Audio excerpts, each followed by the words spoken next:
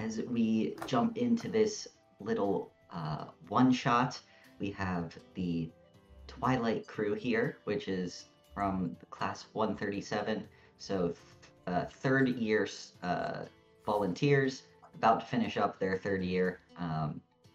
And 3 days ago, a distress call was recorded about 30 miles south of Old Haven on a similar frequency to what is used by the many ships that transit Niconola Bay.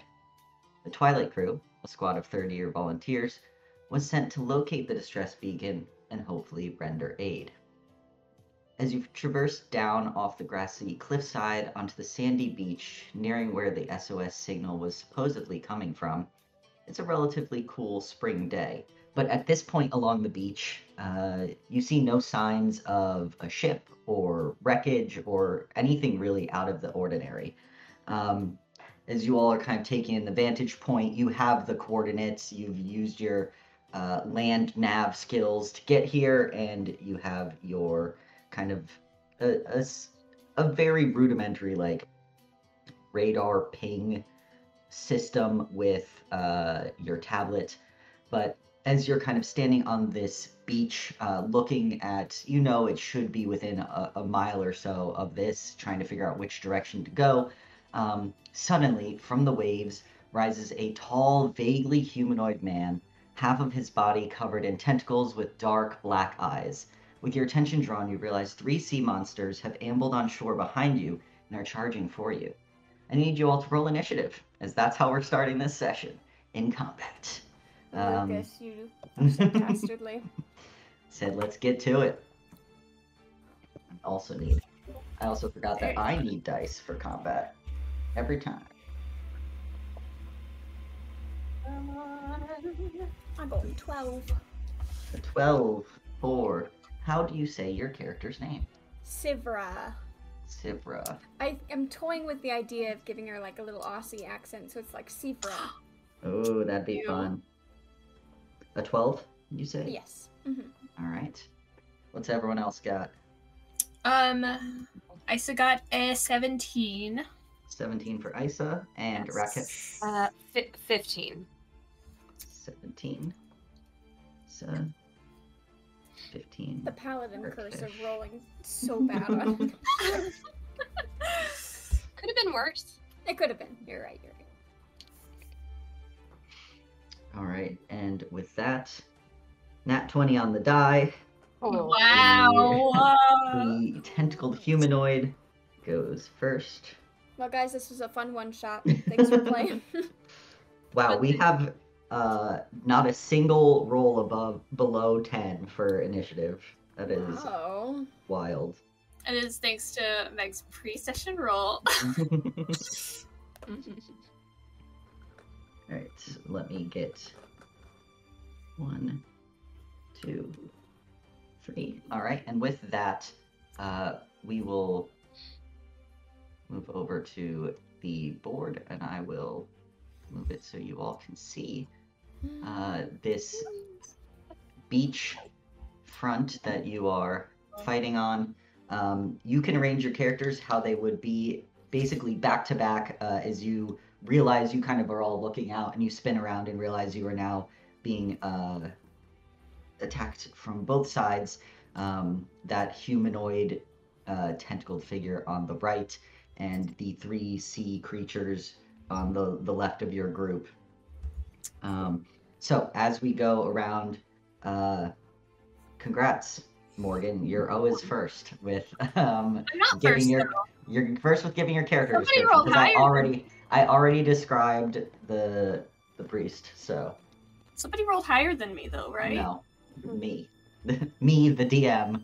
Oh, I thought somebody else rolled higher. Okay. All right, let's see what I got now.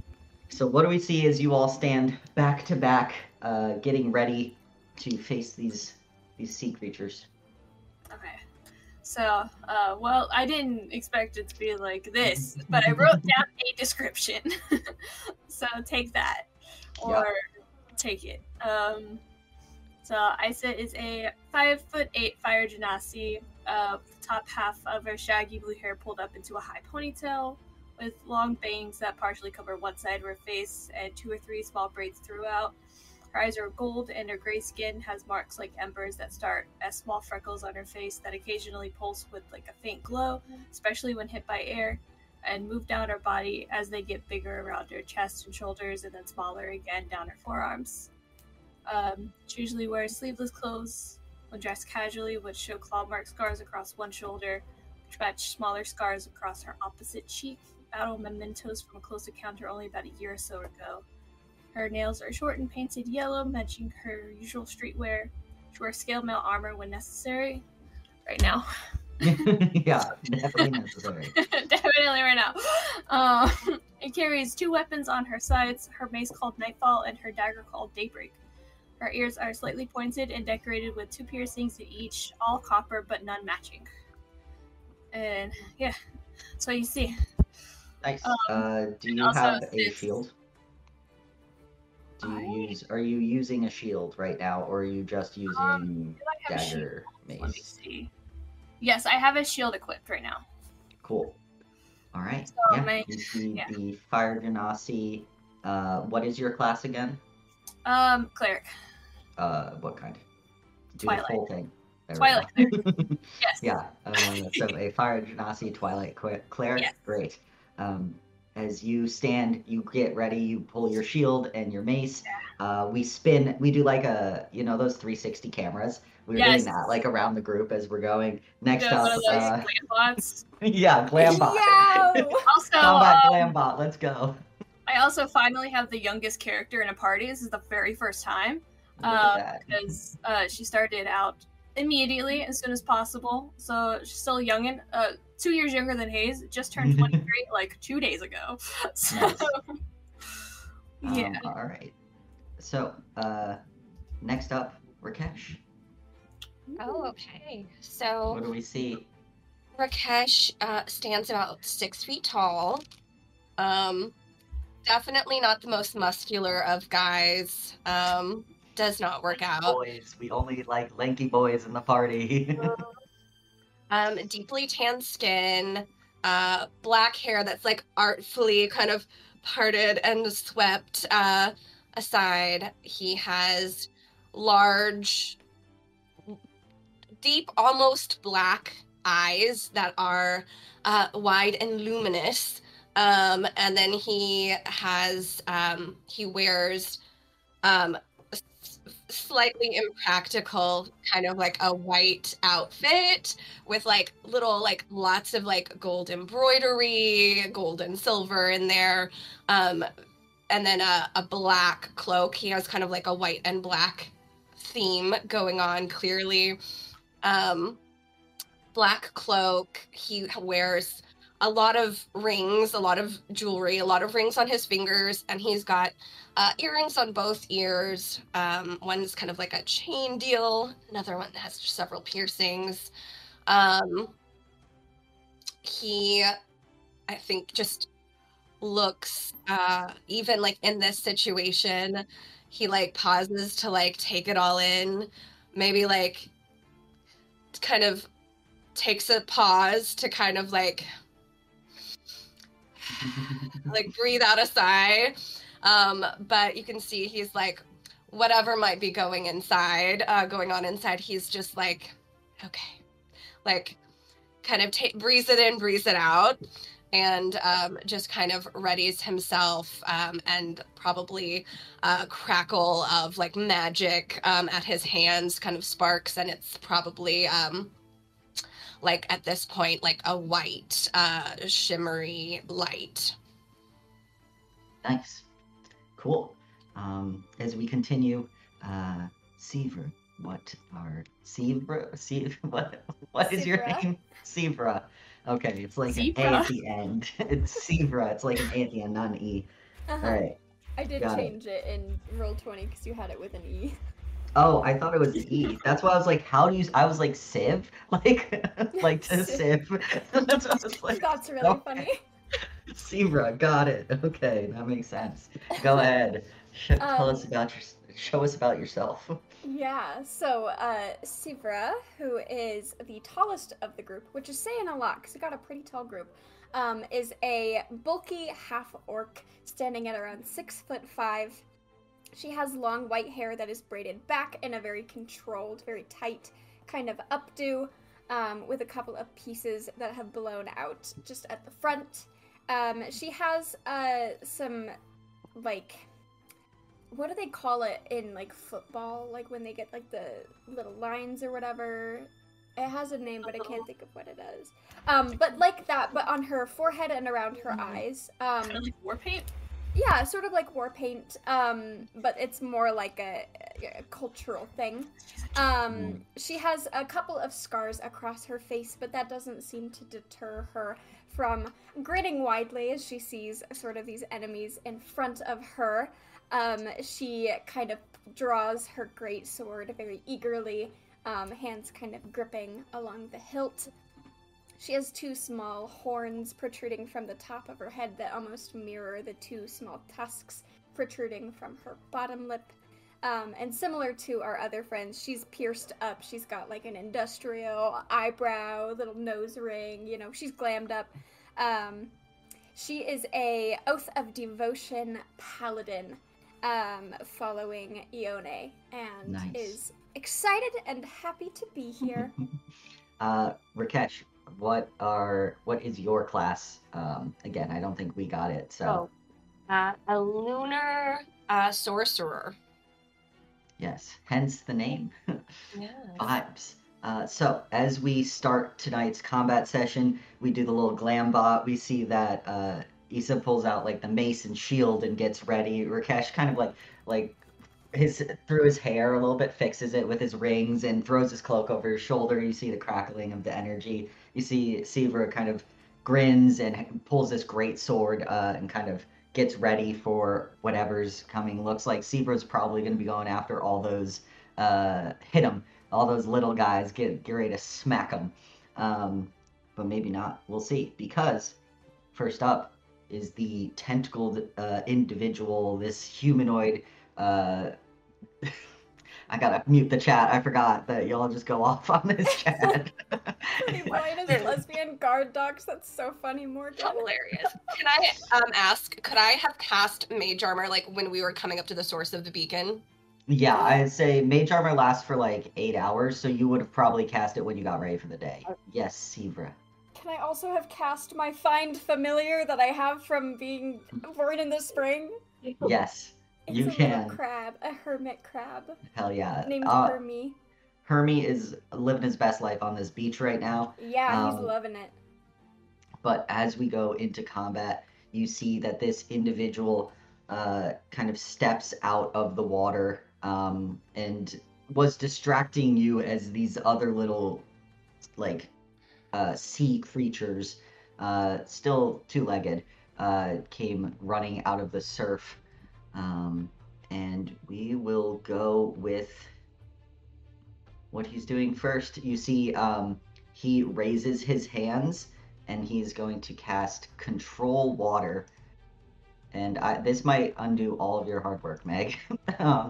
As he casts Control Water, you all see the sea rush towards you as 20 feet of all the water in the area rises 20 feet. You are all now, except for Rakesh, you are quickly swept underwater. Rakesh, your head is just above the water as you all are hit with this wave. It is for Sivra and Eisa. Which one is it, Morgan? You're muted. It's Isa, like ice, because it's ironic, because I'm fire. Also, Sivra is taller than Rakesh, so shouldn't she also be above She's 20 feet. She's further in. The water is, like, deep out here. He's just on the edge. Yeah, I hear you. That's why you are all, like, underwater. And, yeah. So that is going to be that individual's turn. And I hate the way D&D is laid out. I deleted myself. Can you put me back, please? I'm sorry, I was trying to get rid of my crab. She's dead! That's it. Gone. Let's see if I have you here. I'm sorry. I was trying to think I make just do. one continuous crab because then I can move it around better. Not Hmm. having to move bits of There it you at a are. time. Exactly. Poor You crab. get me. You will have to, let's see, make your name. I can get that. Don't even worry about Okay. it. Great. And put your HP and everything. But yeah, as you all get sunk underwater, this individual, you can just barely see through the water. He's going to move 5, hold on, 8 feet. 10, 15. He's going to move 15 feet, and he is going to use Thunderbolt. So he's going to use Thunderbolt at, oh, that is not the spell I thought it was. Well, good for you. I thought it was a line. It is not. He's going to use Thunderbolt at Eisa. Wow. So. Targeting. Wow. Wow. +5. Let's Not the see. crab. He doesn't want to hit the crab. Not the crab. so The both crab doesn't matter. That is a nat 1 on that. So he's gonna make another one again. Same. That is a nat 20 on the die because of course it is. I've What only is this? rolled. I gotta get these crits. Okay, that Can I- is a Can I lot. silvery barbs that? Can Can you I- silvery barbs that? Do you have to be able to see it? I think I do actually. Sorry, let me look.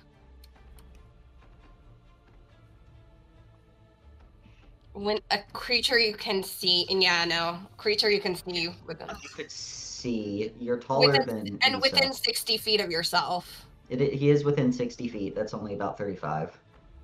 20. So yeah, go ahead and read me silvery barbs. What is that do? You magically distract the triggering creature and turn the momentary uncertainty into encouragement for another creature.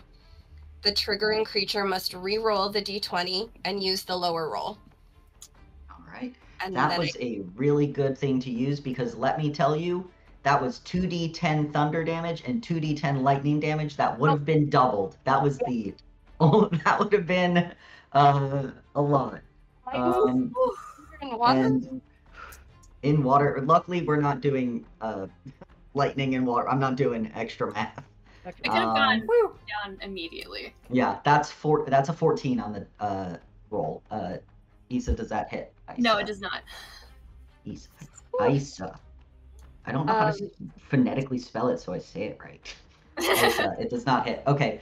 So as he's going to cast this spell, there's a moment. Rakesh, what do you do to kind of turn the tides of the battle, so to speak? Ooh. Okay. What flourish? What you know? You magically Shine distract the moon in his eye. Yeah, I feel like, there's probably, we'll go with kind of a light theme here. So, yeah, I think just from kind of, since I'm kind of behind, I just kind of like throw up my hand, make a gesture, and there's a kind of like a flash of light that he sees that kind of like temporarily kind of blinds him and sends his spell off target. Yeah, it just barely misses. Isa, you see, like, you think it's coming towards you, and then at the last minute, you manage to like duck under the water even more. You kind of like do a little thing, like in the pool when you're like under the water and get out of the way. That's what you're doing in full plate mail, probably. It's fine. My shield. You sunk really far down to the bottom. All right, so with that, and then what happens, the other thing with Silvery Barb, someone gets something else? You'll choose a different creature that I can see within range, and that creature has advantage on the next attack roll, ability check, or saving throw it makes within 1 minute. What are you choosing? would this... Okay, so an attack roll... That... Everyone's before. It's within the next minute, so it could be any of them. Okay. Any of your friends. All right. Will that count as spells too? If it's an attack roll, yep. Spell attacks. Okay. So I will give that one to our... I'll send that off to our paladin. Cool. Nice. All right. So that goes to the paladin. And with that, it is now Isa's turn. Wow. Okay, great. Can I... Because he used create water to do this, right? Yes. Can I use destroy water to undo it? You can. You also know if he takes damage, he'll have to make a save, as it is a continuous spell he is holding. A concentration spell he is holding. It's not concentration. So, no, I'm talking about create water, or what he did. Command water is a concentration spell. Oh! He did not create water. He commanded the ocean to come closer. I thought you said it is a much create higher whenever he was level. doing it. I was like, I have that spell too. I can... No, it is command. Okay, bet. Alright, awesome. Never Or mind. control water, sorry. He also has command, but it's control water, which is different. Getting all of the spells mixed up. Yeah, he's got a lot. Alright, can I use Guiding Bolt against him? Yeah. Yeah. Flash of light streaks towards a creature of your ranged spell attack against the target. And then Go you said for I have it. oh no, not me. No. Sivra has advantage. That's a 10. A 10? Yeah. A 10 Wait. misses. It's just plus spell. Wait, is it plus modifier and spell attack? The spell attack should include it already. Okay, but then yeah, it's just a 10. Yep. So you Great. go to do it. It misses. And you two are in a fierce battle of spells, it appears. Anything else, Isa, that you're doing? Let's see, what else do I have? I gotta have more. Probably also try to swim, because it's half speed, right? Mm-hmm. Yeah. 10. Get out of the water so I can breathe. I did consider the necklace of an adaptation, which would have let me breathe underwater. Oh. Didn't do it. Mm-hmm. But All right. So you make that attack. that's Get out of water. with the +1 from my luck stone. It's an 11. That doesn't That does not possibly hit, does it? Okay. It does not. Just making sure. I rolled a 4 on the die. Whew. All right. Do you have any bonus actions? that I you don't have want to any do? bonus actions that I can do right now. My bonus actions are like 2 weapon fighting and Got it. healing word. And no one's Cool. been hit yet, Which- so. You wouldn't have had any healing words if you had been hit. All right. Well, then, with that, Rakesh, you're up. You are just at the edge of this water, as it's kind of like you probably have like your chest out of the water, as this tide quickly came in. You see those sea creatures still ambling towards you. What are you doing? You're muted. You're muted. Sorry. So each square is 5 feet, yeah? Yep. Okay. So it'll take you 10 feet to get out of that water, not just 5. Any movement in water is difficult terrain, so it's half movement. Okay. So if I go, that's 10 feet, Mm-hmm. and then, let's see. Hold on. I have 30 feet of movement, and then 10. Oh, okay. Sorry, guys. I just needed to check my spells on my range for some things. Yeah. Oh, I'm pretty much good anywhere on this battlefield because I took Spell Sniper. Yar! I could be standing on that cliff. It's not a bad idea if he's gonna keep moving the water around. Right? Well, he won't be doing that for long. We'll stop that. So that's 10, 15,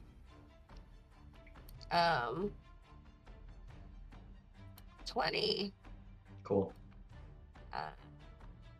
Sure. I'll go all the way to this little corner. Yeah, Rakesh sprinting on the beach, getting his back to this this cliffside. So I have good visibility here, and so I am going to go for the dude, our little watery dude. Go for the one who's been Tentacle causing man. trouble. Yeah, Tentacle Man. That's his name. And I'm going to do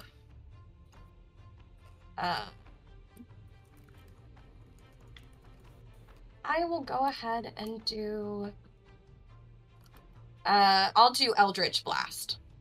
Go for it. So that is a ranged spell attack against the target. Okay. Come on. Come on. Okay, well that's not terrible. I could hit. It was a 9, but I have a +8 to spell attack. So Wow, that's good. Yeah. So what's that? 17? 17.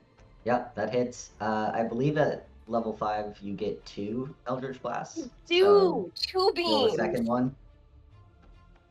Right, And then second. roll Oh, I have damage to roll for that together. too. You're right. Yeah. Not as good.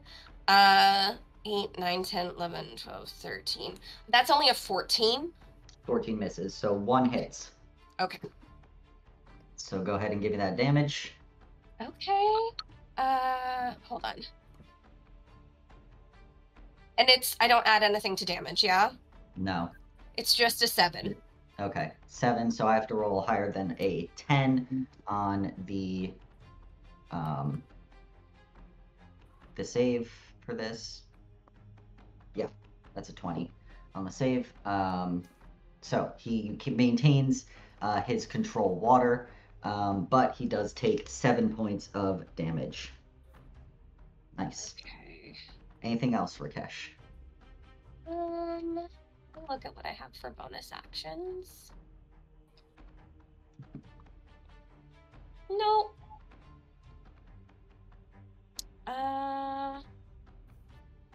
Nope. That's all. All right. Well, then, with that, it is now the sea spawn's turn. 5, 10, 15. 1 is going to Eisa, and then the 2 others are going to go to Sivra. All right. So. No. Oh no. Okay. Save I that. can flank you guys too with my crab. You're not special. No, you can't. He won't let you. I've tried. I forgot alright, to roll so initiative for my crab. It only got a 2, so it doesn't right matter. after you, yeah. All right. So first one is running up on Eisa. It's going to make, let's see, 2 unarmed strikes. Come at me. That is a 14 and 1 lower. So No. Neither alright, of those don't hit. And then it is also going to do a poison quill attack. Gross. That is going to be a 16 to hit. Does not hit. Probably doesn't hit. Yeah, so this one comes running up. You're able to kind of deflect with your shield and armor. Good as you battle on the beaches. And with that, The I have other, so much water in my the armor. next one, yeah, you're covered in sand and it's gonna be It is terrible. I chafing. feel so heavy. So the one that's above Sivra is going to make 2 attacks at advantage for its unarmed strikes.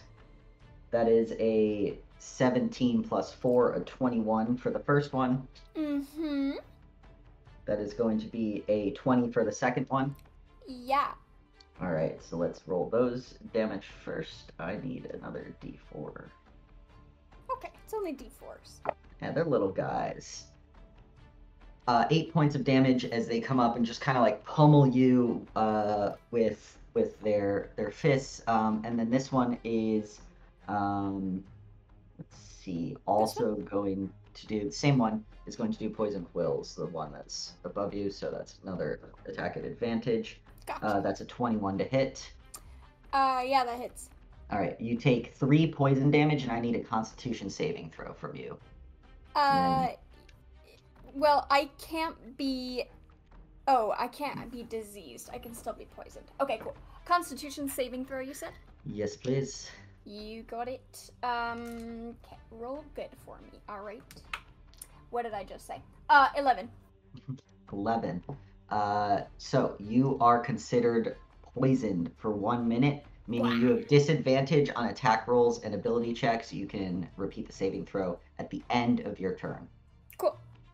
So now the other one is your game pummeled by this one. You see another one kind of swing around. We're doing it all over again, boys. That's another 2 unarmed strikes at advantage. Meg, you had advantage from me for my silvery barbs. Oh, I did. You're right. Mm. Okay, it was worse, so we're good. Thank you. Okay. And I Sorry think to waste it. Have you used it now? Yeah, you've used it up. Mhm. All right, so that was another 21 to hit, and a 16 to hit. Oh, that's exactly my AC. All right, so another two of those unarmed strikes for. Let's see here. 4, 5, 6, 7, 8 points of damage, and then it's going to make a quill attack. Or no, you're a disease, so it's just going to make not disease. You're a poison. What are you gonna do? Poison me too?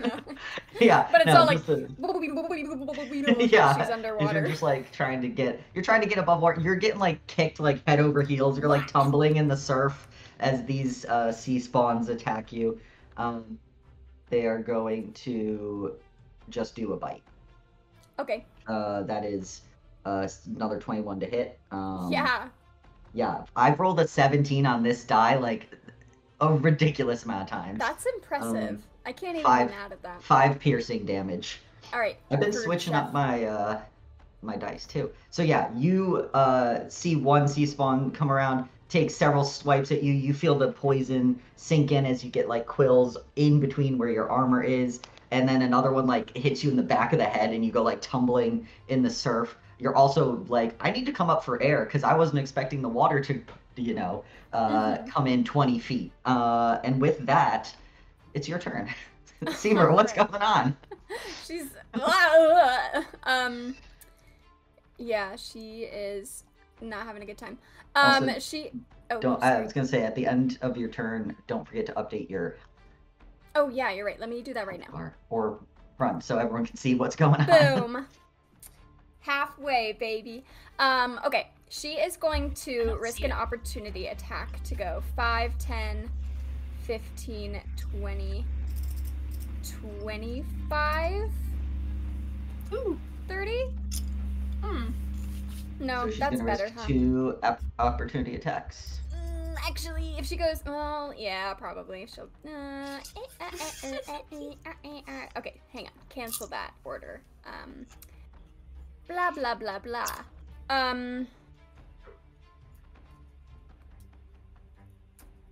Let's see. Sorry. I had a plan, and then you took your turn, and my plan got changed, which is okay. As it does. as happens often. Okay. You know what she's gonna do? She is going to go 5, 10, 15, 20,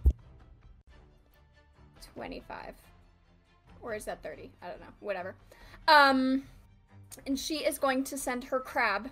Well, she's going to do it on her turn. She's crab communicating as she's kind of sopping out of the water, like, you know, like, so, I imagine there's, like, chinks in her armor, and it's, like, like, squirting water out as she's, like, shaking off, you know? So that is 2 attacks of opportunity. Yeah. I think as soon as you move, it's no longer at advantage, so it's just 2 straight rolls. That dice is going in jail. That's the, like, 6th 17 I've rolled. Oh my gosh. So it's 17 on the die and then a 17 with additions. Yeah, so both hit. It was a calculated risk. Frankly, I'm bad at math. 8 points of damage again.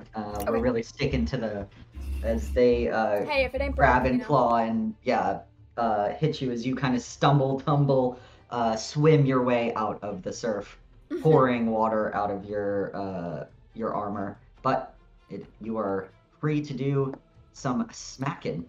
Yay! Like. Okay, what's gonna happen first is that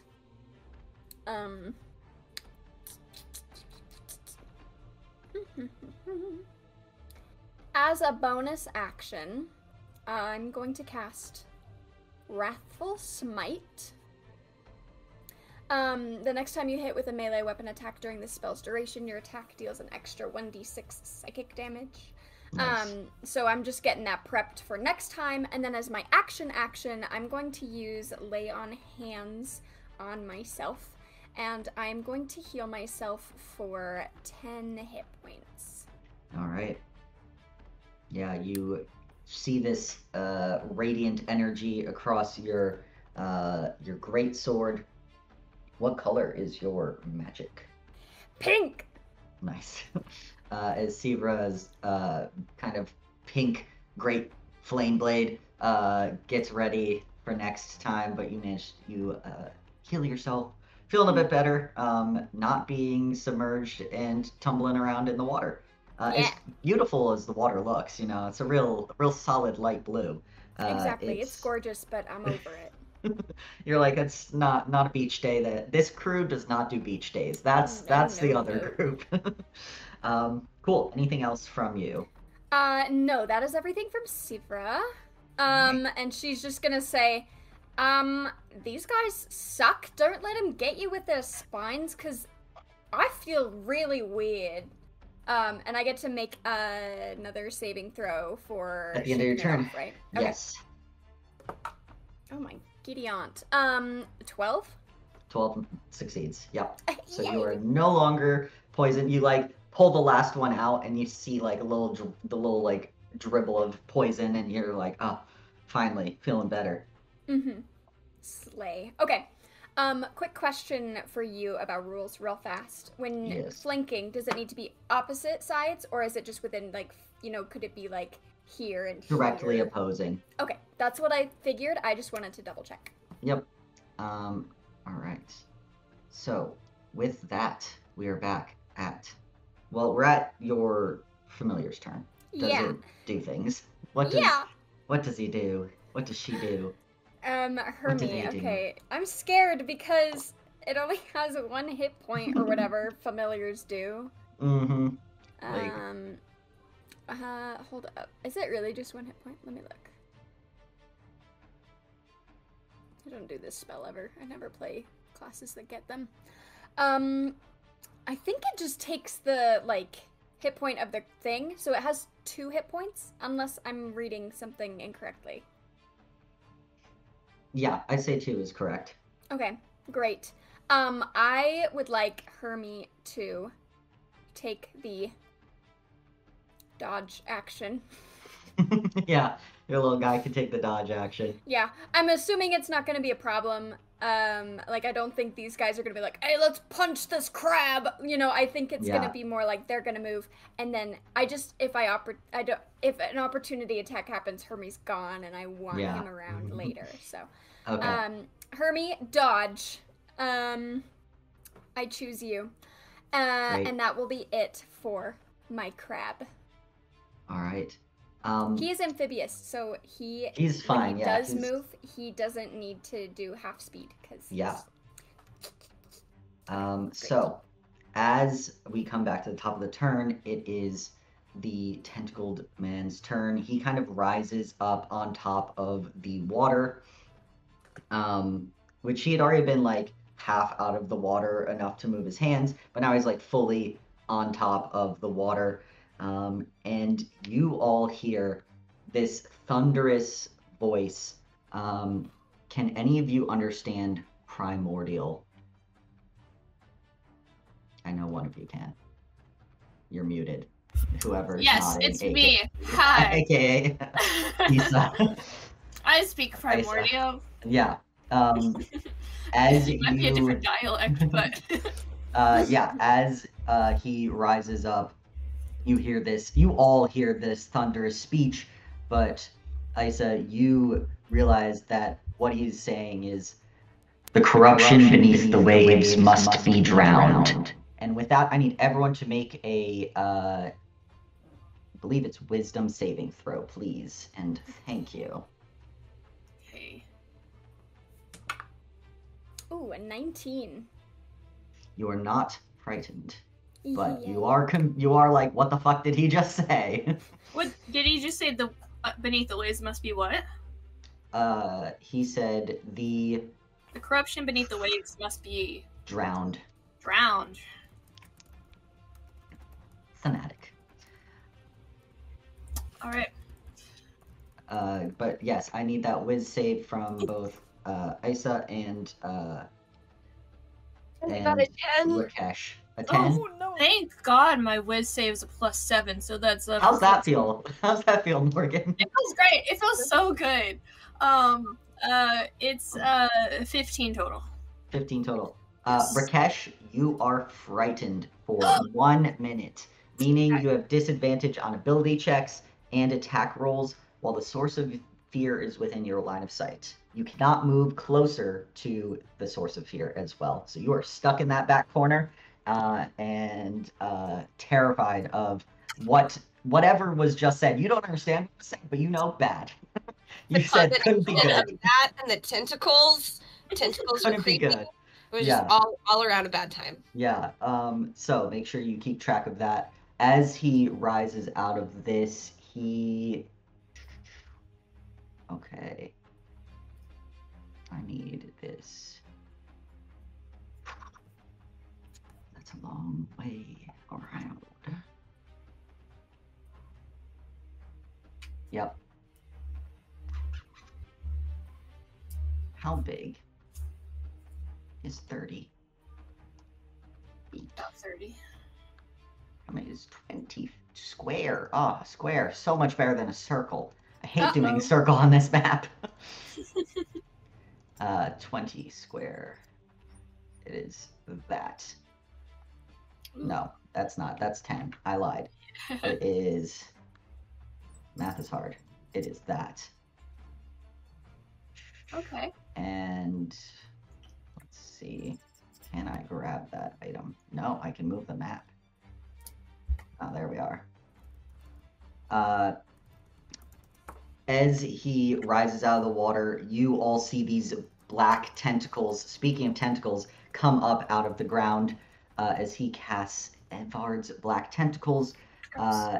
When a creature enters the area for the first time or starts its turn there, must succeed on a dex saving throw or take some stuff. So those are there for now.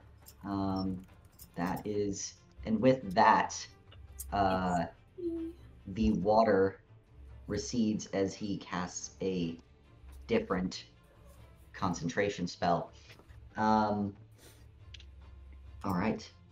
That is everything happening here. We're back up. It is Isa's. Yes, it is Isa's turn. Let's go. So you are going to start your turn here. You need to make a dexterity saving throw, please. Alright. If it would load. I'm not proficient in these, but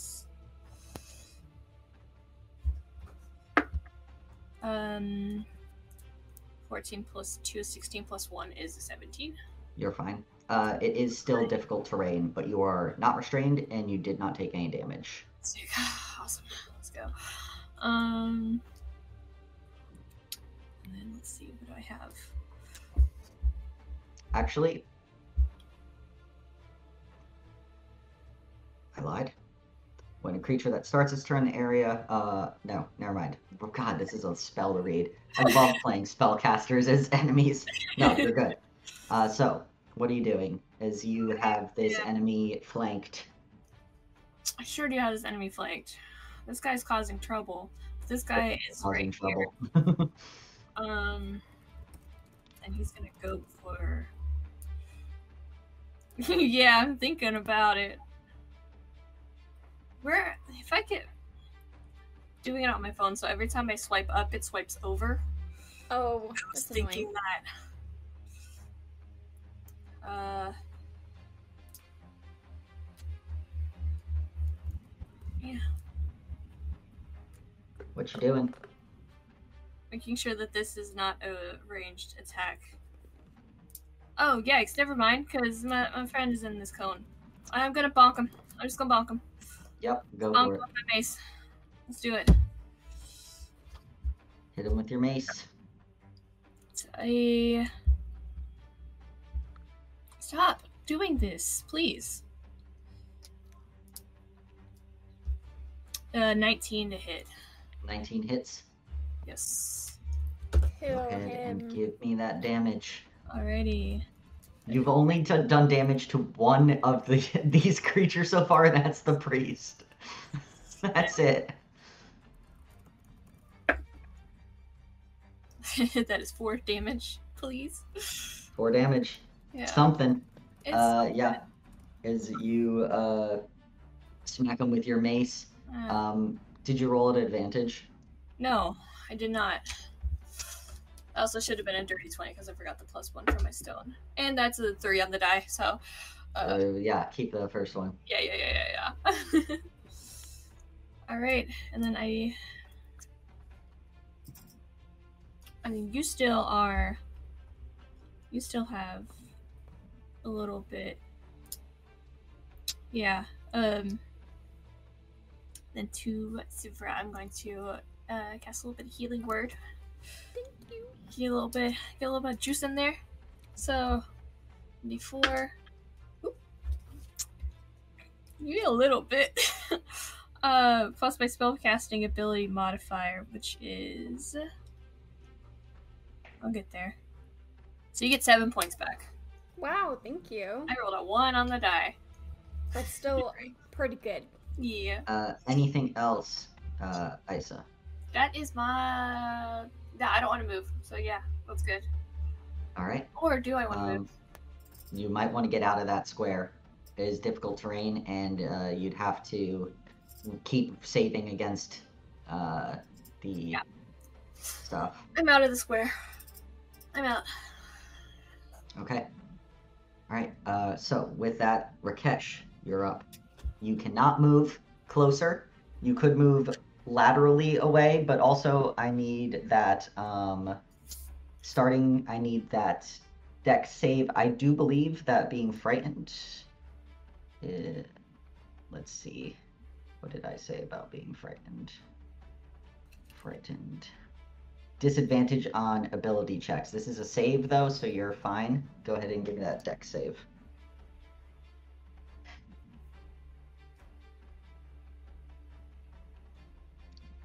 I'm muted. I'm sorry, but that's probably for the best because I squealed because I got a natural 20.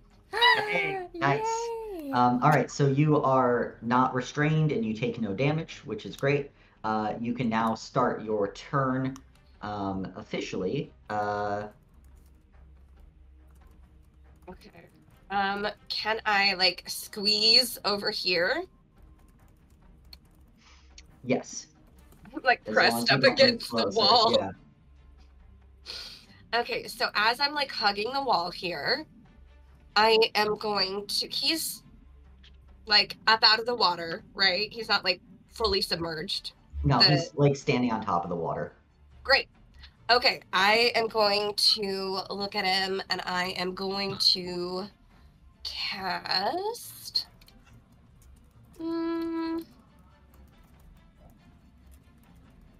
This is See, this is so early. I was like, I can't pull out like the big spells yet, right? Like, there's gonna be worse things to come. So,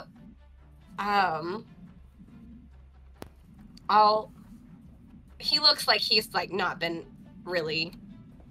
I will say you've done almost no damage to anyone in this situation right now. So everyone looks dandy, Okay. except Sivra, who's looking better now. Much better. Yeah. Good.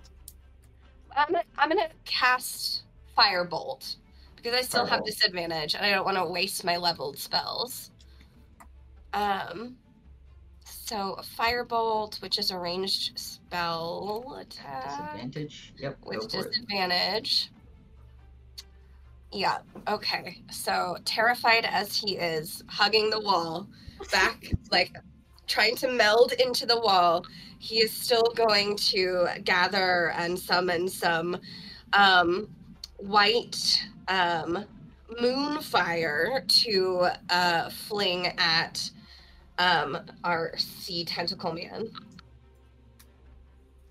Okay, first roll was an 11. Oh, okay, first roll was an 11, and the next one was 12. So, but hold on. 11 plus 8, right? For your spellcasting Yes. modifier. Yes. So, yeah, 19 hits. Go ahead and roll me that damage. 2d10. Okay, it's something. It's something. It's for sure. Maybe his tentacles will disappear. Like not the ones he's wearing, but, you know, the ones in the ground. 3 and a 9. 12. 9, 10, 11, 12 points of damage. Nice. Yes. I had to roll a 10 or higher on the die for the save, so unfortunately, tentacles are still up, but you did 12 points of damage.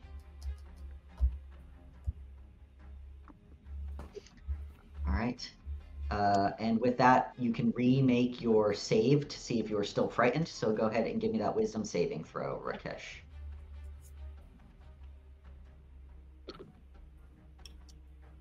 That's literally a second natural 20. Then yeah, I'd say you're no longer frightened. You got your shit. You got your back up against the wall, and you're like, what am I even scared of? This guy's a loser. Yeah.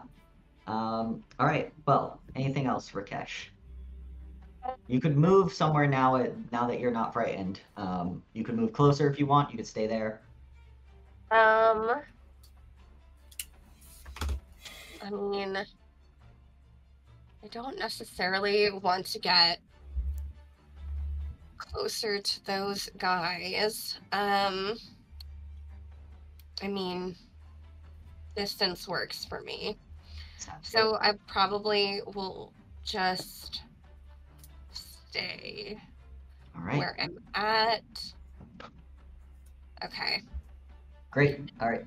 Sorry, and it doesn't matter, like, any kind of, like, does it matter the type of damage I do to this guy, or, like, he's all... It doesn't seem like he has any, like, resistances. Okay, cool. All right, so with that, it is now the sea creature's turns. The sea spawns. The one within the tentacles needs to make a dexterity saving throw. He succeeds. He is not held back. So he's going to, move 5, 10. Sivra, you get an attack of opportunity if you would like. I would gladly like to take that attack of opportunity. Yes. I do have my Wrathful Smite up, so if I hit, then special things happen. I rolled a 17. Yep, that hits. Tell me about this Wrathful Smite as you baseball greatsword him, guts style. She is gonna just kind of like, I imagine, though they're not hindered by their like movement and stuff, I think they have to like move a little bit to try and dodge one of these tentacles. Mm-hmm. And so I think she kind of sees that as like an opportunity, and again, like you said, baseball style, just kind of like slices up And well, we'll see how much Up and damage away, yeah, she let's does. see. So just regular damage is gonna be. Oh my gosh, I rolled just 2 1s on that. That makes me sad. Do you but not plus have like 4. a feat? I do. You're so right. I was just about to think about that. I took the fighting style. Sorry. I'm gonna reroll. So you get to one of reroll. those. Wow, guess what? Another one. Okay. You're just that's really gonna not meant be to baseball them, I guess. 6 points. I did javelin, you know. Yeah, I'm not a exactly. That's baseball not your player. sport. Cricket ain't 6 your points sport. of slashy, but I also get to make my psychic damage, which is going to be 3 points. Nice. It says, additionally, if the target is a creature, it must make a wisdom saving throw or be frightened of me.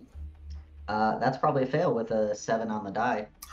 Yeah, well, what's the modifier? My spell save is not that high. Yeah, but are they wise? Probably not.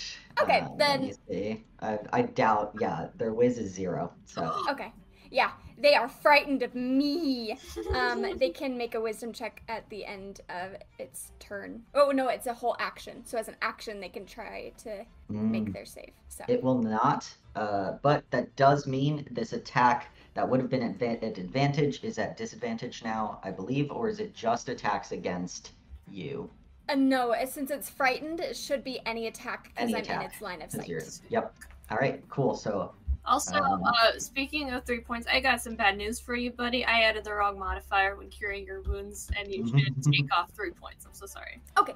I used my spell attack modifier, which is a +6, but it is my spellcasting ability modifier, which is a +3.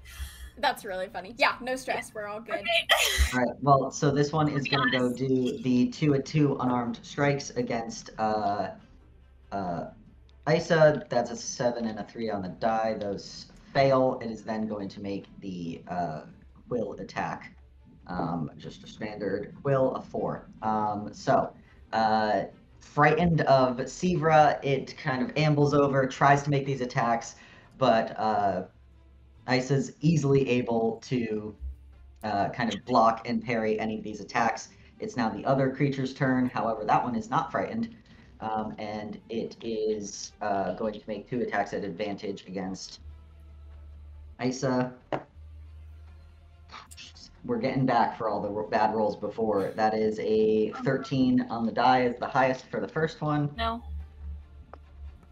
That is a 18 to That hit. does hit, yeah. Okay. So that is just 3, 4, 5 points of slashing damage. And then it is also going to make a quill attack against you. 5 points of damage? Yep. And that's a 5 and a 4 on the die. It misses. Next up is the final creature, which is going to go up to Sivra and make 2 of these unarmed attacks. Unarmed claws. That's a 17 on one die. 13 plus 4. The other one is 6. So 17 will hit, yeah. Yep. 4 points of slashing damage. Another quill attack. Okay. That's a 4 on the die. Misses. With that, it is all of theirs is now Sivra's turn. I need you to make that dexterity saving throw, please. That is going to be where are my numbers? 15. 15 saves. You are good. Yeah. I'm going to pop down here as my first attack, since I have 2 of them. I'm going to attack this one with advantage because of Hermie on the other side of that guy. You haven't let me I do don't it. believe familiars give you advantage. So unless you have something that states otherwise. So let me look up flanking, because we're technically flanking.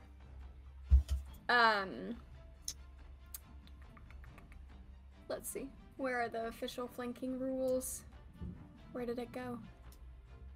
I'll trust if you say like nah, then I will respect that 100%. I don't think I've ruled it. I think I have ruled that familiars cannot give Okay. Yeah. advantage in If it previous were to ones. take like the help action as its action, then that would be different, right? Yeah, I'd say that's different. Okay. I'll still attack this guy. I'm gonna try and kill him. Just kidding. I don't know. This if I can one do that has for not taken any damage yet. This one? I don't believe. Let me see. No, he has not taken any damage. Oh. Neither. The only one that's taken damage is the one, yeah, up here. Gotcha. So. Okay. Well, maybe I'll just get a crit and then smite the heck out of him. There you go. I think that's what you should do. No, I just rolled a 2, so I'm gonna just make a second attack. That is one number Okay. away from a 20, though. On the die. It is. That's better. That's going to be why can't I do math? An 18. Yep, that hits. I'll go ahead and chuck a smite into there. Why not? Yeah. Live fast, die young, or whatever. Okay, so my regular damage is going to be 7 plus 4 for 11 points of damage. Nice. And then let me double check smite because I forget how that works. 2d8 of radiant damage. Fuck him up. Yeah, that's the plan. Let me double check. I have these like dice that are like different shapes, and I always have to double check before I roll it. I'm like, is this a d8 or is this a weird shape d6? Okay, I rolled really good. That's gonna be an extra 13 points of radiant damage. Yeah. How do you want to do this? Woo! I'm super excited. Okay, There you go. Sorry, I got really excited about that. I think that as Sivra kind of like wields her blade up, I think kind of learning from the attack of opportunity she made on the other guy, she just kind of narrows her eyes and just kind of like swipes her blade like up and through like the abdomen, like to the shoulder. I don't know if she necessarily like bisects this guy, but chops him up pretty good. Nice. She's gonna, like, for flavor, I'm gonna say she kind of, like, kicks it over. There's, like, sort of singeing, and she's gonna say, hey, who feels like seafood tonight? Nice. And that will be it for her. Was it this one or this one that you were The one in the attacking? middle, yeah, this Right one here. here. Cool. Mm-hmm. Great. Yeah, you remove that flanking from Eisa and chop him up real good. Yeah, that's I thought you turned off chat. I Alexa forgot played to. Twilight baseball scene is what Morgan said for the record. That's funny. All right. So, with that, anything else?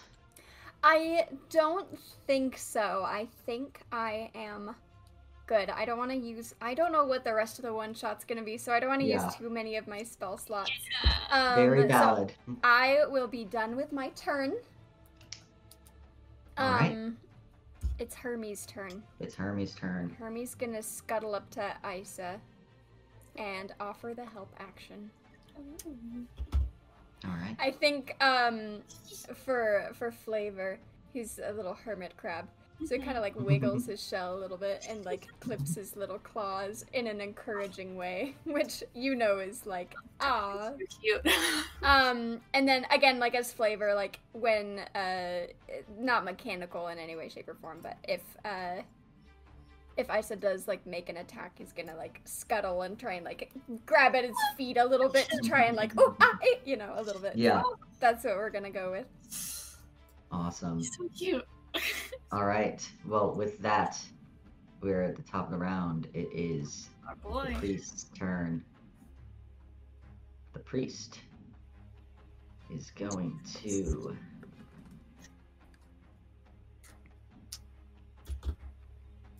make 2 Scared I know what thunderbolt that guy attacks. is.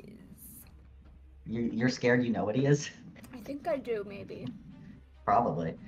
He is going to make an attack at Eisa and attack at Sivra. First one is going to Eisa. That's pretty decent, but will not be enough. That is a 16 to hit. It does not. That barely misses. All right, next one is going to Sivra. Guess what I rolled? Nat 20. You roll a natural 20. No, I rolled a 17 on the die. Oh my it's god! It's the new nat 20, I guess. I guess so. Jeez Louise, that's crazy. All right. Yeah, that'll hit. 2d10 lightning damage and 2d10 thunder damage. And- Where are all my Uh-oh. d10s? And yes. And 4 once. Come on. All right, here is the first. This is the lightning, because I don't know your. Okay, that's 9 points of lightning damage. Is this for both of us? You're just rolling damage at the same time? No, it missed. Oh, you. Oh, It's slay. just you. And you said And that 9. is 9 points of lightning and 19 points of thunder damage as I rolled a 9 and a 10 on the die. I think that puts me down. Let's see, minus 19, and minus 9. So that's gonna put me down. Oh no! Zebra's down. That is his 2 attacks, though. He is still holding concentration. I don't think he can move that tentacle. Summon. It doesn't. You know what? It will drop the tentacles as it's not helping anyone, and he will recast the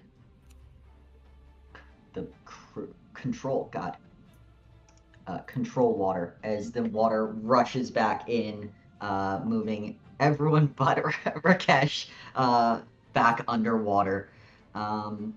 And with that, it is Isa's turn, followed by Rakesh. You saw Sivra go down. Yes, I did. Struck by a smooth Can I criminal. Get her out of the water.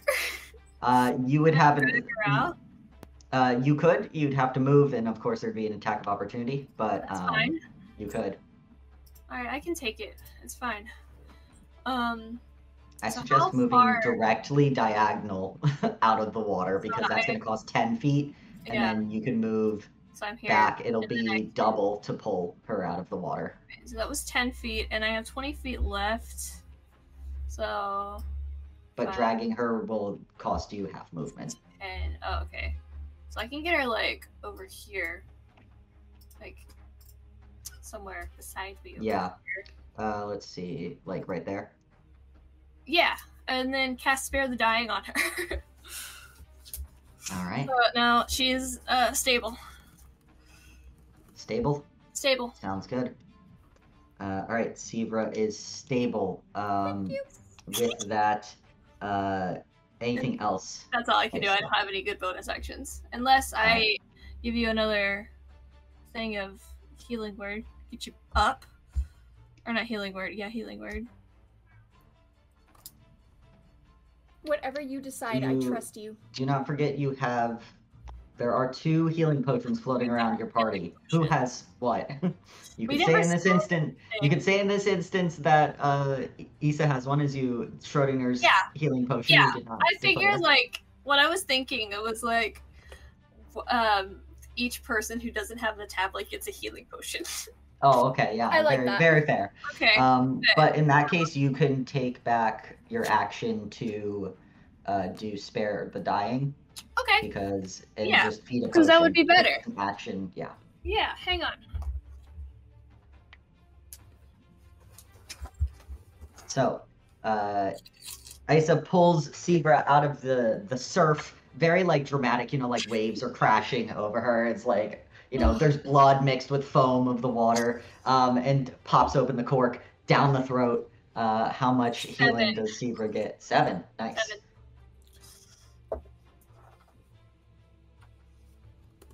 Yay. Thank you. Sweet. Okay. Anything else, Isa? That's all I can do. All right. Rakesh, looks like Sivra's okay. You still have 2 of these creatures and the priest. You do note that the one creature directly in front of you is looking bloodied. The other one doesn't really look bloodied, and the Kraken priest looks fine. Oh, did you roll to hit me for the opportunity attack? I did not. Okay. Let me do that. Nat 1. Great. Incredible. Thematic. he like isn't even paying attention as you manage to like swoop in and pull. Having a Sivra moment. free. Yeah, exactly. It looks cinematically good. Leave me alone. As you're like running back on the beach. All right, Rakesh, what are you doing? You're muted, Sarah. I will take myself off mute. And so the one in front of me, I'll just go ahead and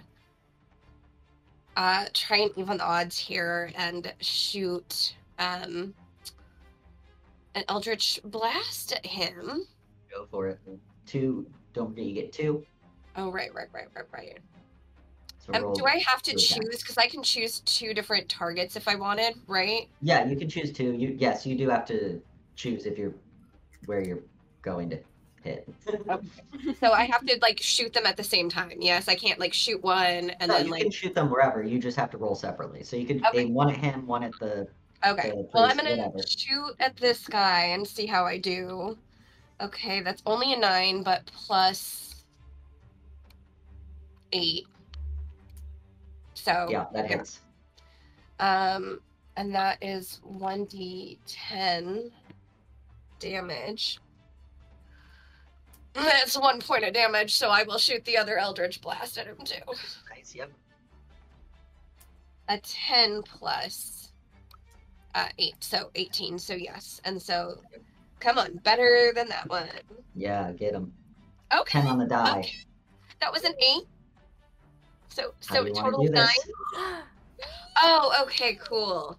So, we're getting serious now. Friend just got down. It's just looks the closest to irritated, like outwardly. Like you get like you just get like brow furrowed, you know, like he's over this now. And so he's just going to summon some white fire and fling it with a little bit of more force than he usually uses towards this guy. Playing baseball, he's just chucking Eldritch Blasts. Yeah. Hell yeah. No dramatic flourish that, you know, No. usually there's a little bit of some flair with it, but he's just like No leg flicks his hair and then flicks an Eldritch Blast. All right. Great. Anything else from you, Rakesh? You could move now. You could stay there. Whatever you want. well, since this guy has so many area of opportunity or like area of effect attacks, I don't necessarily want to get bunched up with my buddies. Yeah. So I think I'm just gonna stay where I am. And I don't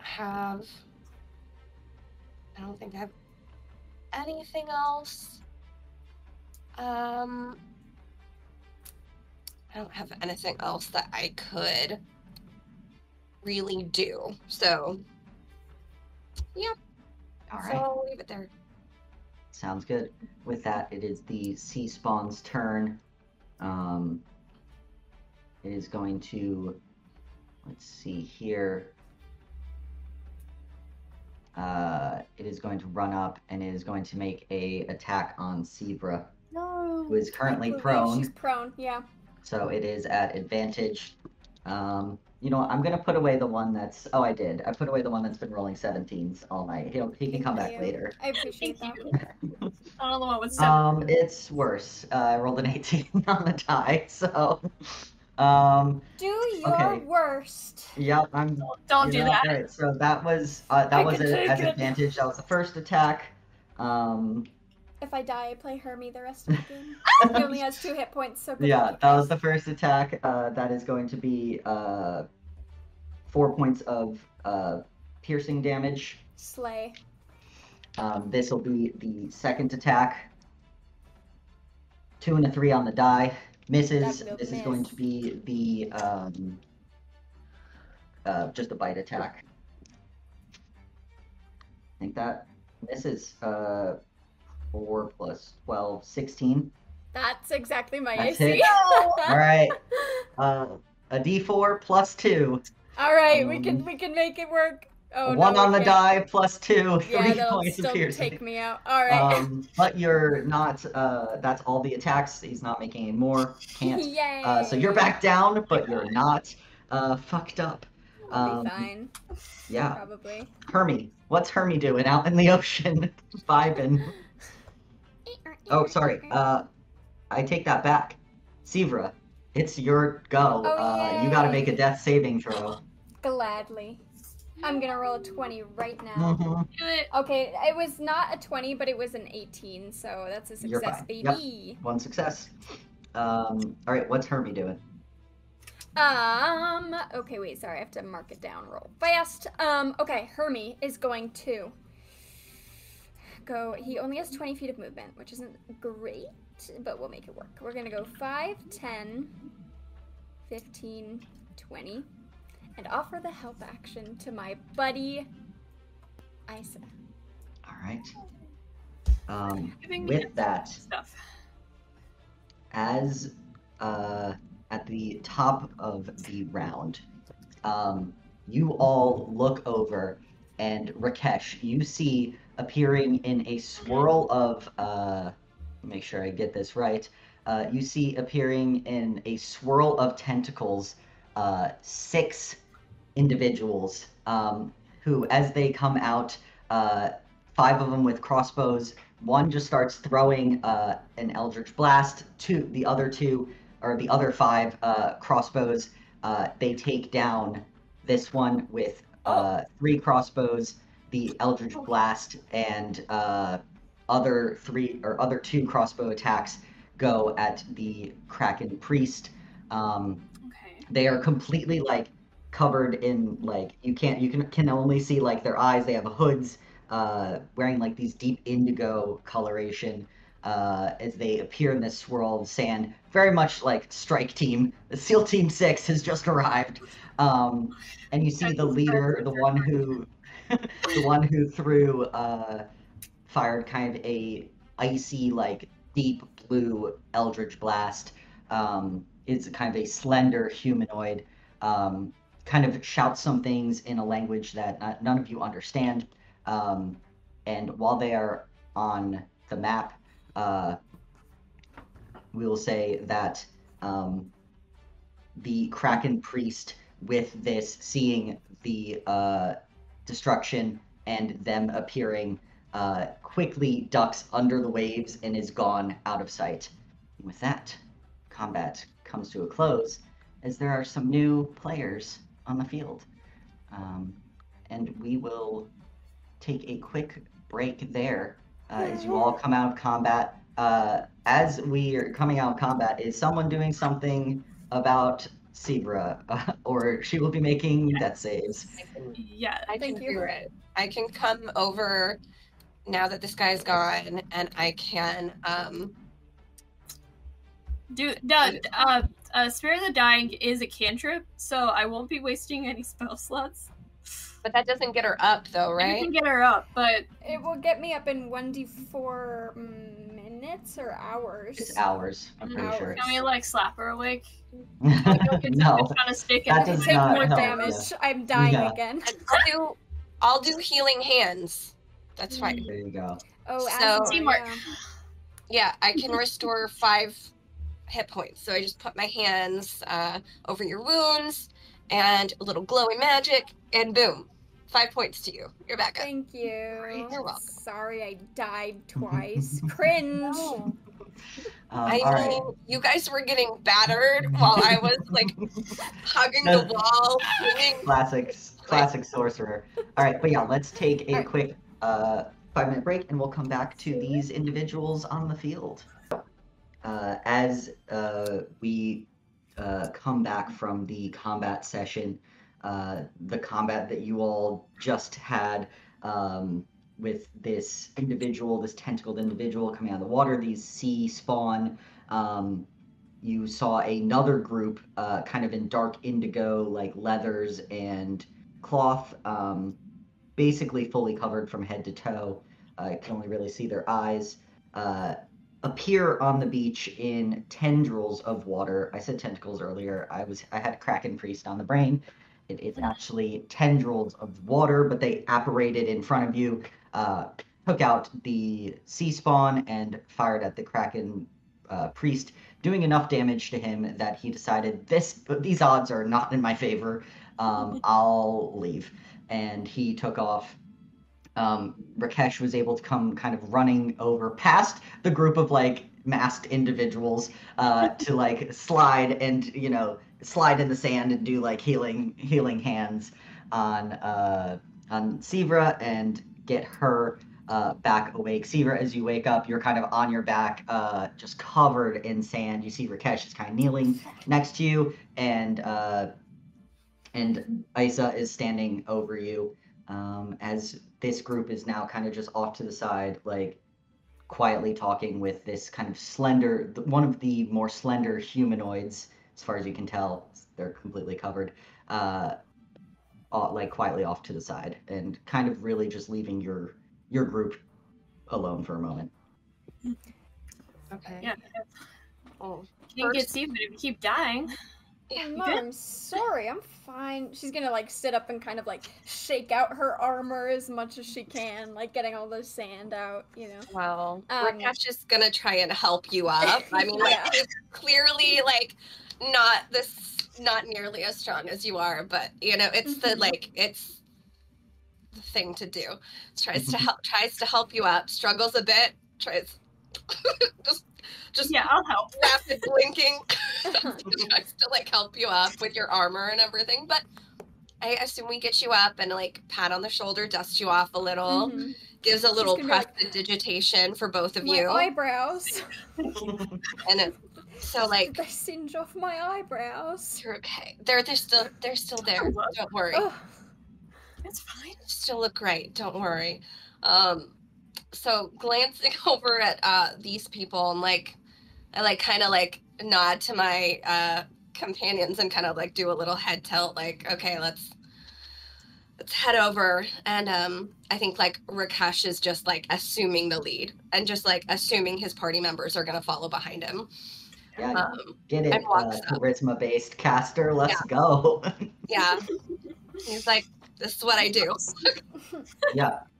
You see that as you all approach this group again, there's kind of the one in the front that has no weapons. You can see they were the one who cast what looked very close to an Eldritch Blast, just a different color. But Rakesh takes one to no one. You said, I know that. You said Eldritch Blast, so no. You see the others kind of are standing back. They have these light crossbow, but they're kind of just holding them down at their sides or in front of them, not really aiming them at you. As the more slender humanoid, you see when they turn, they're like shorter than all of you. They're like maybe 5'3", 5'4". Looking at you, you see they have kind of piercing blue eyes, and that's all you can see underneath kind of this big hood and face mask. All of them? They all have hoods and face masks on. Yeah.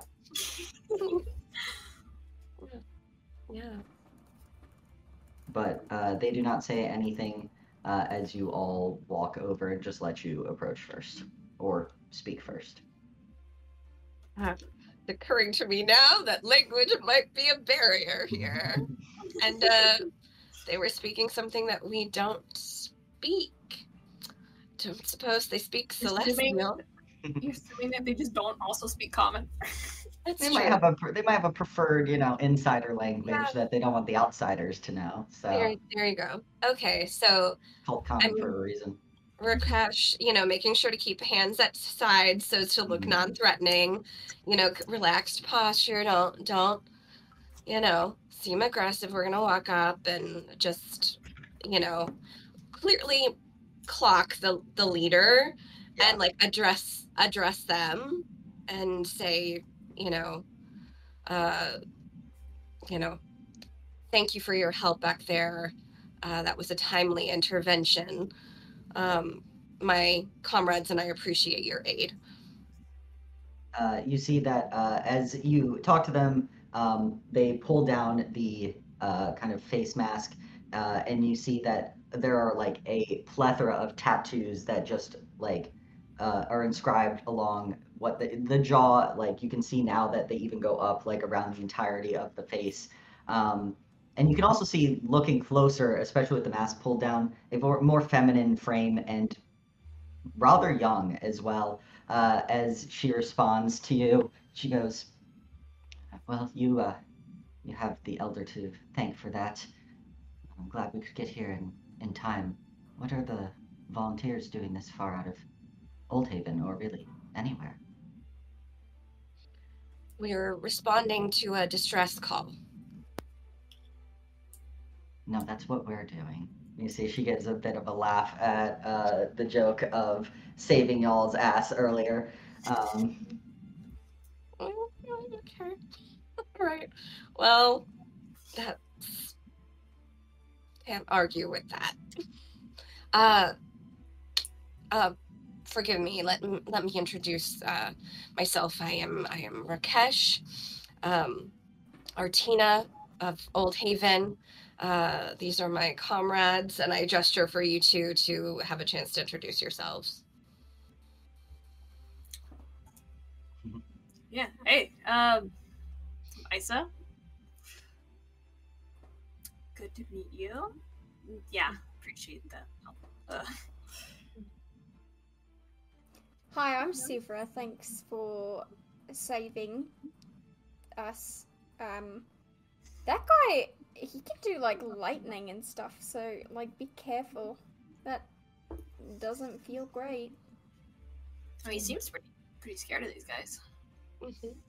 Yeah. You see, she nods. She goes, "I'm Tirza, of the Semeji tribe.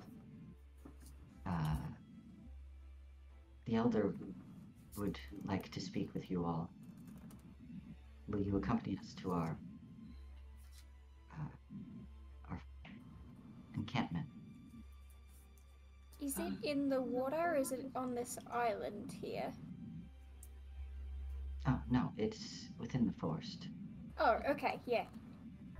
I think we've had our fill of water excursions for the day. Also, kind of figure if it's underwater, they probably have accommodations to get us there if they're inviting us. We would be pleased to meet with your elder of your tribe.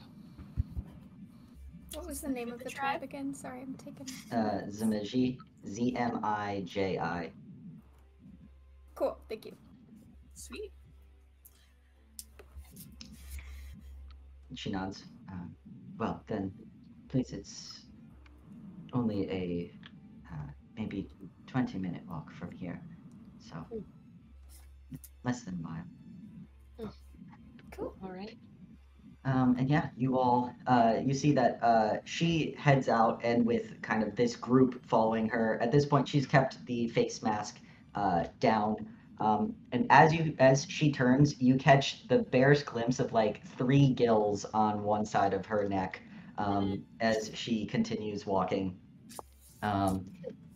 But yeah, are you all talking amongst each other during the kind of trek? I will say she is talking quietly again in a language you do not understand to her companions, and is just basically assuming you will follow. Yeah. Probably catching the others up on what Tensi Man said. Yeah, if you want to repeat it again, considering that was in the middle of combat. Repeating that. Yeah. What do you... Any ideas? Morgan, actually repeat it. Oh! Sorry. The corruption beneath the waves must be drowned. Well, A little ominous. Well, if it's already beneath the waves, I don't know if it can be drowned because Yeah, see, that's what I was thinking. there Like, already. it's already gonna be drowned if it's under there, or You, it can't be. do you think maybe he meant that figuratively? Probably. Well, maybe now that you say it like that. Yeah. I mean that's my initial thought. Just, you know, Do it makes the like cutting the throat gesture, like, you know, that sort of Just eliminate the thing. But what corruption? Something there that he doesn't want there? I mean, corruption is in the eye of the beholder, perhaps, you know. have we ever heard of planar corruption? I will say that you all have. So it's not like an unfamiliar term. You also know that corruption could be used to speak about many different things depending on who it's coming from. Like a more sea faring creature might think, you know, someone building something out in the middle of the ocean is corruption. Like, again, could be literal, could be figurative. But it is definitely intriguing, the words that were chosen. Yeah. So they asked about like volunteers. So obviously they know who we are and who we represent. Have we heard of people living here that live like do we know about these people at all ahead of time, or is this like who what, you know? So as a whole, people are aware in the Free Cities. People are aware that there are like tribes or families that like don't live within any the city walls and travel. That's the way that they can stay safe. Is basically like with the seasons going where it's like less likely to have planar merges or just like go out in the open. There's no like people don't really keep track, or at least like the volunteers don't keep track of where these tribes are. Got it. So it's one of those things where like you're like, oh yeah, that's right. Like tribes, sure, we could run into a tribe. Like it's one of those things that people kind of forget about until they're faced with it, and then they're like, oh yes, there are people who choose not to live in the cities. So yeah, but again, you would really not have a way to know because they're so nomadic where they would be. That makes sense. Okay. And they all are very secretive and keep their like where they go in the winter and where they go in the summer, to themselves. So yeah. Very fair. But yeah, we'll say as you walk and talk, you see that actually, what's everyone's passive perception, please? As I would love that for this campaign, because 14. Sorry. Isa is 14. Mm-hmm. Sibra's 8. Yeah. Is that what I heard? Okay. Oh, -2 to wisdom. Oh, I don't feel so bad about my 11 then. Rakesh is 11. So yeah. All I know is hit stuff with sword. Isa, you'd notice that despite Tirza talking with some of the other individuals, they do keep glancing back at your group, trying to trying to pass it off as just being like, oh, are you all still behind us? But they're definitely taking an inquisitive look at you all. But you follow along and you come to kind of within the like woods, the grassy plains near the ocean turns into kind of woods and then a little bit deeper, and you come to a clearing where you see there's kind of a fire in the center and four bigger yurts, kind of one smaller. There's a couple horses tied off to the side. And you see that there are a few people milling about, and the rest of the kind of masked and hooded figures that had the crossbows kind of split off as soon as you get to the camp. And Tirza brings you to the largest of this yurt, and kind of holds open the curtain to allow you all to enter. I will do so. Yeah, as you all kind of duck in, maybe we can get a little less ominous music as you are here. Do our tall guys fit in the yurt? Yes, it is. It is Sweet. very tall. It is a mass, like 30 to 40 feet across. Like it is a full, massive. There's their own fire pit. So you see the kind of the pungent smell of incense fills the yurt. The walls are painted with these glowing arcane runes of blue and purple. A brass kind of brazier burns brightly at the center of the floor, and you see there's a few plush chairs, kind of a bed in the corner, a large stone chest, and sitting on one of the kind of plush chairs, you see a kind of older humanoid figure with a lot of similar tattoo markings of the kind of like deep blue. He has long gray hair, and around his neck sits a kind of moving band of what looks to be water. And you can see he has very defined gills on the side of his neck. As Tirza enters after you, she says a few words to this individual. Again, not sure what language they're speaking, but you see he turns to you all and speaks to you in common. He goes, as he exhales and just like steam and water kind of like come out of his mouth. He goes, visitors, please make yourselves welcome. My name is Yarev. And then he turns to Tirza and goes, Tirza, do not be rude. We will only speak in common in front of our guests. Okay. Is he gesturing us to like sit or? Yep, he's gesturing for you all to sit kind of on one of the many plush pillows that are scattered around the grounds of the yurt. So. All right. I mean, Rakesh will like give him like a nod and a like slight bow and say like it's a pleasure to meet you. I am called Rakesh, and these are my companions, Sivra and Eisa. Sivra, Eisa, Rakesh, it is a pleasure to meet you all.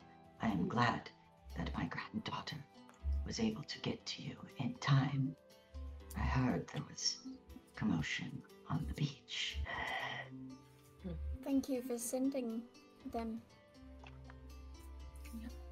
Yeah, usually don't have that much trouble. So it's appreciated. So, we did not expect to run into trouble quite so quickly upon reaching. Yeah. But it was a welcome intervention from your granddaughter and her comrades. So we appreciate the assistance. You see now, as everyone has kind of disappeared, and Yarev has talked about his granddaughter. You see now that Tirza is young. She's maybe 15 or 16. You can see the demeanor has dropped of like, I'm in charge of these people, must be strong, to someone like in the presence of an actual leader, her grandfather. And she's kind of just like sheepishly standing off to the side, having been chastised about, speaking in a language the visitors cannot understand. But as Yarev continues, so what brings the Citizens Volunteer Force so far outside of Old Haven? There was a beacon distress call sent out, and we were dispatched to investigate. And then, of course, once we reached the nearest approximation, we were beset on by these, well, I don't know what to call them, actually. These sea creatures, including that one that seemed to be some sort of a magic wielder. He spoke to us, although if not for, luckily one of us can speak the same language and was able to understand what he said, something about a corruption that had to be drowned.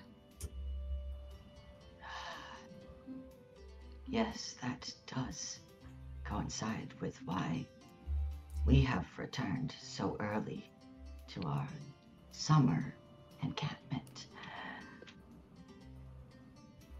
The Elder Elemental is troubled by something beneath the waves nearby.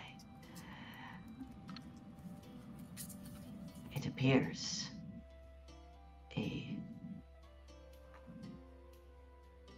would he know the word? It appears a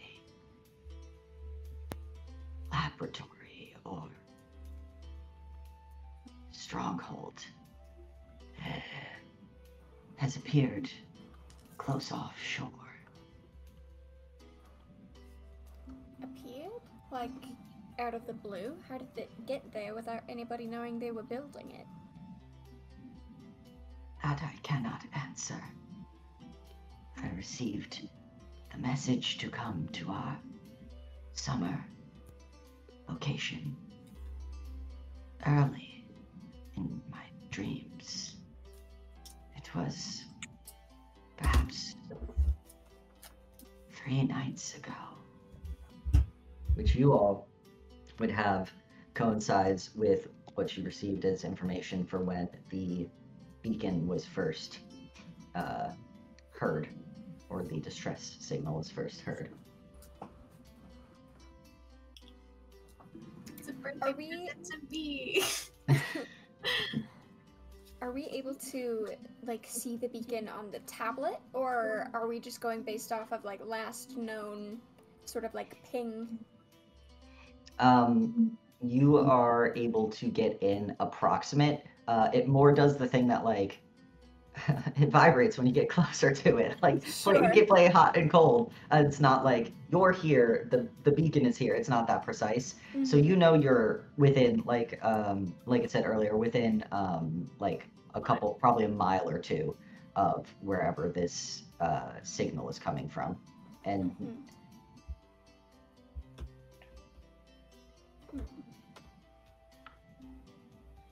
That's very strange. And you said the elder elemental was troubled by this, and you had dreams. I suppose then that the general feeling is that this is a stronghold, whatever it is of ill intent. that would be my assumption. We have not managed to travel close yet, as we just arrived within the morning and wanted to make camp before we ventured further. He looks over at the very injured Sivra. The rest of you are doing a-okay, but he says, as now it's probably like mid-afternoon, mid to late afternoon. He's like, you are welcome to stay the night, but we do not need volunteers to interfere with our God's plan. We will handle what he wants.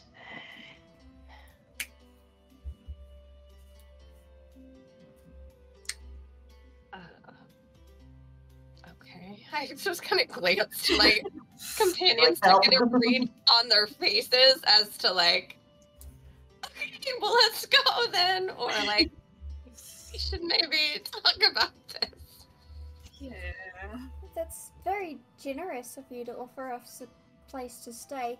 The only trouble is, since it's a distress beacon, I'm worried that if we wait too long, as you said, you just made camp and you're probably tired too.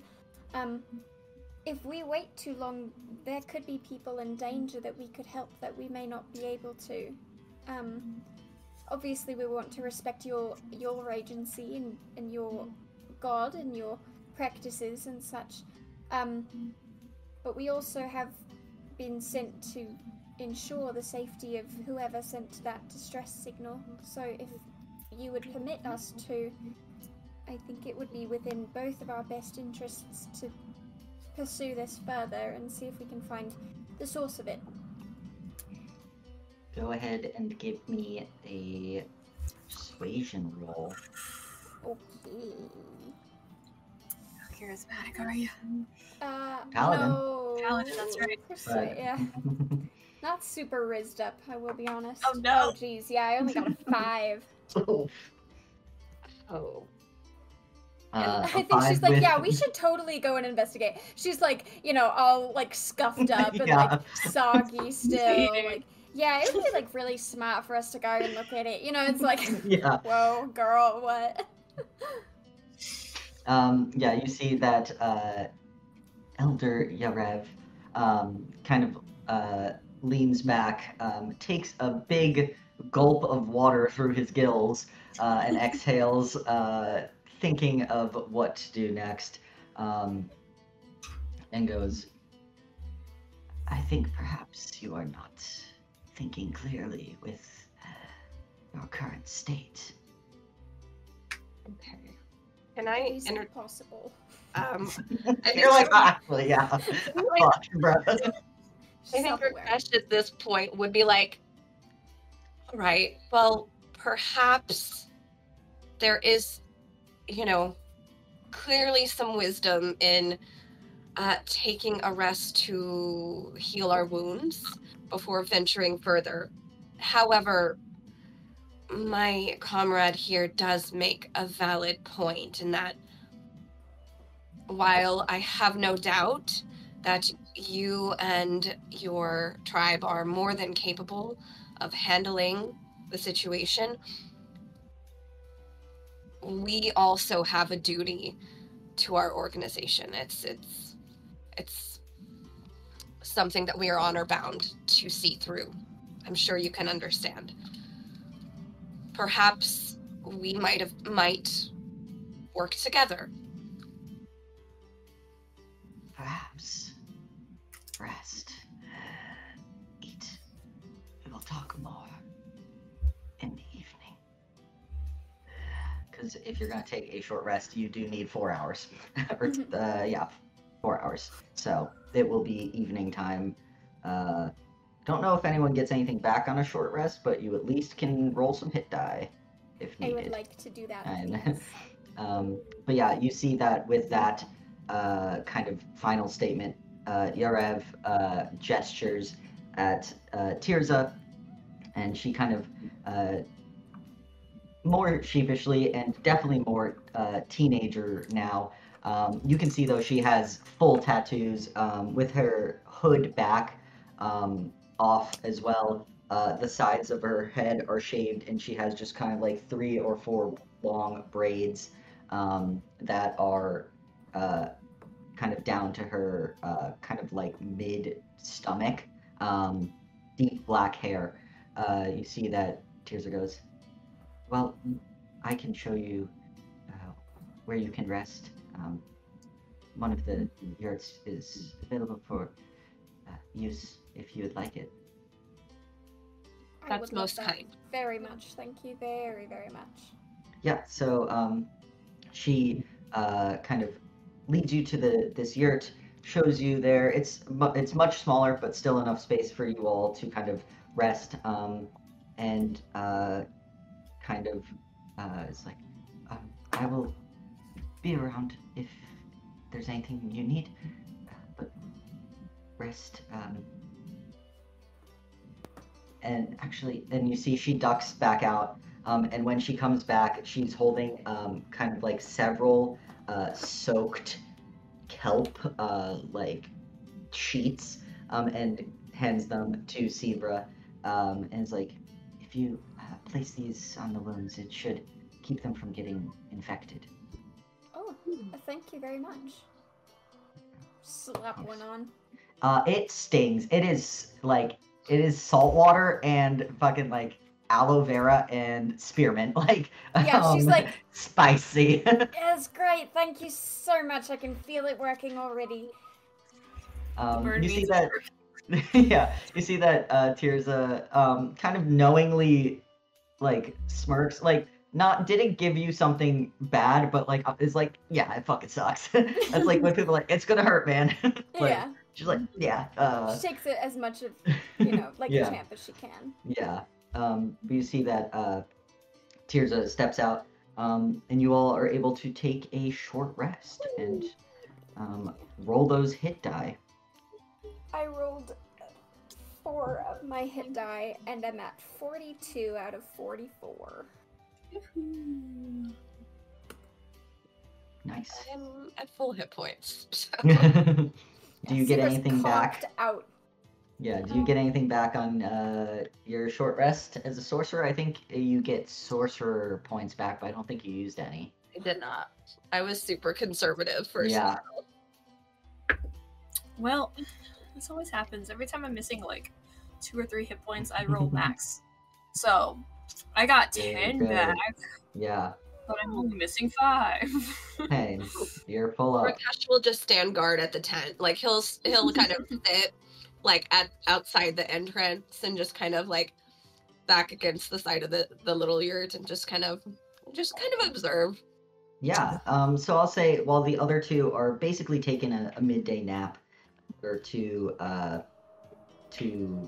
regain their hit points, Rakesh, roll me a perception check to kind of see what you see. Oh, not great, but let's just see. Maybe. Oh, hold on, that just rolled off the ground. Try that again. Well, that's a 13 plus plus 1, so 14. 14. You see that it does, like, true to, it appears what Yorev said.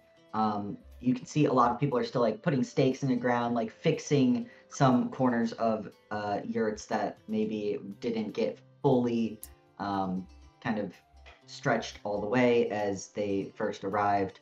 And you can see that most of what is going on, again, it's as you're like kind of taking count, you notice that there's maybe 15 to 20 people in this encampment. It's rather small, but you see most of the kind of what is happening is there have these kind of like essentially almost looks like a Magitech tiki torch, but there are arcane sigils on it, and they're going around and staking them around the perimeter of where the kind of yurts end and the rest of the forest begins.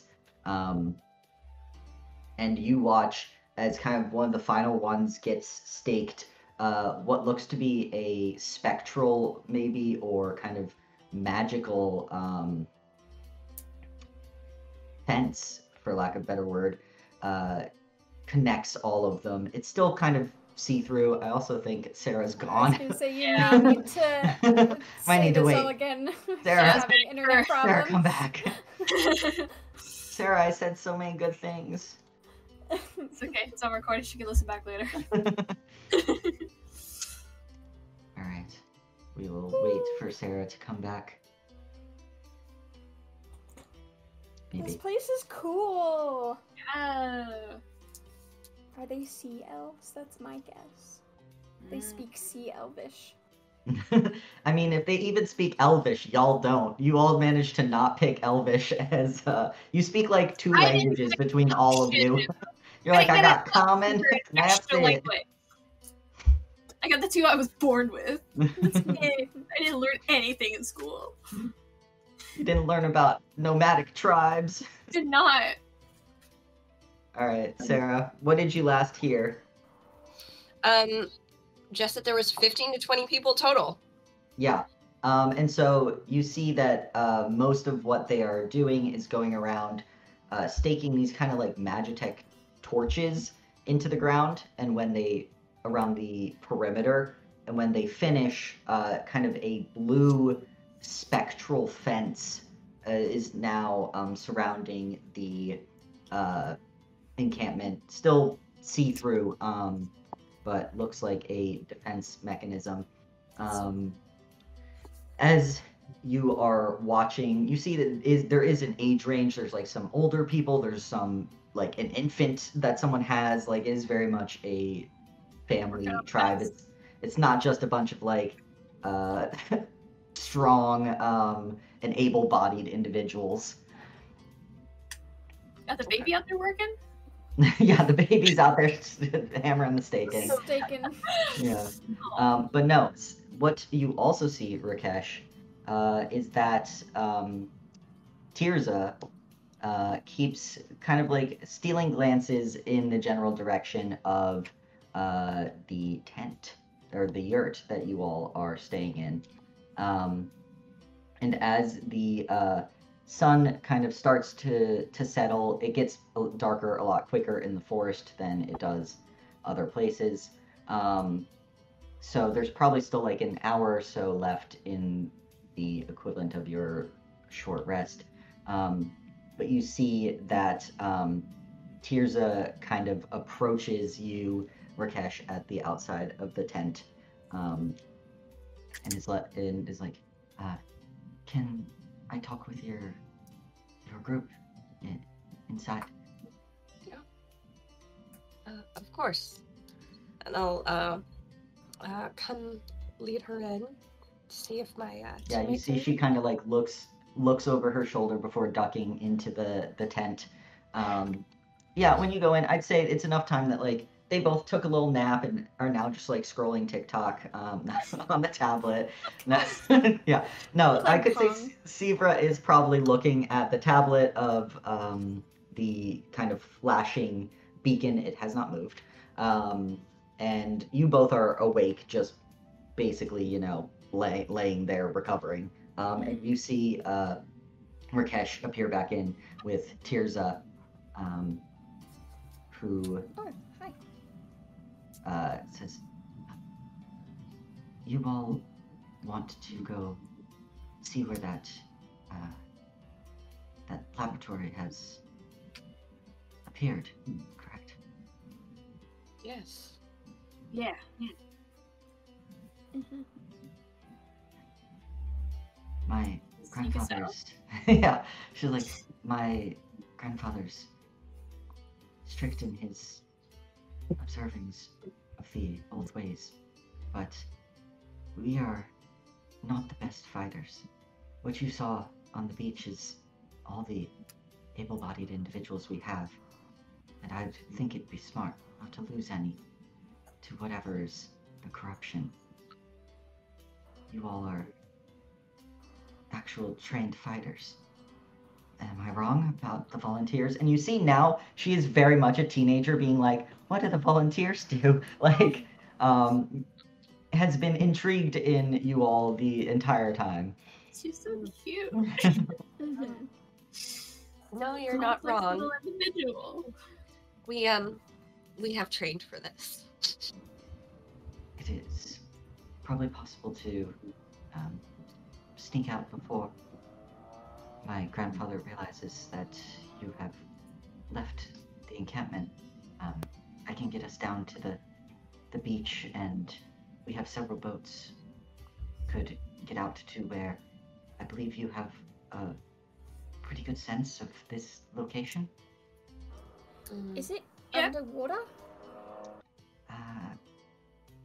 I am not entirely sure. I know it's at least in the water. I'm not sure about under. I've not heard anything or seen or had dreams like my grandfather. Do you Gonna, like- happen to know if... Oh, sorry. Oh. Do you happen to know if anyone in your village aside from your grandfather, might have the magical ability to grant us some water breathing abilities. Anybody?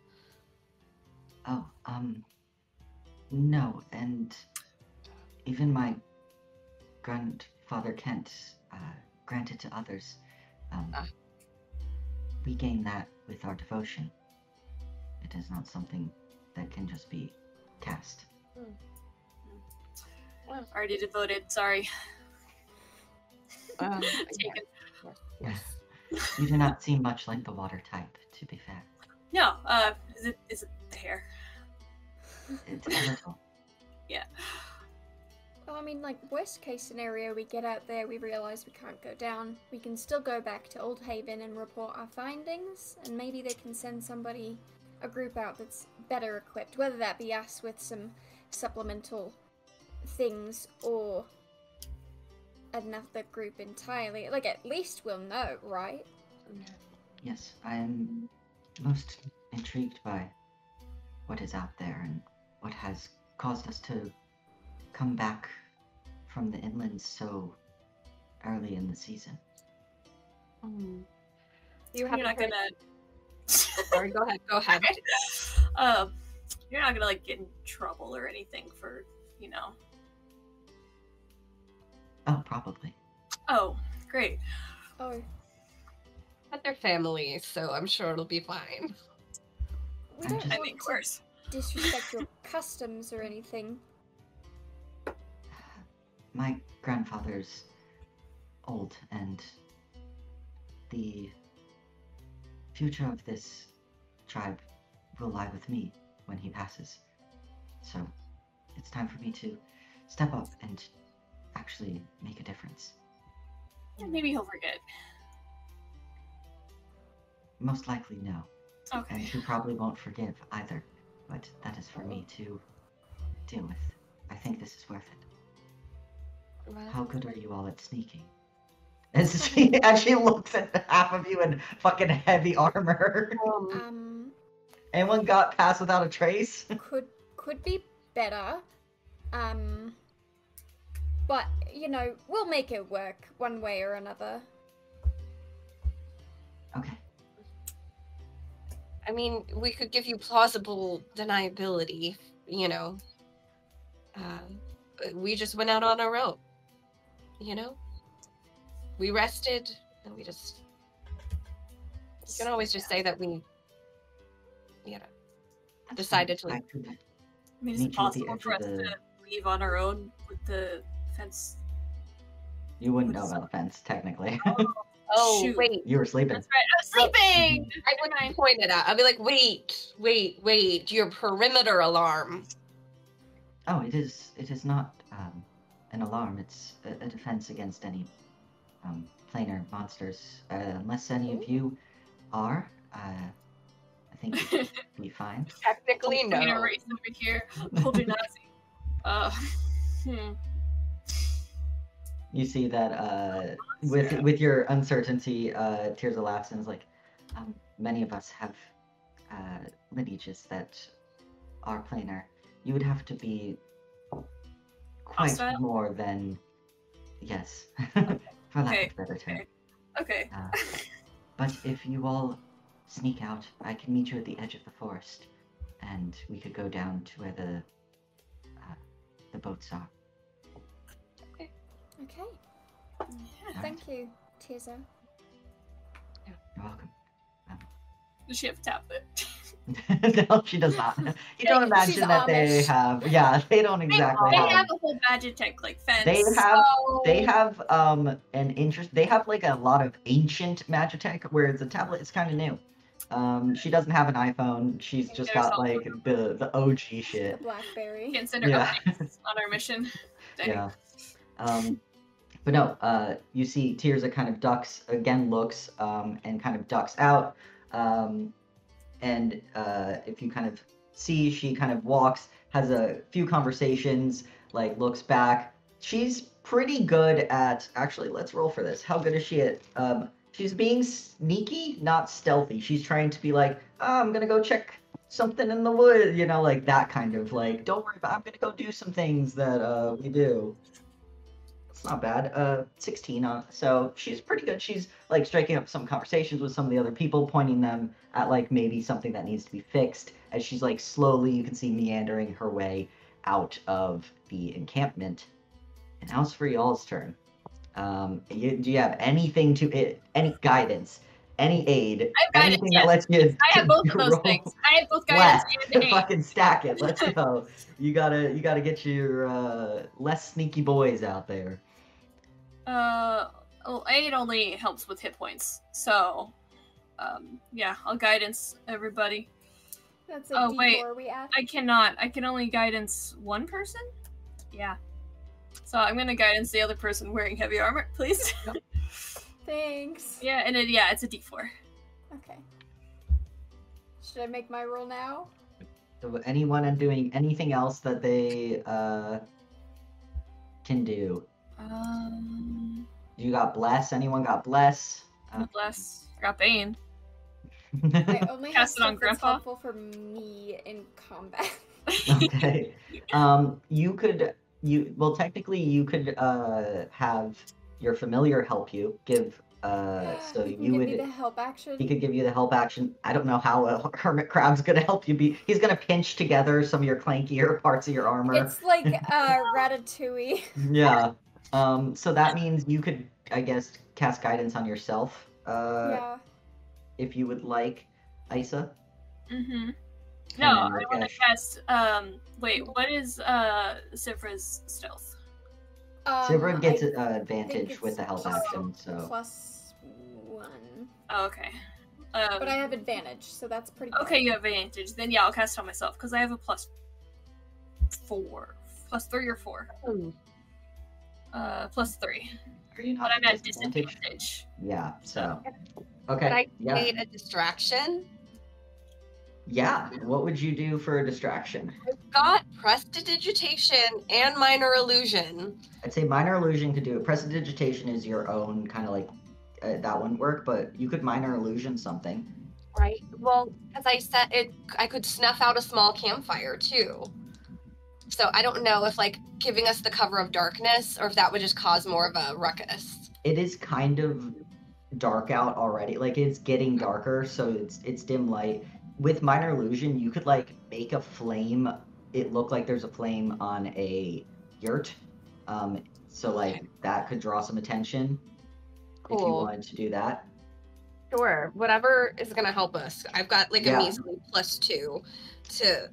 So then I'll say that gives everyone an additional +5 to your roll. My God. So yeah, cast that spell and give me a little bit of RP about what you make that fire look like on on the other yurt.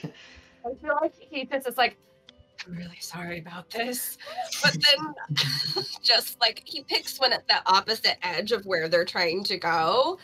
And just like makes it look like little flame that's slowly like encompassing more, like somebody's like candle caught it on fire or something like that. Great. Yeah, you see that as that starts, you see that a few people start to notice and like kind of shout. There's like some running for buckets or water. And with that, everyone give me that stealth check as you all try to duck out of this yurt and get going. Sorry. Rakesh feels bad. I Feel got a terrible about 14. this, really. Oh, that's good. I got a 15 plus my 2, 17 plus the plus an 5. extra 5. 19 19, for me. 20 something for 22. Rakesh. 22 for Rakesh. No. I did not hear you. 10. 10. With With a the plus 5? 5? I rolled a 3. Plus. Oh wait, no, sorry, 11. A 3 Okay. plus 3 is 6 plus 5 is. I had so many things to add together. Yeah. Oh wait, Um, no.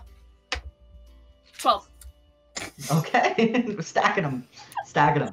But yeah, you see that Eisa is not the sneakiest, but not terrible with the two of you kind of on either side of Eisa, you're able to kind of pad some of the noise that she is making, and skirt out the you kind of lift up one of the like edges of the yurt and like army crawl underneath to get out, like shimmy on your back or on your stomach to get out and then into the woods. You can hear as you're kind of getting away that they have noticed that the fire is not real.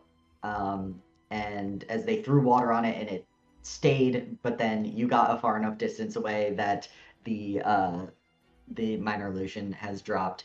And you were able to make the kind of 10-minute trek back towards the ocean or the bay to find Tirza. You see that Tirza is kind of leaning against a tree, kind of like anxiously looking, and kind of perks up when you all arrive. And she's like, "You managed to get out of camp fine?" Yeah, for the most More or part. less. No, kind of died along the way. Speaking of ghosts. Woo. Oh, that's not really my specialty. But okay. I prefer to just speak with sea creatures. Yeah. Your village may think that a yurt was on fire, but they probably know it's not now, so you may have a limited window to get back. Just managing Okay. expectations. I'll deal with that. Yeah. As it happens, I guess. Well, shall we? And you see that she leads you down the beach. You see that it's kind of like a rowboat almost system, a little dinghy. You see that there is a kind of Magitech engine off the side of this boat, as well as a sail, but she does not put up the sail option. And as you all climb in, she looks to Sivra as like, what direction from here? She'll pull up the tablet and kind of like Yeah, yeah, kind and of, you're you know. able to get a general direction further out into what looks to be like you are at the very cusp of where the bay goes into like straight up open waters. Granted, it's quite a big, like broad area, but you're definitely going out there. And you see that in the kind of twilight of the day, is it's the sky is starting to turn dark. You all are cruising along on this kind of Magitech powered boat that is going further and further offshore. Every so often, Sivra, you're able to kind of judge where it is, and you all kind of realize that it's closer to the shore, so you're kind of doing this snaking pattern. Probably takes you about 30 minutes or so. And I'd say for everyone who's not Sivra, because she is busy kind of doing the judging, give me perception checks as you all are looking out for something. You're looking for something. Question: is Tirza with us? I thought we were leaving her at the shore. She is driving the boat. Oh, okay. Well, oh, this can't go wrong. Got a 15. 15, all right. 14. Wait, you said perception, yeah? Yes. That's a total of 15. Ooh. Two 15s. Yeah. So it takes a little while, another probably 30 minutes. Now it is getting pretty late, or not late, but it's definitely evening, probably like 7:30 or so, maybe 8. And the it is dark out here, even though I know some of you have some nighttime eyes. It is not so much that you can't see, it is just the realization that it is vast nothingness of dark out and also below you. And you are aware of someone that did dive into the ocean earlier and vanish. But finally, at almost the same time, Isa and Rakesh, you see barely popping out of the water, maybe like a foot or two out of the water, hard to see. A slab of kind of steel and stone that is just like along the horizon, maybe goes out 20 feet. And as you pointed out, Tirza gets closer, and you see it is just a like 20 by 10 rectangle out sitting in the middle of the water, with a hatch in the center of it. And as Tirza kind of pulls the boat alongside and reaches out to hold on to the dock, and or hold on to this kind of like slab out in the water, she kind of looks at you all as the waves are rocking, and is like, well, I think this may be what you're looking for. And this definitely is not anything that's been here in the past. We would know. We frequent these waters every summer. Quick question. Are you gonna, like, wait here, or how are we gonna get back to where we need to go after we check this out? I guess I can wait. How long do you think you'll be? Again, like, we don't want to get you in trouble or anything, but how far from the shore are we? Too far to swim. Eh. I have water walk. I can target everyone.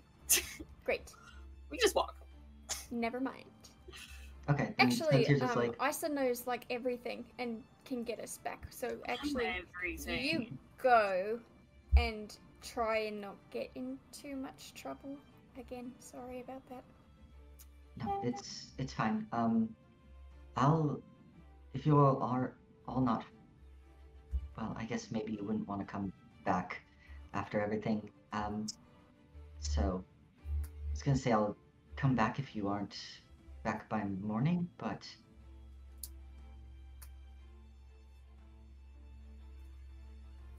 I don't know. It'd be great if you had a thought... tablet.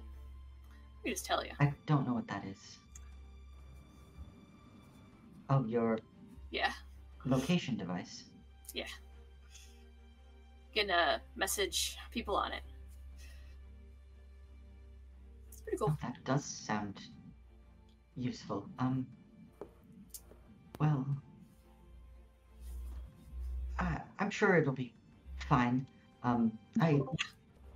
Tirza goes, well, I'll at least wait until I see that you've gotten into the whatever this is, at the very least. Thank you. Yeah. So you see, as she's kind of like holding the little boat to this slab of steel, you are able to step out of the boat onto it and walk towards the hatch. You see, and you realize now, like, how far out from shore this is, where this is located. It would have gone unnoticed for who knows how long, if it was not for that distress beacon or that signal. But as you walk over, you see it's one of the traditional, like, hatch you gotta turn. And as you go, you realize that it is locked and sealed, and there are several arcane runes around it. Okay. Where is it? Did I keep it? Please tell me I kept it. Come on, go back to my spells. Oh, there it is. Could I cast Find Traps, please? Yes, tell me about that spell. You sense the presence of any trap within range that is within line of sight. I also have 300 feet of dark vision, so everything is within my sight that I can see. You detect traps. this is not trapped. Cool. It says spell would sense an area affected by the alarm spell, a glyph of warning, or a mechanical pit trap. Yep, none of those. None of those. Sick. Cool. Well, that's good. Can we read? Like, do we recognize the arcane symbols? Give me a Arcana check, please, Rakesh. Oh, I do not have proficiency. It's a straight roll. Oh, but hey, that's a 16. Okay, hell yeah. Rakesh. That's 0. And yeah, you were paying attention enough in some class over the past 3 years that was taught by one of your teachers, and you realize that this is magically sealed with these runes. It is not like a traditional spell like Glyph of Warding, which is what Eisa already determined, but there is a magical component. You are either going to have to deal with the actual runes that are inscribed, or another way to get rid of the magic, the arcane way this is locked. Stone's got knock, right? no. Do the runes like mean anything? Are they like associated with any kind of type of magic? They're basically associated with like abjuration, but you gather what it's doing is magically sealing the door. Have a way to undo that. I could try to fire some magics at it, like Eldritch Blast the door, Firebolt the door, Can chop Sacred the door. Flame the door. Struggling to get a door open and might be a DM. Do you have Dispel Magic by chance? Anyone in the party? You many magically inclined individuals. Paladin spells are not for utility, I'll tell you that. No. I'm gonna spell magic. I think that's is that one of my lunars? I get it. Wait, hold on. Do you I have have that. I have it. I'm a full moon. I'm a moon sorcery embodiment, and we're 5th level, so that's one of my spells. I have Dispel Magic. Oh, thank God. There you go. Okay. Under this full moon sorcery, even though the moon is a cloudy night and there's no moon you can see, very sad for all of you. You realize that you could easily cast Dispel Magic on these arcane glyphs, and at the very least get the door unmagically sealed. You might need a strong member of the party to rip that door open, but I can do strong. Okay. yeah, so go ahead. Put me in, coach. Show us how, or tell us how you unlock what your Dispel Magic looks like. Okay. So since it is the embodiment of the full moon, it is white magic that just produces like an orb of glowing white magic in his hands, and then just spreads it out and presses it down into the door and the arcane, over the arcane little symbols, to dispel it, to will it away. You see, as you press like this essentially full moon looking equivalent of a spell down into the hatch, it expands and burns away as the kind of arcane symbols evaporate into like stardust, and the door is no longer magically sealed. But Rakesh, you do go to be like, maybe not. maybe I need someone with a little more strength to get this door open. Goes to do it, but yeah. Okay. I would love to try and open that door. Yeah, go ahead, give me that strength check. Could I argue for athletics at all, or no? Yeah, I think you could argue for athletics. Thank you. An 18. Yeah, you see that this door You would expect it to be a lot more like corroded by maybe sea salt or anything like that, but it's not. It's pretty cleanly door, clean. The door is cleanly um, from that, and so you really rip into this hatch. You're able to spin and get it open. You see that you pull the hatch open, knowing that there's no traps that were determined. And you see that there is just a like looking down, just a ladder that goes down to the point. Even when you look in Isa, it is at least 300 feet because you lose sight after that of the ladder that just keeps going straight down. And that is pretty deep. So, who wants to go first? I know you can see really Sure, good. yeah, in I'll go dark. first. I can see. Yeah. You see that as you all start to determine who's going to go, you see that Tirza kind of calls over the kind of sound of the waves crashing, and is like, "It seems you've made it. I'm going to head back to shore. Be I'll safe. return in the morning. Thank you. Yeah. Good luck with whatever's down there." You too. We'll Not do our down best. here. Out there with your grandfather. Right. It'll be fine. She puts on a brave face. Not sure who's getting the worst end of the bargain here, but you see that Tirza moves the kind of motor and turns back to shore, and you all are out here alone, getting ready to head down into this vault. Down under, some might say. Mhm. I've been trying to figure out how to sneak in a down under joke for the whole time. Great And job. I can't figure it out. I'm just like, it's there, and just the pieces are like here, but there's just no line. You got there. You got there. So, no, I haven't gotten there yet. That was a throwaway. Oh, we have more to We expect. have more to look forward to. But as you all like start to climb down, let's take another 5-minute break, and then we'll get into whatever is beneath the waves. Ice is going first down the ladder. Who's next on the ladder, and who's last? And are you closing that hatch? I'll go next as Sivra. Sivra will go next. Rakesh, are you closing the hatch, or are you leaving it open?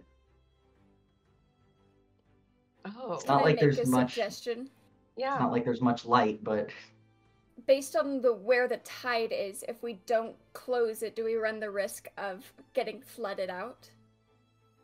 I would say that based on everything, you realize that this is the highest tide of the day, so it will not get higher unless like a big storm comes in. A planar merge. A planar merge that floods it, possible. With the difference and try and like prop it open so it looks like it's closed to like Okay. if someone were coming to on the outside to I mean they maybe at a glance if they were not very observant. I don't know. I'd say you can prop that. You take like a little piece of like parchment, fold it up, and are able to kind of prop it. If you fold it enough times, the tensile strength of parchment becomes enough to hold up a steel hatch. But no. I just don't want us to get trapped in here because I only have 2 level 3 spell slots and I just used 1. So Well, you know that the dispel magic, like it's not suppressing it. You completely annihilated the runes, so there's no chance that it would like close and re-magically seal. If it'll reseal itself some other way, maybe, but the magic runes that were on there were gone. So if that changes your decision. yeah, looking on the inside, like we have access, like there's an interior hatch. There's an interior hatch. Yep. Okay, then we can just seal it up after. Or we can at least pull it closed. Pull it closed, yeah. Lock it, Right. For So easy yeah. escape. Yeah. So you pull that closed, and you all are plunged into darkness as you climb down this ladder, hand over foot, for what feels like an eternity. It's probably like a good 4 to 5 minutes, which is an insanely long time to be climbing down a ladder. Like, your legs and arms are burning. You all have to take like several breaks where you just like you're all just hanging out on a ladder in like a little tiny tube going down, and you finally land on what's like kind of metal grates. You hear like ting ting as you first one off. Isa, you land, and you see there's a long corridor that leads you deeper into whatever this is. I'm gonna say that unless you have any opposition, the marching orders Isa, Sivra, Rakesh, because that's the way you stepped off the ladder. But you continue walking. You notice that there are really only one direction to go for quite a while. There's only one corridor, and you continue down this corridor of steel pipes and grates.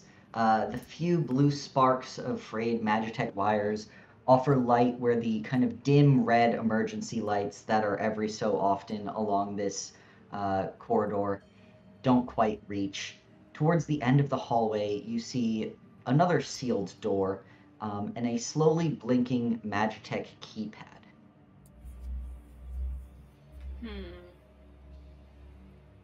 Yeah, security.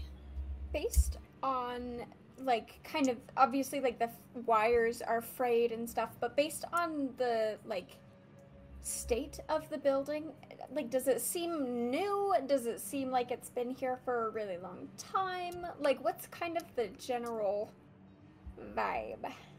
Yeah, give me a, what is this, investigation check, I believe, as you're trying to figure this, or, no, investigation is probably better. I was going to say intelligence, but investigation, if you had it, would probably be a stronger intelligence check, I believe. If somebody were to have proficiency in that, yes. I don't, but that's okay. Can I cast guidance on you? Thank you. I would love that guidance. Yeah, you all are kind of creeping down. Y'all are creeping down the hallway. You know something. You're trying to figure out what's going on. You know.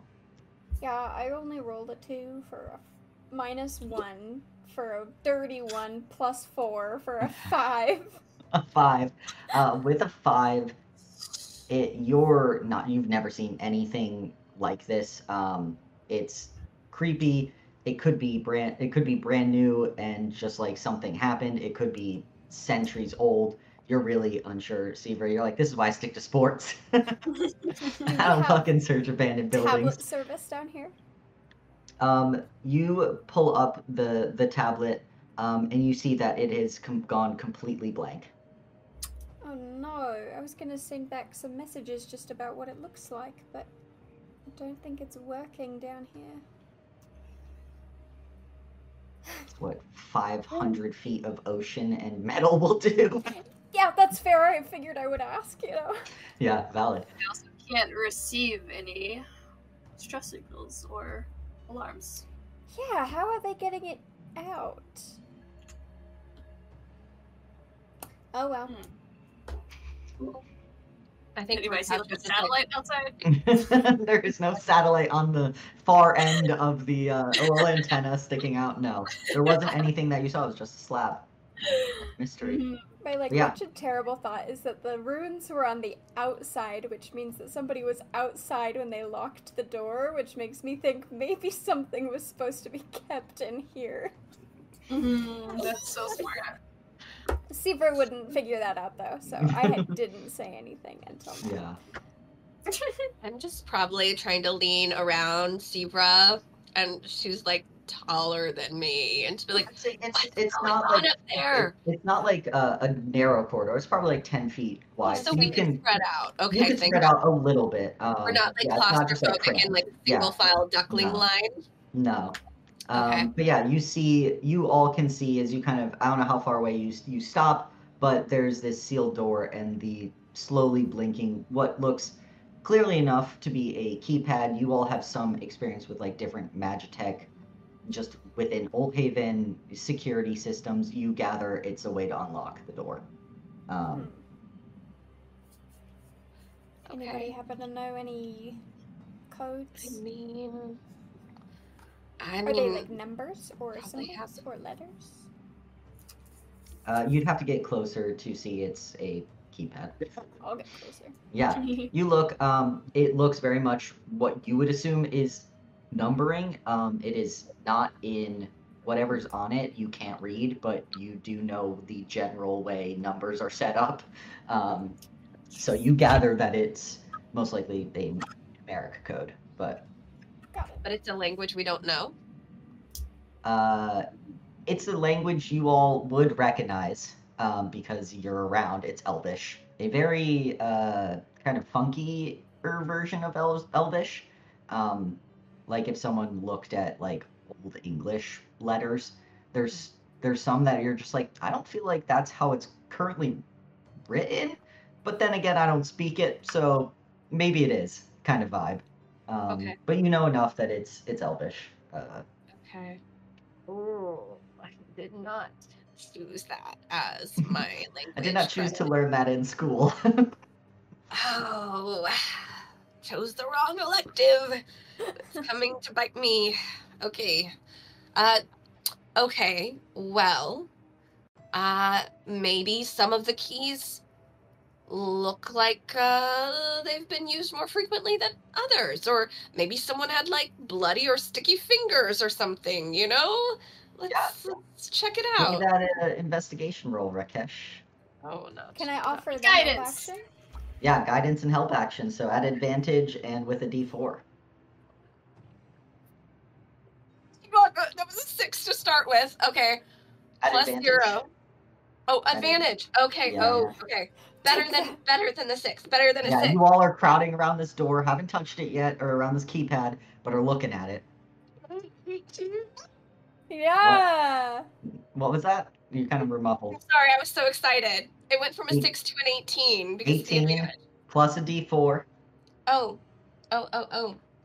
This is good, guys. Someone has sticky fingers.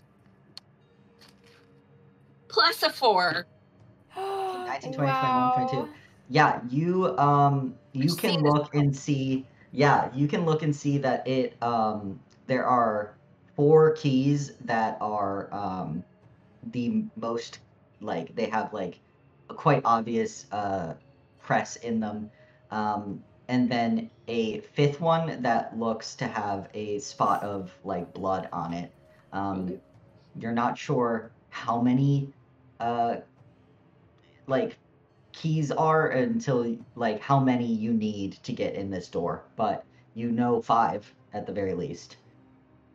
And I'll say you can tell with how, because that was a great roll, you would be able to figure out the order. We're gonna say you're genius hacker, even though I know that's logically doesn't make sense. You rolled like above a 20, so Just was putting in their 2 cents.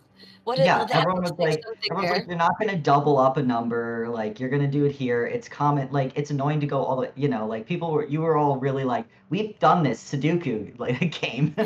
So you know 5 of the keys or 5 of the inputs.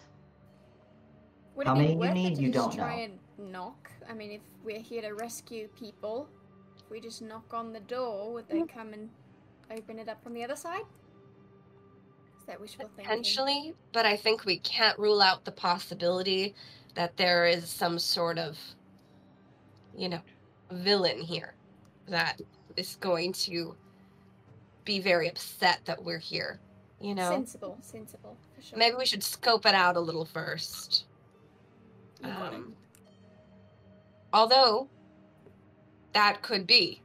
Maybe we get in, and turns out someone had forgotten the code, a door was stuck, and they just needed someone to come in. They send the longest SOS to be like, I got locked out of my house. I locked myself in the house. The keys are, the door only opens from the outside.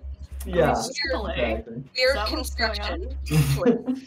But yeah, so are you knocking? Are you gonna input a code? What are you doing, Rakesh? Let's try the code. Okay. Yeah. Yeah, you go to input the code in. Please roll me a d6, Rakesh. Why a d6? That doesn't feel good. It's a 2. It's a 2. Rakesh, you go to input the code, and you see that a like black swirl around Rakesh, and he vanishes. So, Sarah, I'm gonna need you to mute yourself deafen yourself, sorry, until I say otherwise.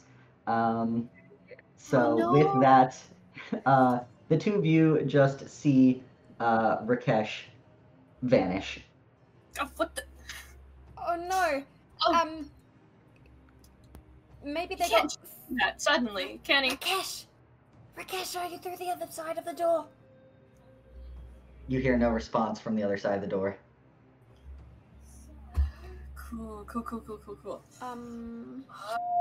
Can I cast? Oof, that's such a Can I cast the invisibility? Oh wait, no. I have a smaller one. I have Fairy Fire. That's a smaller spell. You cast Fairy Fire where Rakesh was standing, which, if I'm remembering it, you'd have to make an attack roll and it illuminates them. No, it's a dex save. A dex save. It doesn't matter. There's nothing in that area to make a dex save. Okay, cool. He's just gone.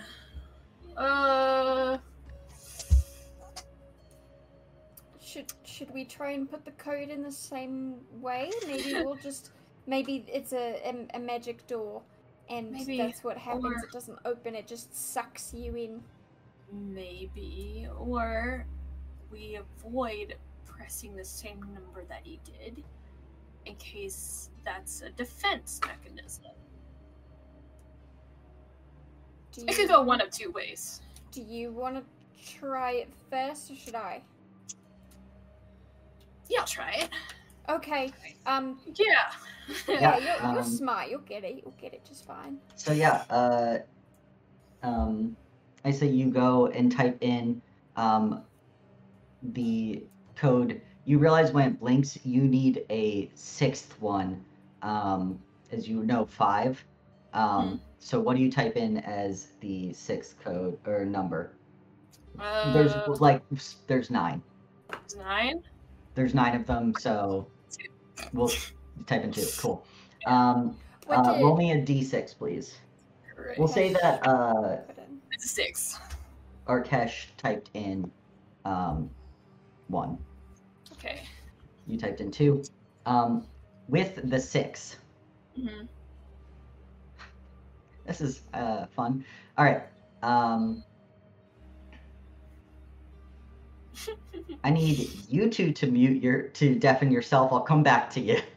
Okay. And Who's I need muting? to get you two who are here, because deafen yourself. Oh, you're gonna talk to. Okay. Yeah. How do I deafen? How do I Sarah, come back? How do I deafen? Hang on.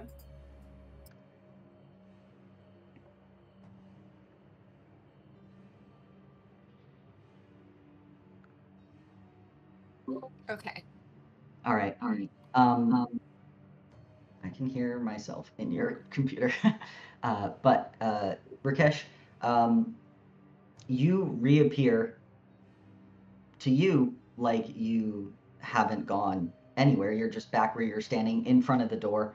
You would put in a code, and then you look around, and Sivra and Eisa are not there. And you can stay for what I'm going to say to them, but because it'll make sense. But you are there, and you're like, where did they go? You put in a code, and essentially you think they disappeared. And with that, let's see, and make everyone else come back. So, Sivra and Isa, you continue down the corridor of steel pipes and grates. A few blue sparks of frayed Magitech wires offer light where the dim red emergency lights don't quite Hey. reach. Wait a minute. Towards the end of the hallway, you see a sealed door and a slowly blinking Magitech keypad and Rakesh. And it occurs to you that you've been here before, but Rakesh was behind you last time. Rakesh, you turn around and hear the footsteps on the metal of Sivra and Isa approaching this Magitech door, or Magitech keypad and locked door. You I could will slowly turn around and literally just like probably call my magic to my hands as I'm giving them the shiftiest look, like, what the fuck? I mean, he doesn't say that, but he's saying it with his eyes. Yeah. If we look behind, there's nobody there, right? There's not a second Rakesh. You look behind, there's no Rakesh. Huh. Last time Rakesh was behind you. Weird. How'd you get up here? Where did you go? How did you end up back there? Isa put in the numbers. Wait, no, she didn't put in the numbers. I put in the numbers. Then you disappeared. And now you're here. You disappeared You put in the numbers first. and you disappeared. So then we tried to follow. So Isa put in the numbers. I didn't put any numbers in. So why did I go somewhere? I'm gonna go over to the keypad and put it in. Yeah, what number do you put in? You've done 1 and 2. Okay. I'd say actually I have an idea, but I don't know if Sivra's smart enough to have an idea. give me I guess straight intelligent, or yeah, this is kind of like code breaking in a sense. So intelligence. Yeah, an 8. You're hacking. My thought, I want to say it above table. My thought is there's 4 elemental planes. There's the Abyss, there's Celestial, there's Shadowfell, Feywild. I think there's like 9 planes, so I kind of want to push 9 as the last number. Whatever she does, if she's inputting something, can I quickly like put one hand on her and one hand on Isa to make sure that we have like some sort of connection in case that makes sense? Like All right. sea otters. As you input that, give me that D6 roll, Dang it. please. My idea wasn't perfect. I got a 6 again. You got a 6. All right. We all take it back. As you continue down the corridor of steel pipes and grates, the few blue sparks of frayed Magitech wires offer light where the dim red emergency lights don't quite reach. Towards the end of the hallway, you see an open door and a slowly blinking Magitech keypad that is blinking green instead of red. I solved the mystery. I have no idea what just happened. The door is open. It is open, but did we just Why? get temporarily put in a time loop? I went somewhere, or you went somewhere. Okay, maybe it doesn't. Perhaps it doesn't matter. Huh? Hopefully. Yeah, because time stuff can be bad. Surely that can't be an indicator of things to come. Surely it's a one-off. I'm sure, yeah. Well, either way, do you want to keep being in the front, Isa, or do you want me to go in front for a little bit? I know you've got, like, really good eyesight. Yeah, are there, like, lights around at all besides the blinking one? Yeah, so like much like emergency lights would be on somewhere, there's like up in the top of the wall, like red Magitech glowing lights So it's giving Okay. faint enough light, but it's not like brightly lit. So all of this is dim lights. Yes. Okay. So it's bright light to everyone. Yeah, because I have a thing where I can give everybody up to 10 people 300 feet of dark vision. And D&D Beyond. So yeah, I might do that, and then go ahead, go forward, take the lead. So All right. people can see so far now. All right. So everyone has 300 feet of vision. Is that right? I think so because of what Isa did With the special spell. with the special spell. All right. Yeah. So what are you all doing now that this door is ajar? I want to go through it. You want to go through it? All right. So you all see this blinking keypad. The door is open. You see more corridor on the other side. And you all step through the door and into the other corridor. That also lasts for an hour. Everybody stop.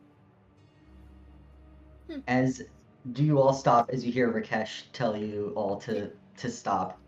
Yeah. Rakesh knows everything to me. So, Rakesh, you tell everyone to stop, and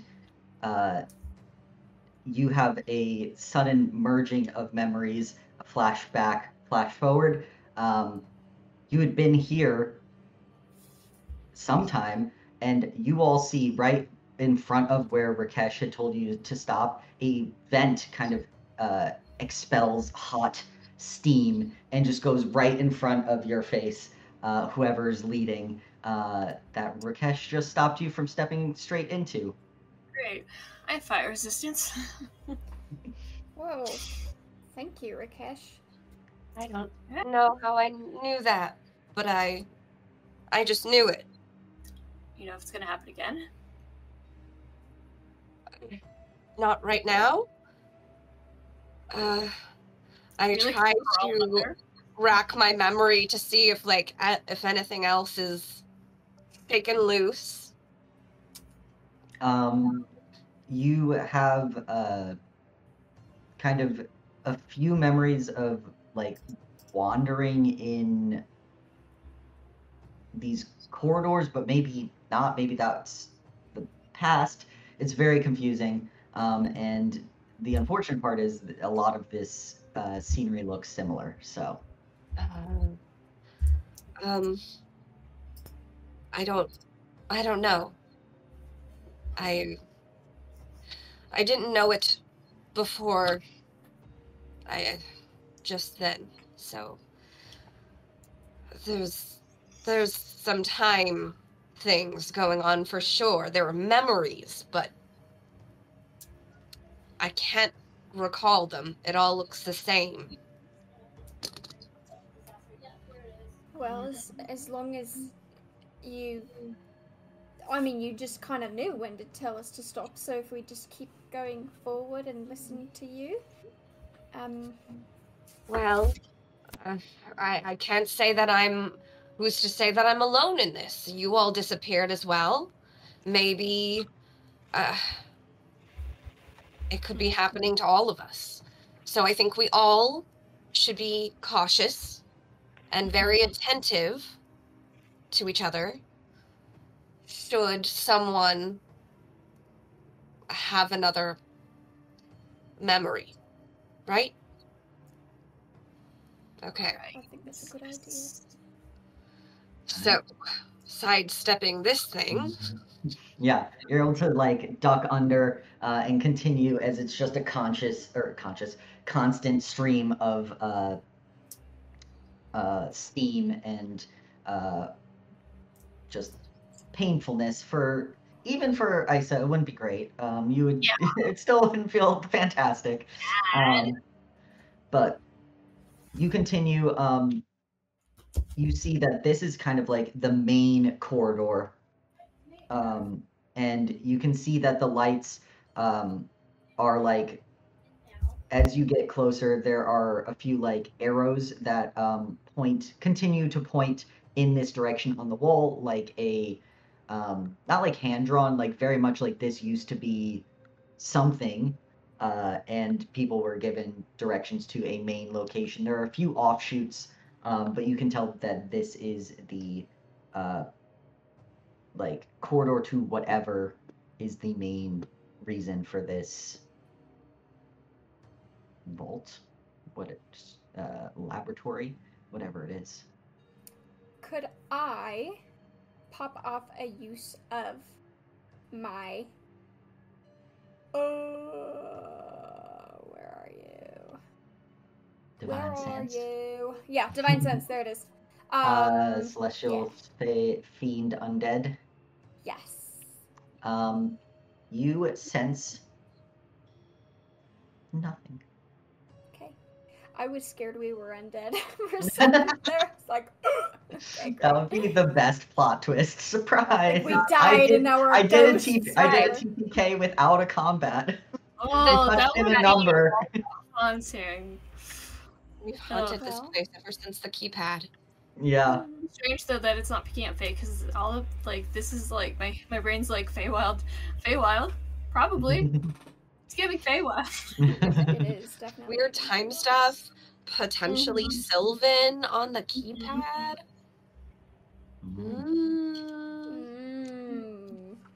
Yeah. It's very funky. Clock. So, do you all continue down the main corridor? Do you try to go down any of, or like open any of the kind of like side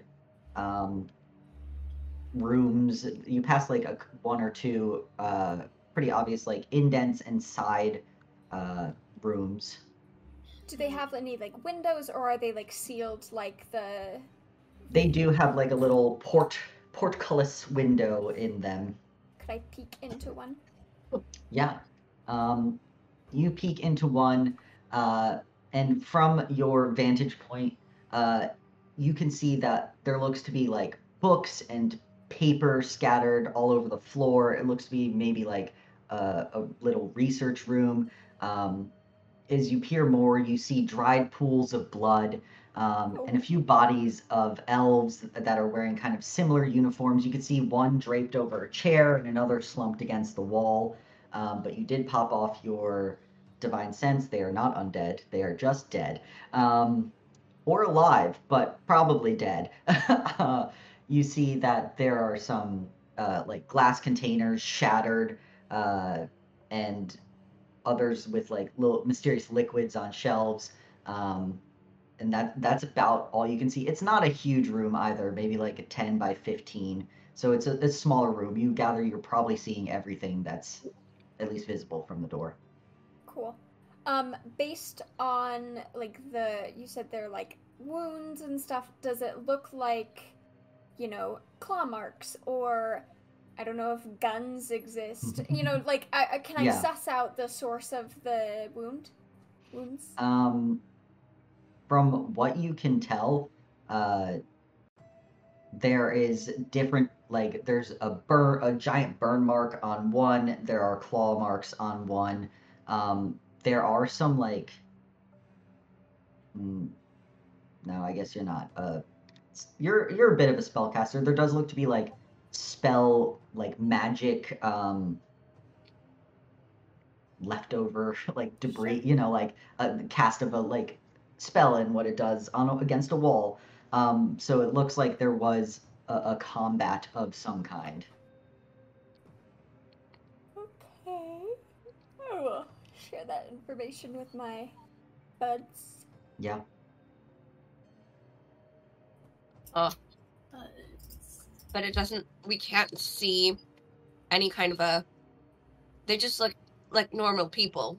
Doesn't look like there's creatures that are dead in there or anything. They just look like elves, full elves, you will know. And they're all in the same uniform. Not a uniform you recognize. Okay. Does it look like everything kind of in the room is like destroyed? It looks like some sort of laboratory. it looks very much like this is like a research notes, like where you go to keep track of all your notes of things you're doing. There's some like beakers, test tubes, but again, it's a smaller room, so it might just be one of many. Should we collect some of the research? It could have some clues. Mm-hmm. Okay. Okay. I'll go in. Don't let anything eat me or kill me, please. Be careful of any strange liquids or vapors. Okay. Yes. Good plan. Yeah. And Sivra is gonna, Yeah, the door is closed, but it's not like locked, it's just closed, so you're able to open it. As you step in, you see that some filing cabinets have been tossed to the side, like right as you step in, that you couldn't have seen from the door. You hear the crunch of glass as you walk around the room. And what you can see now closer is there are some syringes, like needles and syringes next to some of these containers. And yeah, again, tons of books, research, and it looks like 3 dead elves. Is it lit in here? It is again that like red emergency light glow of faint red. Is it like hard to see, or can we see very clearly? I'd say with what Eisa cast, you can see like daylight, right? It looks completely fine. Yeah. Yeah, you said it was dim light already, and dim light appears as bright light. Yeah, so you all, honestly, at this point, have kind of forgotten that it's dim light in here. You're like, it's fine. Yeah, I can see You everything. can see so well. Yeah. Okay. So, all right, let's check it out. Yeah. What? Oh, I hope all their papers aren't in Elvish. So I'll say, as you all are kind of scouring the room, everyone whoever's looking can give me an investigation check, and I will let you know what you find. All right. You do not see any monsters as you step in, so nothing jumped out and 5. hooks you. Hell yeah, Sivra. 5 for 11. Sivra. 11 for Rakesh. Investigation. I'm gonna cast guidance on myself.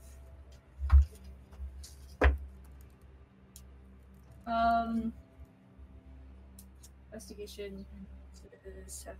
It's 10. 10. Okay, so Rakesh has the highest. So I'll say, Sivra, if you are searching around, you find all of the notes are in Elvish. And it is also like archaic Elvish, which sucks even worse. Let's see, with a 10,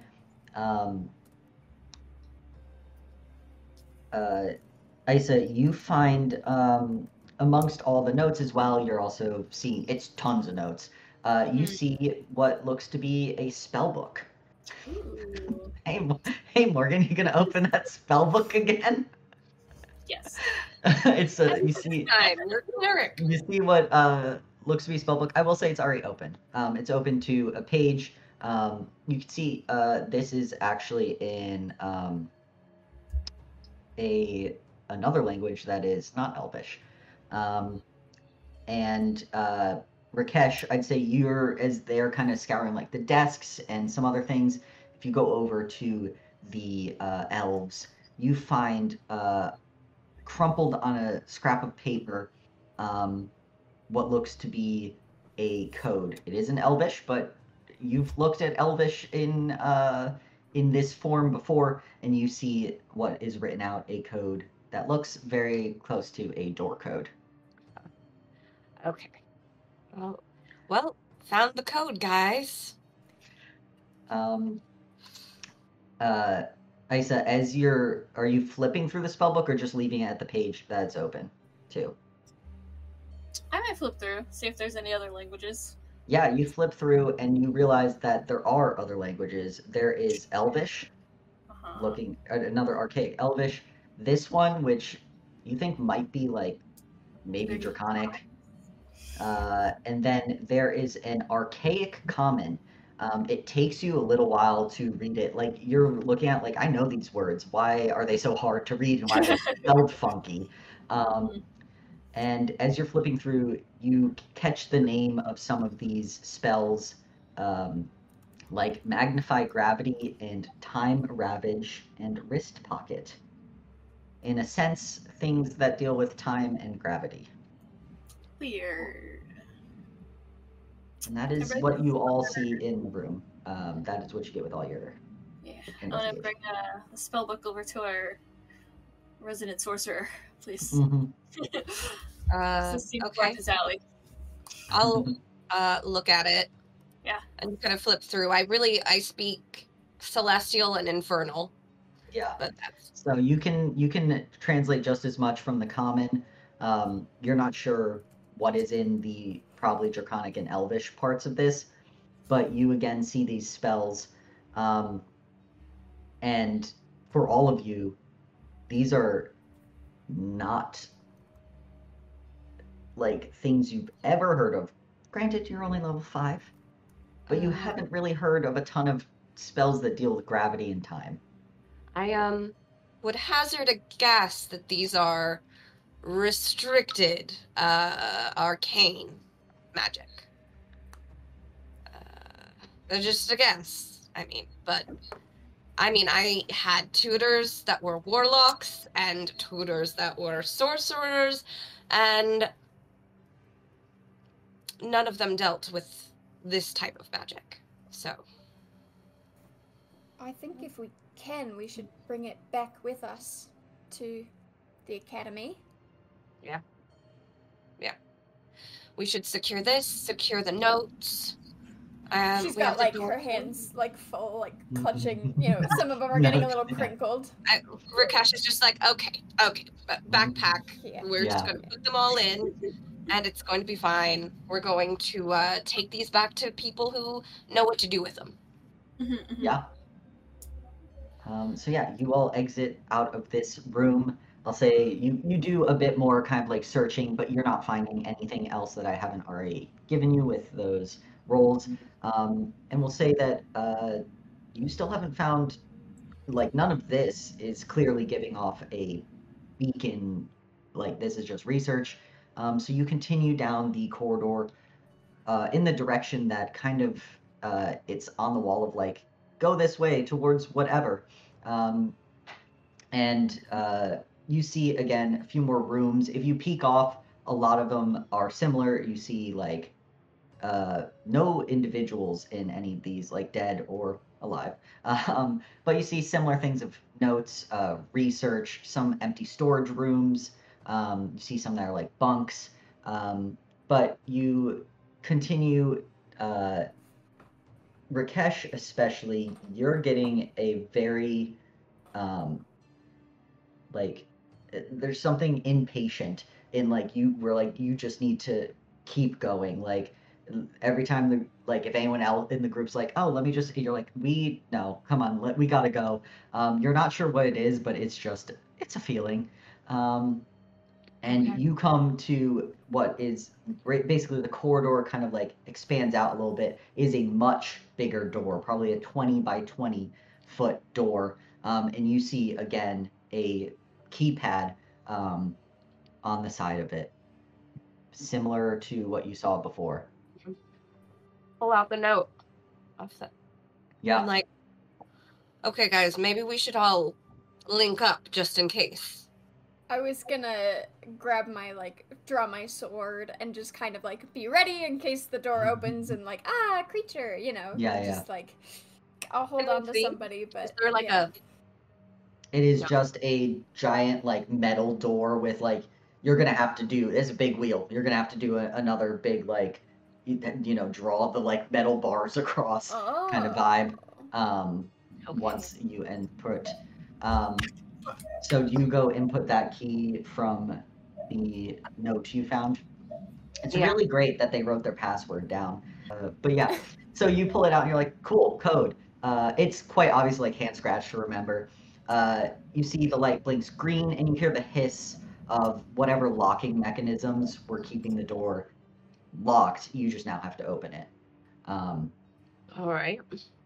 So if this one shoots us back in time, do we go back to the beginning, or was the first one like a checkpoint? You just actually restart the whole session. Oh! You're walking on a beach. Oh god. But no, Should we'll I say, open yeah, the go door? for it. Do I need to make a check? You do not. You can roll if you want how dramatic you open this door, No. but it's I don't want to risk pretty... it. My dice have not been very kind No, to me nice. today. But you open this large door and step inside to this pretty expansive room. You see high ceilings and metal catwalks that overlook to your left a large glass container of swirling red substance. Etched into the metal reinforcements are intricate runes and symbols as the hissing container sits half suspended in a pool of murky black liquid. Around the pool, twisted metal stands and a wall of glowing Magitech flash in warning. You see like Magitech screens flashing. There's like a no symbol, a danger symbol. The air is thick with the scent of old chemicals and a faint acrid odor that burns your nose as your mouth fills with the metallic taste of blood. As you step in further, you hear kind of a clank and thud above you, turning to see on the ceiling a 10-foot tall, long limbed creature with a protruding spine and legs askew staring back at you. Or so you think, as the face is empty and featureless except for a single line where the mouth might be. Need everyone to roll initiative. What? That's the worse. heck? That's even worse. Creepy. Mhm. Oh my gosh, guys, I rolled so bad. 4 Okay, that's initiative. good. Where's my crab? What do I add? 2. Don't worry, guys. Got an 18. 18 for Rakesh. All right. What else we got? It's probably not gonna. I 4 have for Vigilance Sivra. Blessing, which as an action I can touch someone and give them advantage on their next initiative roll. Is that something I cannot do now that initiative has been called, or? It's a one shot. Let's say you gave it to someone before you all stepped down here. Okay. So yeah, let's give it to the paladin who rolled not great. Thank you. I will roll better, hopefully. Yeah, that's better. A 16 Guidance myself. instead. Ooh, so it's a 21. Dirty. 16 for Sivra and a 21 for Eisa. Yes. And a 10 for my hermit crab. 10 for Hermie. Okay, we saved the Okay. best for last. He's All gonna right. get crunched, I fear. Did you get a Alright, 4 even with the advantage? No, the 4 was before. Oh, okay. Because I just Alright. got the. Everyone can refresh their screen. Ew, that's creepy. Eisa, you're up, followed by Rakesh. You Let's see keep this fucking something thing? inside. None of the doors behind us are actually sealed. No, but this door is especially open because I No, don't think you yeah, but I closed mean, it. if it gets out of this, it can get out of all of the Everything. others. Yeah. Mm-hmm. Maybe we should do that. Right. Awesome. What was that? What's the one I wanted to cast? Where are you? Where are you? Oh, we need some great big combat music. Music.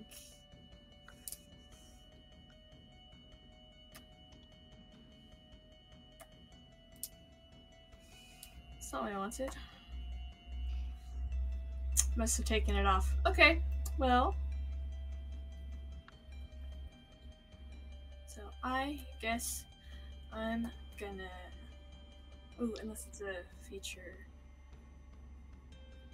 I did not expect to go first. I did not bring my phone with me to the bathroom.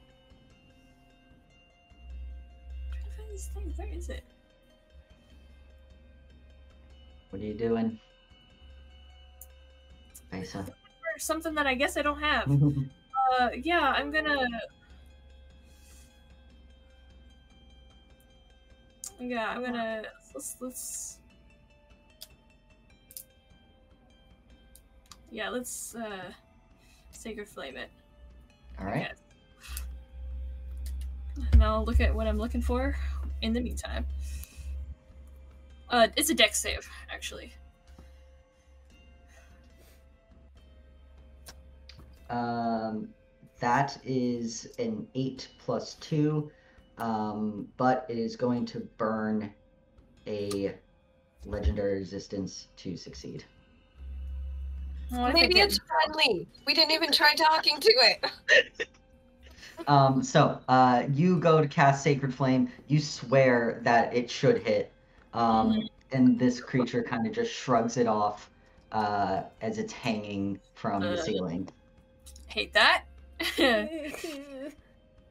Yeah. I guess I'm gonna go up here. And yeah. Where are you going?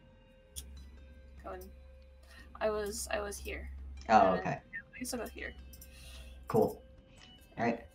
Isa runs up. With that, at the end of your turn, it is going to do Visions of Woe. I need everyone to make. Let's see. Make sure. I think you're all within 30 feet. Mm-hmm. Yep. I need everyone to make a Wisdom saving throw, please. Oh man, I got an 8. It's been nice, y'all. 17. Sorry, not a 16. It's a 26. 19 plus 26. 7. Wow. Rakesh and Isa, you're okay. Sivra, you see this creature, and you are just filled with the screams and torments of victims past. You are frightened, and as long as you are frightened, you are blind and deaf to everyone else in this room. Oh, so I just you have one thing on your mind, and it is this creature. That's horrifying. I love it. And with that, that is at the end. That is one of them. That is at the end of Ace's turn. Rakesh, you're up. What are you doing? Is it does it take an action to like close a door, or would that just be? I would say if you're trying to like close the door, spin the lock, like seal the door, it would be an action. If you just wanted to like pull, it is a massive door. It's like, as you can see, like 15 feet wide. I would say, give me an intelligence check. Because I did clock it looking at the door, right? Or like, yeah. Yeah. That's a 15, probably plus nothing. Yeah, plus nothing. 15. 15. You gather that it probably doesn't matter if you close that door if you don't kill this. So don't use up valuable time to close the door if you're not sure you're going to end it or not. Because it does have some hand-like things that could open a door again. Does it look... Ooh, does it look like it was maybe once a person? Maybe many. That's a horrible thing to say. A bad way to use your words, sir. Okay, alright. Don't like that. Okay, I'm just gonna... I don't like that we're all clumped up here. So 5...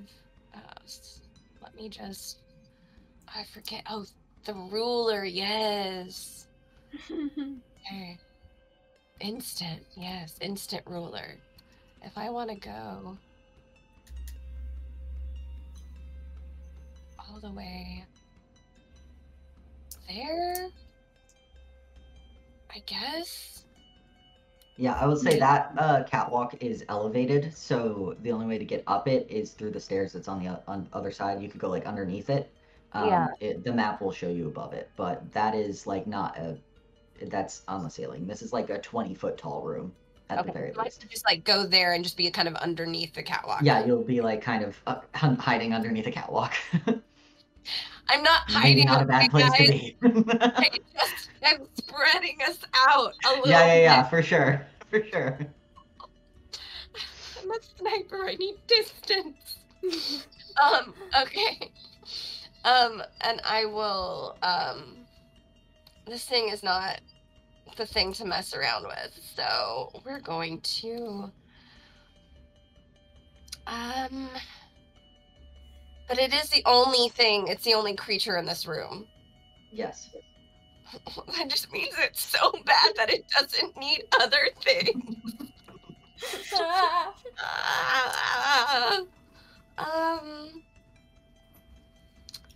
Okay, so I can do, oh,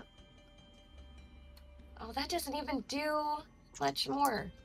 Sorry, I needed to have reread these spells. Alright, Sivra, you're on deck. Wow. 2d6. I'm ready. 2d6 times 3 versus... What you doing, Rakesh? I'm gonna do fire bolts, or You want to do any leveled spells? well, my scorching ray, or I could just open hard with like a fireball. I think you might be able to arrange it where it wouldn't hit Eisa and Sivra, because fireball is pretty big, but It is also on the ceiling. it is on the ceiling. Yeah. Okay. Yeah, fuck it. We'll do fireball. All right, great. What is that?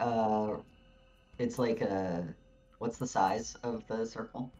A 20-foot radius centered on a point, and they have to make a dex saving throw. So a 20-foot radius is 40. But yeah, it is also, on the ceiling, so maybe that... I think it's something like that. 5, 10, 15, 20, 25, 30, 35, 40. It is one smaller than that. God damn it. I hate circles. So yeah, we'll say you can do that, which means you won't hit anyone else. And I'll say you also are going to be above that suspended glass thing, which is probably good. So it is a dexterity saving throw. Yes. Versus what is my spell save DC? Which is a 16. It is going to use a legendary resistance to succeed, but it damage. still will take half damage. And that's 8d6 damage. Yeah. You might want to just roll in D&D Beyond, but you could also roll, if you want to roll 8d6s and do math. Totally up to you. Are you doing anything else? Actually, no, we'll keep going. I have legendary actions, so I cannot speed along. I cannot speed along to the next person. 5, 6, d6. Okay, roll. Woo! So it's 22, but it only takes half because it saved. So 11 fire damage. Yeah. Nice. Yeah, you hear it screech. Don't like that. But it appears to take the full amount, so it's not resistant to fire. Which is great. It's just dodging somehow, like scurries. It doesn't scurry. It's not actually that fast. Actually, it's kind of fast. Hate that. I didn't read out that it's got 40 feet of climbing and whatnot. So yeah, it moves a little bit and is able to dodge your thing. Delicious. Anything else from you, Rakesh? I think that was your action. Do you have in your movement any bonus action?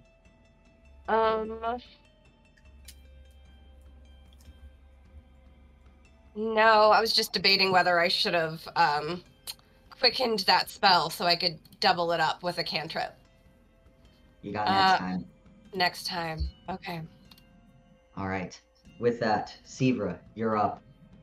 You got one thing on your mind. You are frightened. You cannot move closer to this creature. Yes. Sorry, I realized I put this in wrong. 1 second. Okay, there we go. Save. Okay. Okay. What I would like to do is, shakily, like, reach into, my bag or whatever I have and pull out my potion of growth. I forgot what it's called. I'm gonna chug that and get big. Do it. Kaiju that fight. Makes you, wait, that's wrong. That makes Sivra a large size, right? Uh-huh. So, big Sivra. You, see Sivra grows, much bigger. Great. As a bonus action, I would like to cast... I'm gonna cast... What would be better?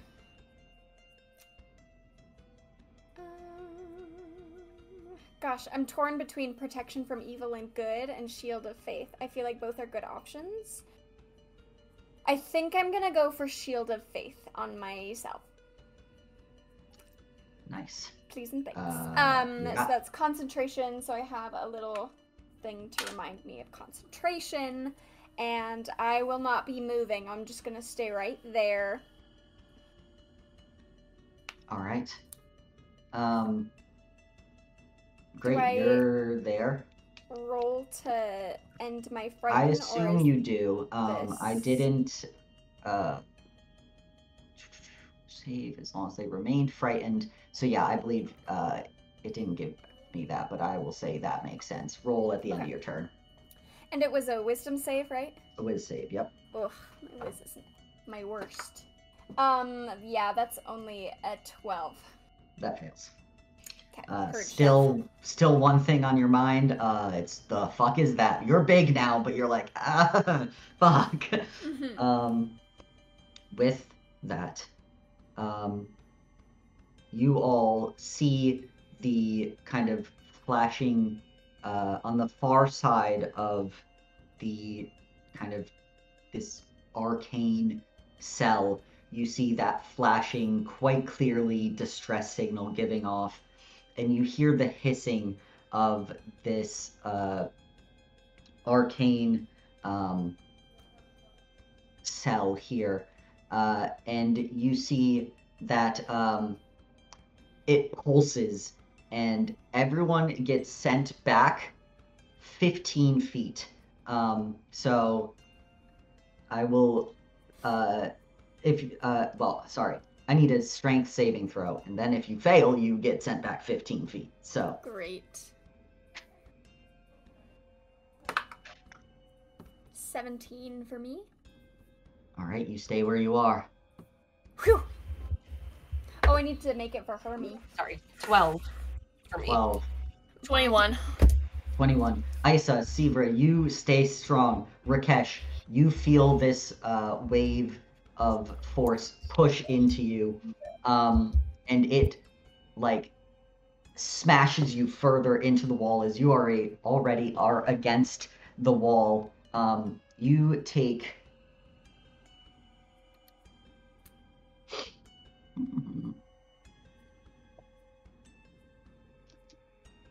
damage as you leave a dent in a concrete and metal wall. Ooh. That is It's a nice pretty dent though. 13 points of damage as you smash into the wall and fall forward. You are prone. And with that, who wants to be in charge of y'all's fate and give me a d6 roll? Ooh, hey that. Sure. All right, Take what it is away, it? Morgan. Do it. Do good. It's a 6. 6. Mm-hmm. You gather that you have 36 seconds, aka 6 rounds, until that tank fully explodes unless you get that submerged fully in that vat of water. How? I don't know, maybe there's a control panel, but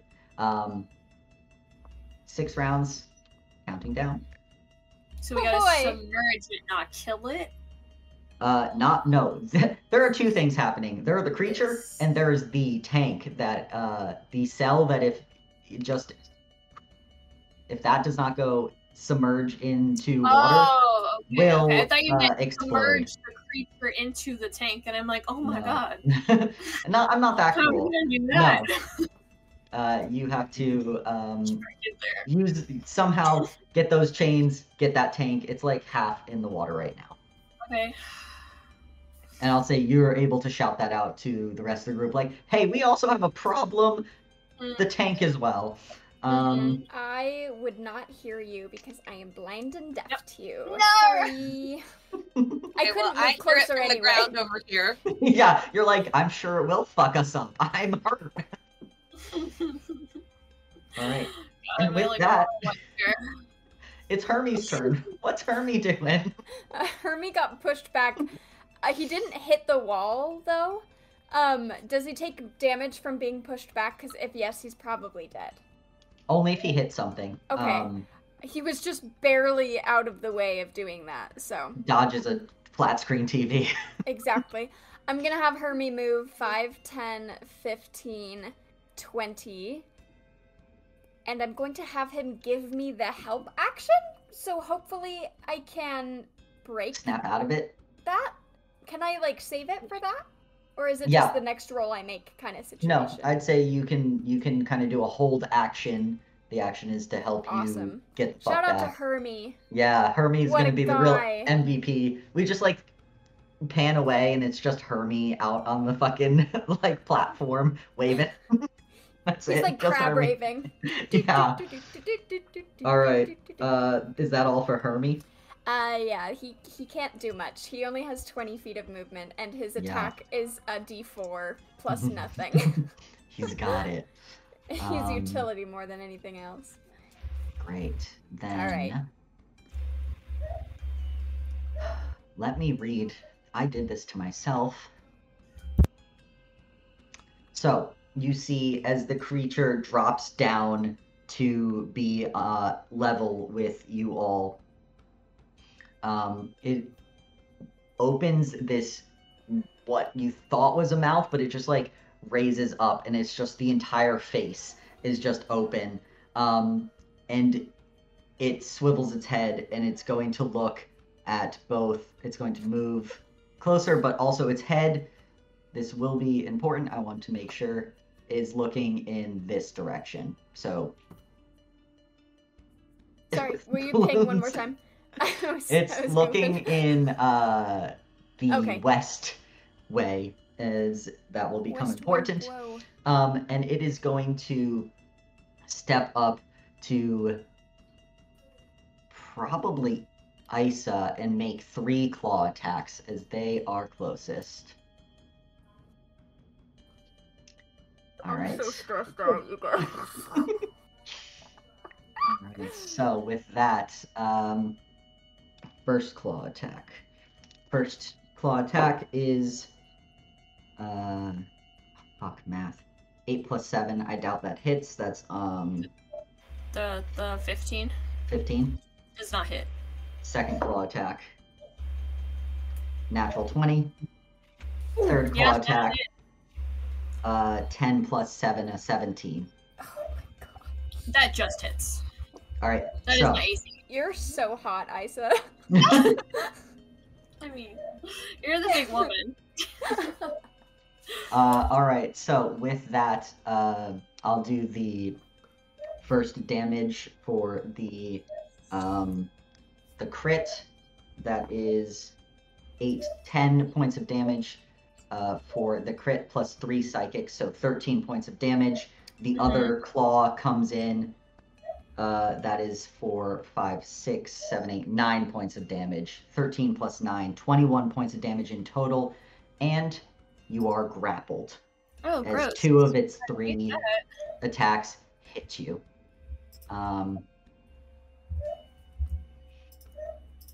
I'm okay. I'm still up. Fine. I'm still standing. And with that, it's multi-attack. You are grappled.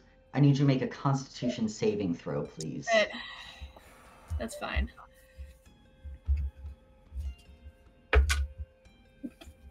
It's not that fine. It's a 7. Oh. You take 12 necrotic damage as it crushes you and tries to seep the energy back into it, but there's no. Oh, it took 11 damage, and so it's now back. Oh no, guys, we're gonna die in this hole. We're gonna die. Don't for act sure. like we didn't come into this knowing that. I thought maybe we'd stand a I chance. forgot about the TPK thing. To be fair, the nat 20 didn't help because being grappled is bad The in nat this sense. 20 is nat 20ing. Yeah. I feel like I just realized, like, the moment that Lucas discovered this monster. I feel like what happened was find this monster, and then he texts, "How did people feel about being TPK'd?" I feel like that's what went down. Possibly. All right. That is, though, the end of my turn. With that, Eisa, what are you doing? You're currently grappled. You can make a save, I think, at the end of your turn. Let's see. End of my turn. Awesome. Well, the thing is, before it came up on me, I was gonna cast Moonbeam. That's probably not a good idea now, unless I martyr myself. It's too early in the fight for martyrdom.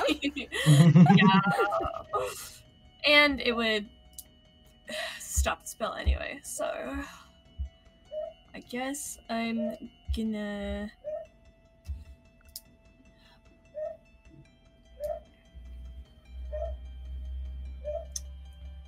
Yeah. Gonna burning hands him in, like, the direction away from Sivra.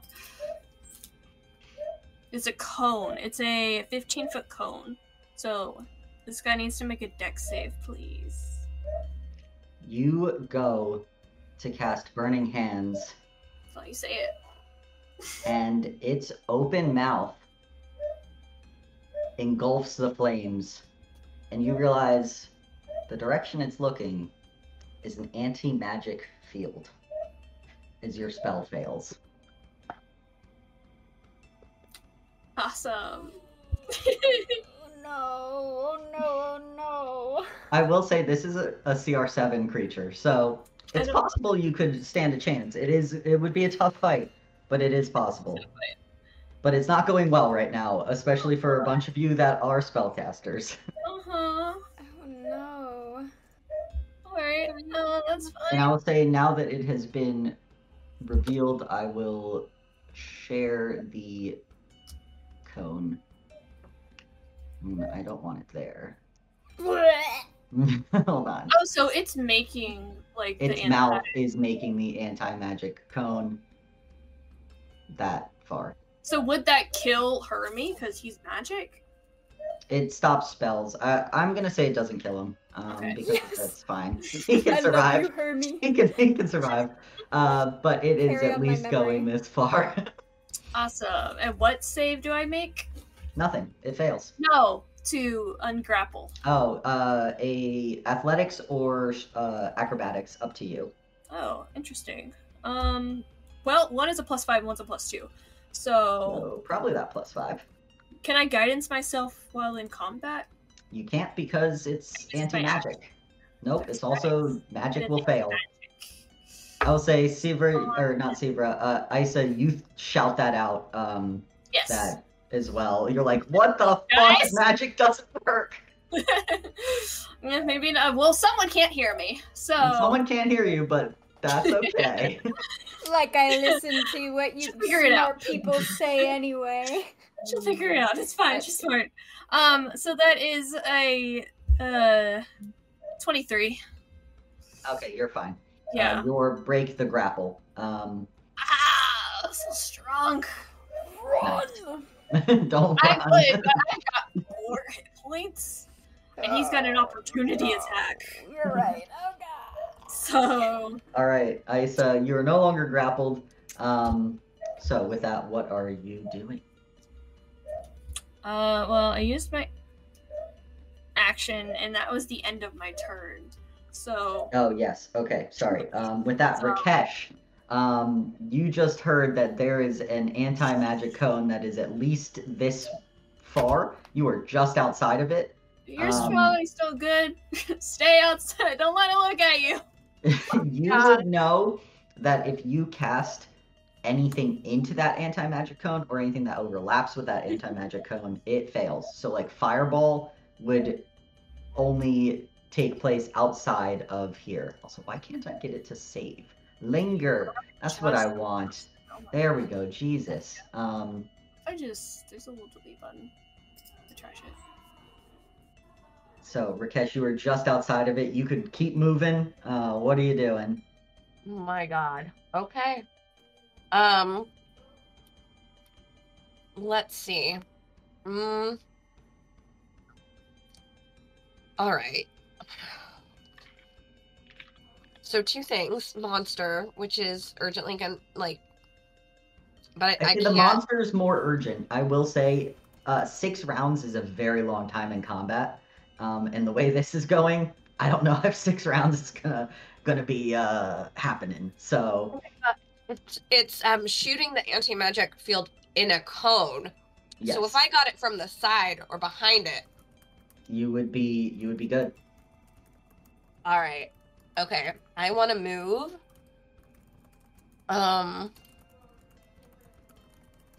What's distance? What even is distance? Is that 30? I want to get to where at least if it turns to look at me, then someone else can use magic. I think that, yeah, that's probably pretty good. So that was right there.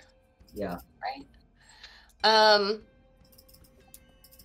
And then Use some high-level shit. Use some sorcerer shit. Yep. Let's. Okay, man. This is not great. I can do.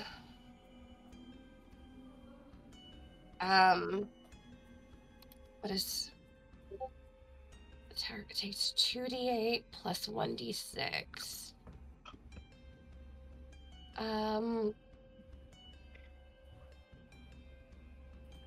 Yeah, I don't think I have. Or actually, I could. Oh. You could cast something. Do you have Quicken spell as an option? I have. What are your sorcery abilities? I have slow. Damn it! You what? I have slow. You could cast slow. I used my 2 third-level spell slots. Dispel magic and fireball. But, hold on. I can transfer my sorcerer. I haven't used any of my sorcery points. You haven't. So, sorcerer. I'm You're sorry. so I hot. have never done this. I need to look up how many it takes for a third-level spell. I would not help you. I will. Not that I wouldn't help you. I cannot help you. I would also have to Google it. So let me see. Well, guess what? It's 5 full points. And I have 5 full points. So I am going to take my sorcery points, just concentrate for a second, and use that inner wellspring of magic to convert it into a 3rd-level spell slot. Yep. And then I am going to reach out and point a finger and cast slow at this monster. Is it a save? It is wisdom saving throw. Please fail. I bet it's not very wise. That is going to be a 12. Good. It needed it to be to 16. Okay. So it is and the target, its speed is halved. It takes a -2 penalty to AC and Dex saving throws. It cannot use reactions.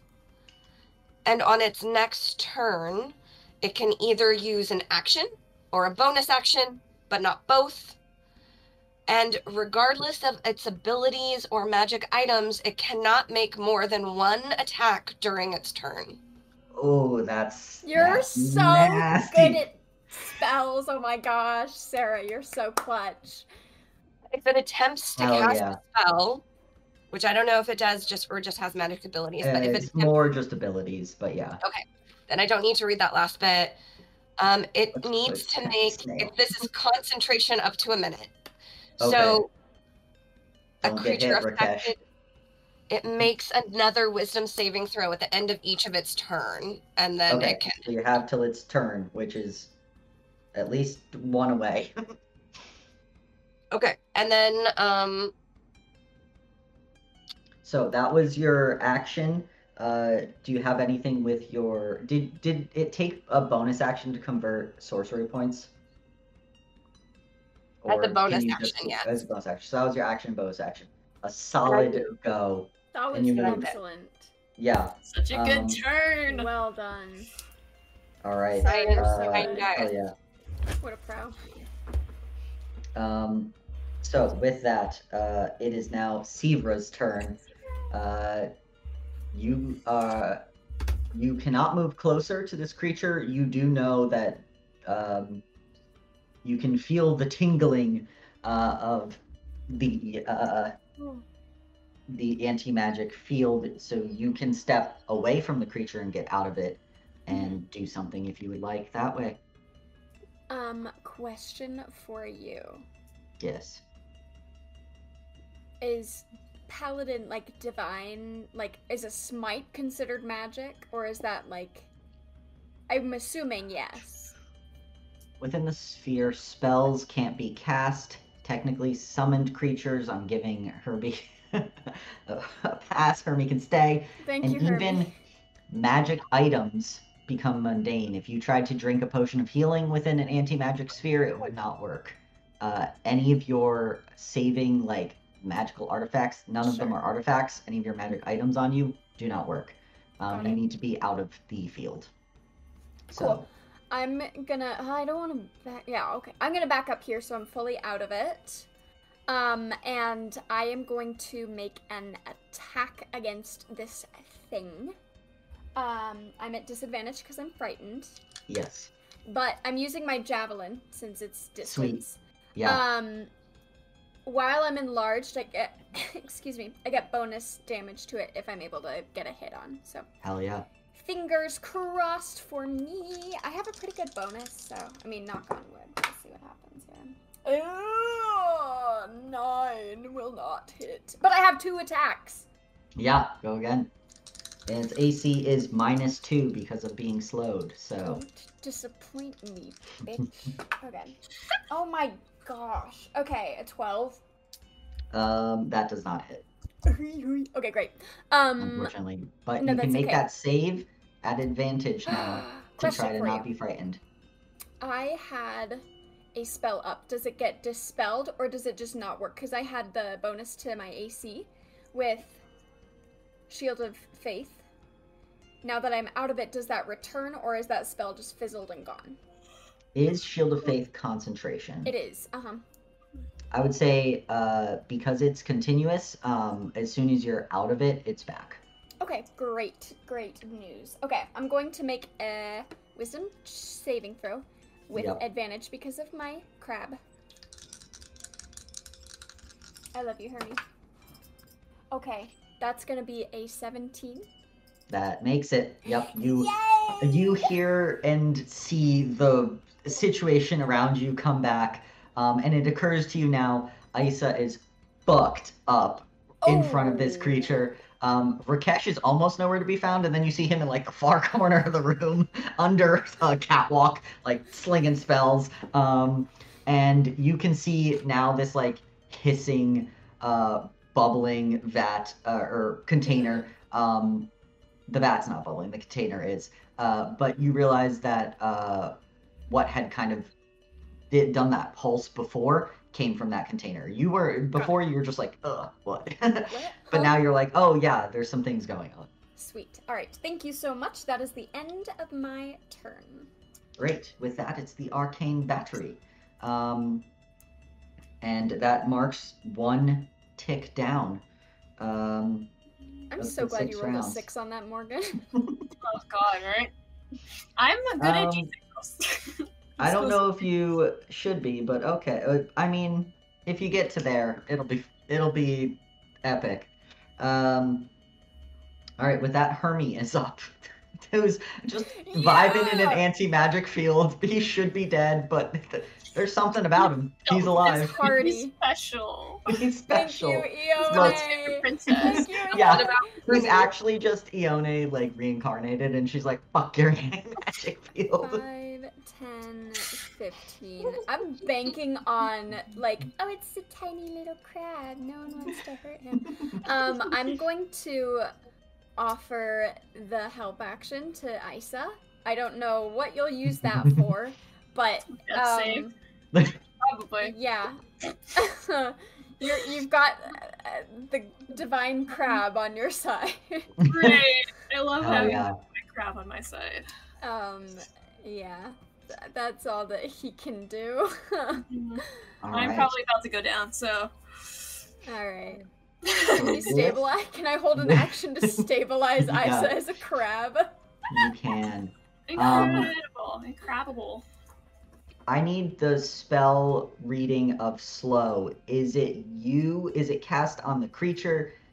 Where is it cast from? Because at the start of this creature's turn, he can move where that anti-magic field is, and he would target Rakesh if it's coming from Rakesh. Let me read it. I'm gonna say he does that anyway, because is it smart enough? Where's... Yeah, it doesn't know where Rakesh No, is. it is Rakesh not says- smart. It's not smart enough to realize that the slow spell, because it's not like a cone, it's dumb, came from Rakesh. It is going to Gotta throw a rock keep at it. it there. Throw so we can. But that means it's going to make a singular attack at Eisa. You are not grappled. So it will make a singular claw attack. Just gotta roll a 16 or lower. That's it.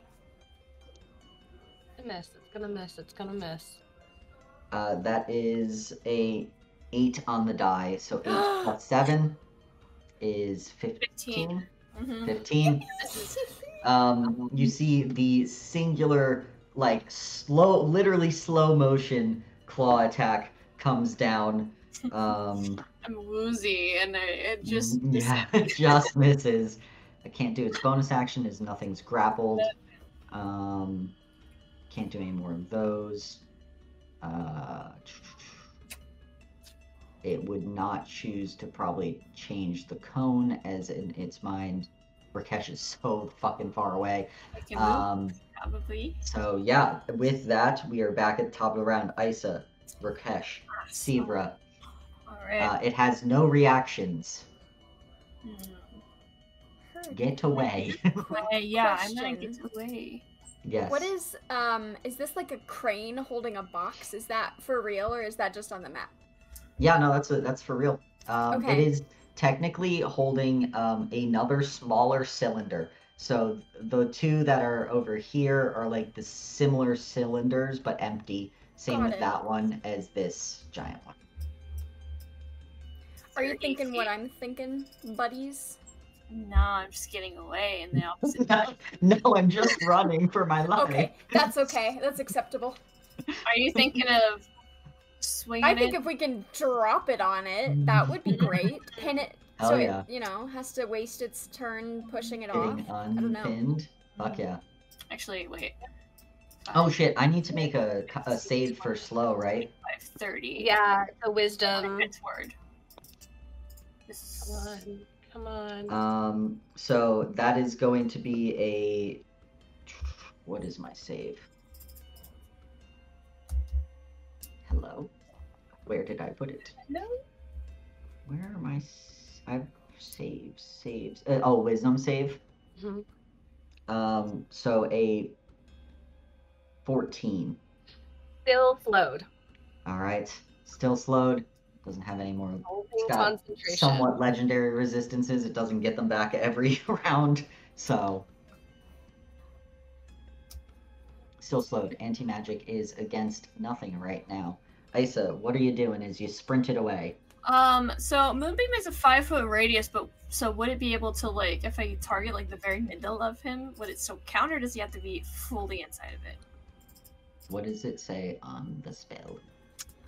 When a creature enters the spell's area for the first time on a turn or starts its turn there, it's engulfed in ghostly flames. Shape changer, does it at disadvantage? Is it a shape changer by chance? It is not. Oh, sad. This is Okay. its shape. Oh, okay. It doesn't say. Then I'd say you just need it to be touching as a larger creature. It just needs to be one of the beams. Alright, sick. I don't want to do the one that's one of the ones that's farthest away from Little Harney. So like there. Yeah. Cool. And yeah. So I'm gonna do that at a 3rd level. So it's a little juicier. Yeah. Yeah. And I use my movement to go over here, so I'm getting closer to the panel over here. Mm-hmm. So and all right. that's my turn. Does it have to make a save or anything, or does it just go there? It says when a creature enters the spell's area for the first time on a turn or starts its turn there, makes a con save. Okay, Is that so on we'll my come turn back. or its turn? No, its turn. So we'll come back to it. Cool. Anything else, Isa? That's all I can do. All right. Rakesh, you are concentrating on slow, correct? But you are also muted. Sorry. Yes. But so that doesn't mean you can't cast a spell as long as it does not also require concentration. excellent. Okay. So I could do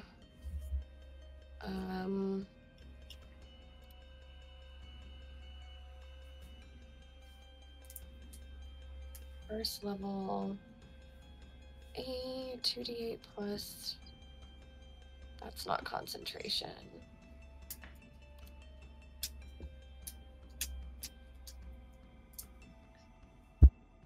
Yeah. Sivra, why you're not? up after I this. can go ahead and cast. I am gonna move to. I am going to go 1, 2, 3, 4. Wait, 5, 10, 15, 20, 25, 30. Okay. And then I'm going to cast Chaos Bolt over. Yeah, go for it. So that is you hurl an undulating, warbling mass of chaotic energy at a Love it. creature. So a ranged spell attack. Yeah, go for it.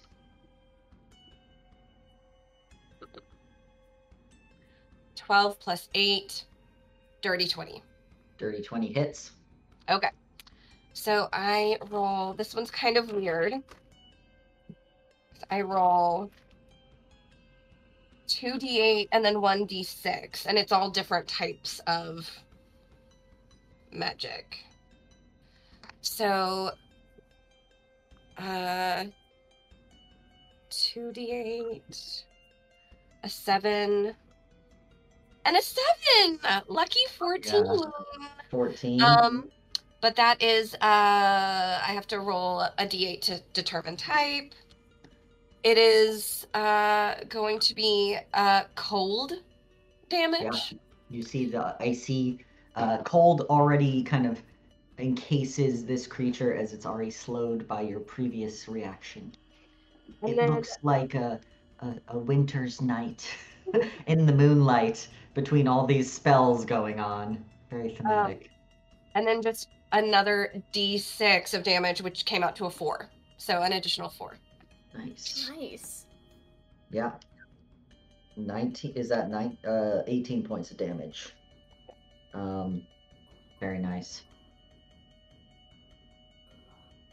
All right, Rakesh, anything else from you as you and Isa can barely see each other, like hazy warbling through the kind of red bubbles and liquid that is in this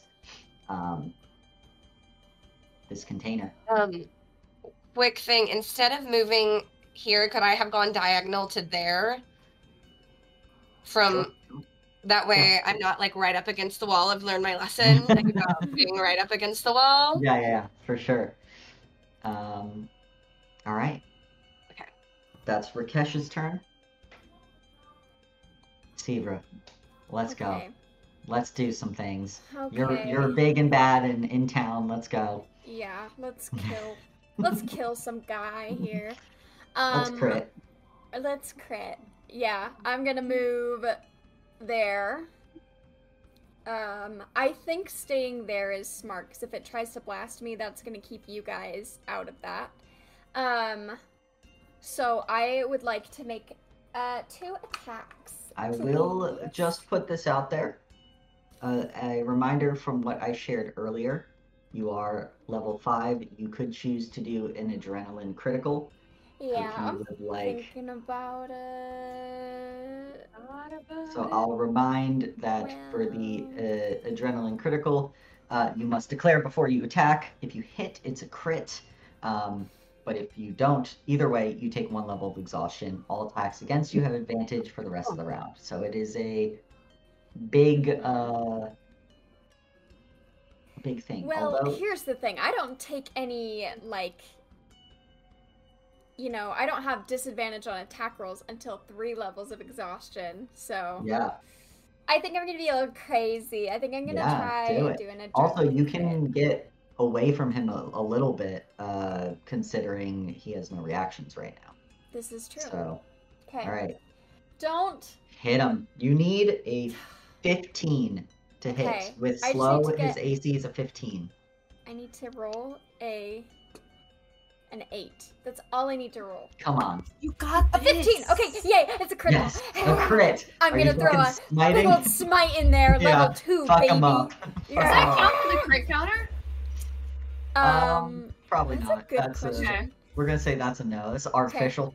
Yeah. I'm expending a 2nd level, so it's gonna be extra damage. Fuck yeah. So I have to talk through what I'm gonna do real fast. So that's gonna be 2d8 plus another d8, so 3d8, which will be double. Do you want me to roll double the dice, or just like double it after? Double it after.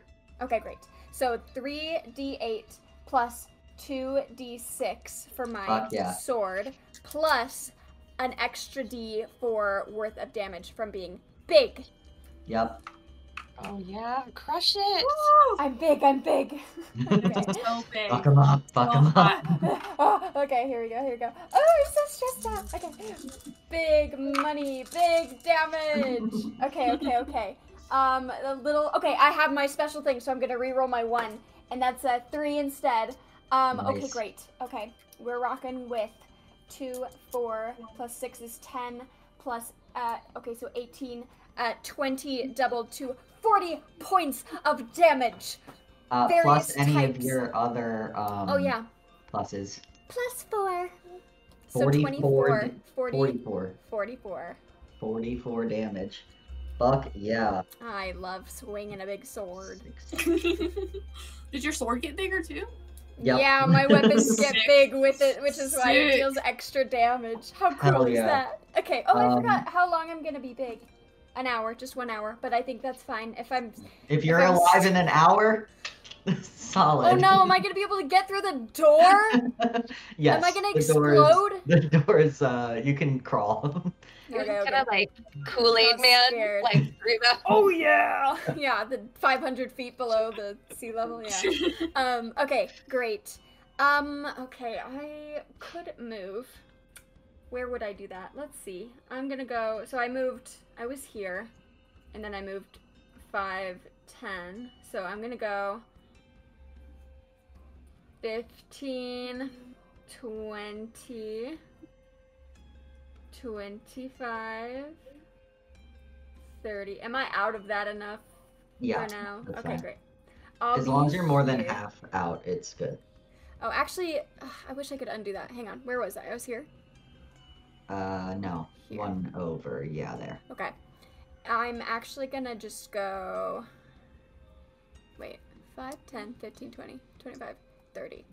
That way, he has to run away from you guys to me. I'm doing my job as a tank. Yeah. Such a good guy. Such a good All right. paladin. With Yeah, that, I'm doing really great. Okay. the arcane battery pulses again. I need a strength saving throw from everyone. Isa, Rakesh, Sivra. I have no reaction, so I cannot choose to save. 18. Hold on. I have a -1, but that's okay because it's a 15. I have a 13. 13, 15, Sivra, 18. 18. Rakesh, you fly back 5, 10, 15. Oh no. Oh, You hit no. the wall. Sivra, 5, 10, 15. You're Isa. okay. Or sorry, Isa. You're okay. But you are prone. No. Rakesh, Push me in the opposite direction toward the wall. I did. The other wall. Hey, no.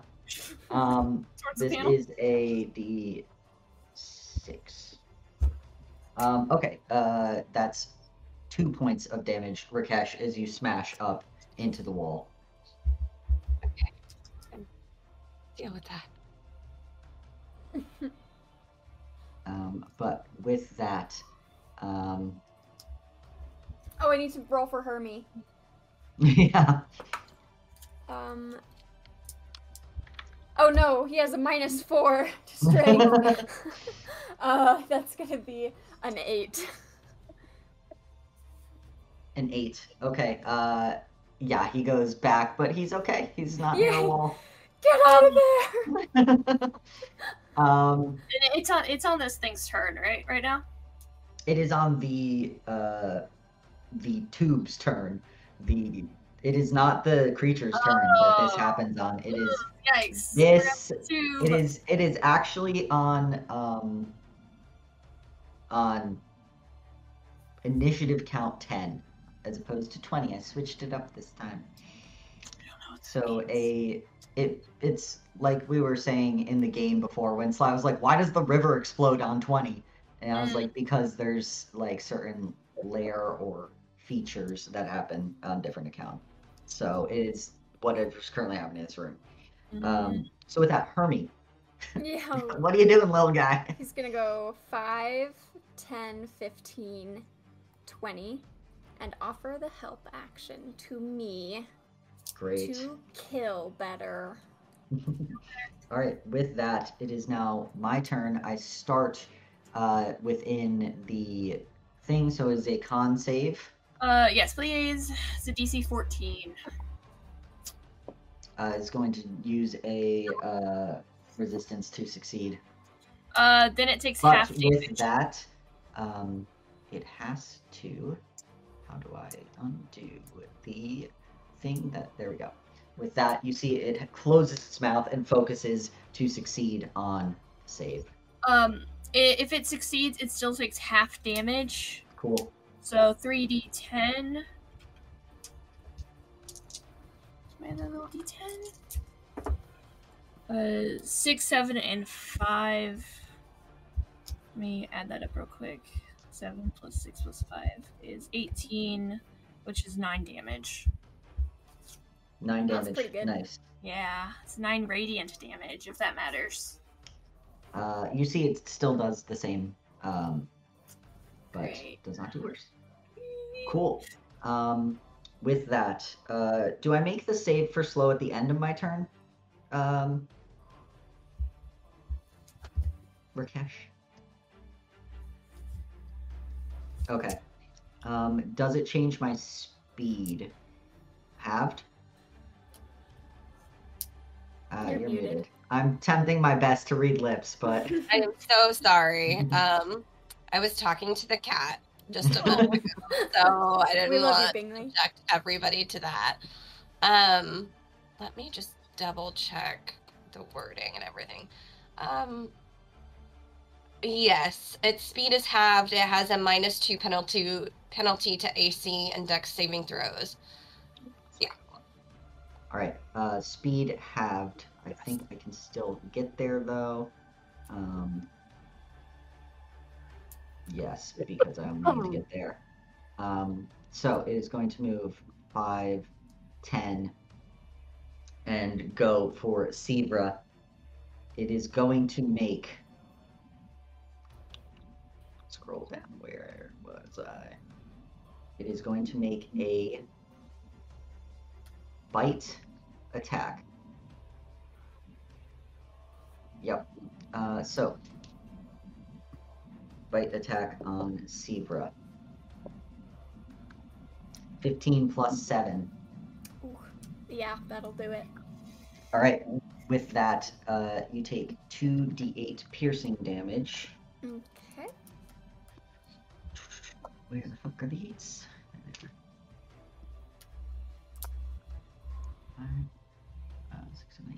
9 piercing damage and 3d10 psychic damage. Oh.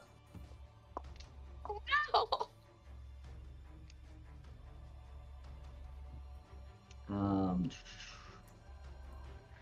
20 psychic damage. Jeez Louise. Okay.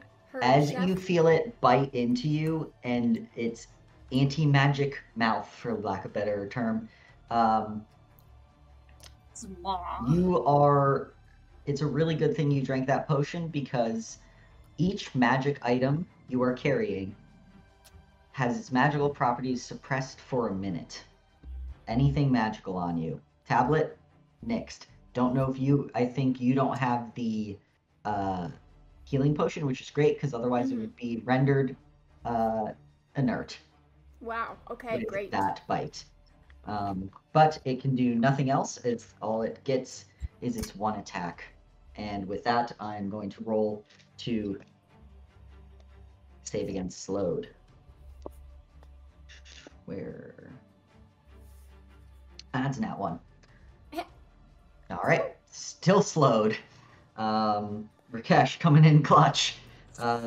With that, I think that is everything. Oh, nope, sorry. It had to close its mouth. It would reopen its mouth. It's going to point it down towards Sivra, as that is where its attention is currently going. So with that, it is going to go back to Eisa. You are...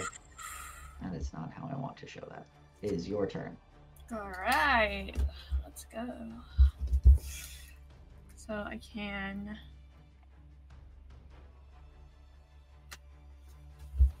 Yeah, I'm going to use my action to move its back onto this guy. There you go. Moonbeam, yeah. And then use my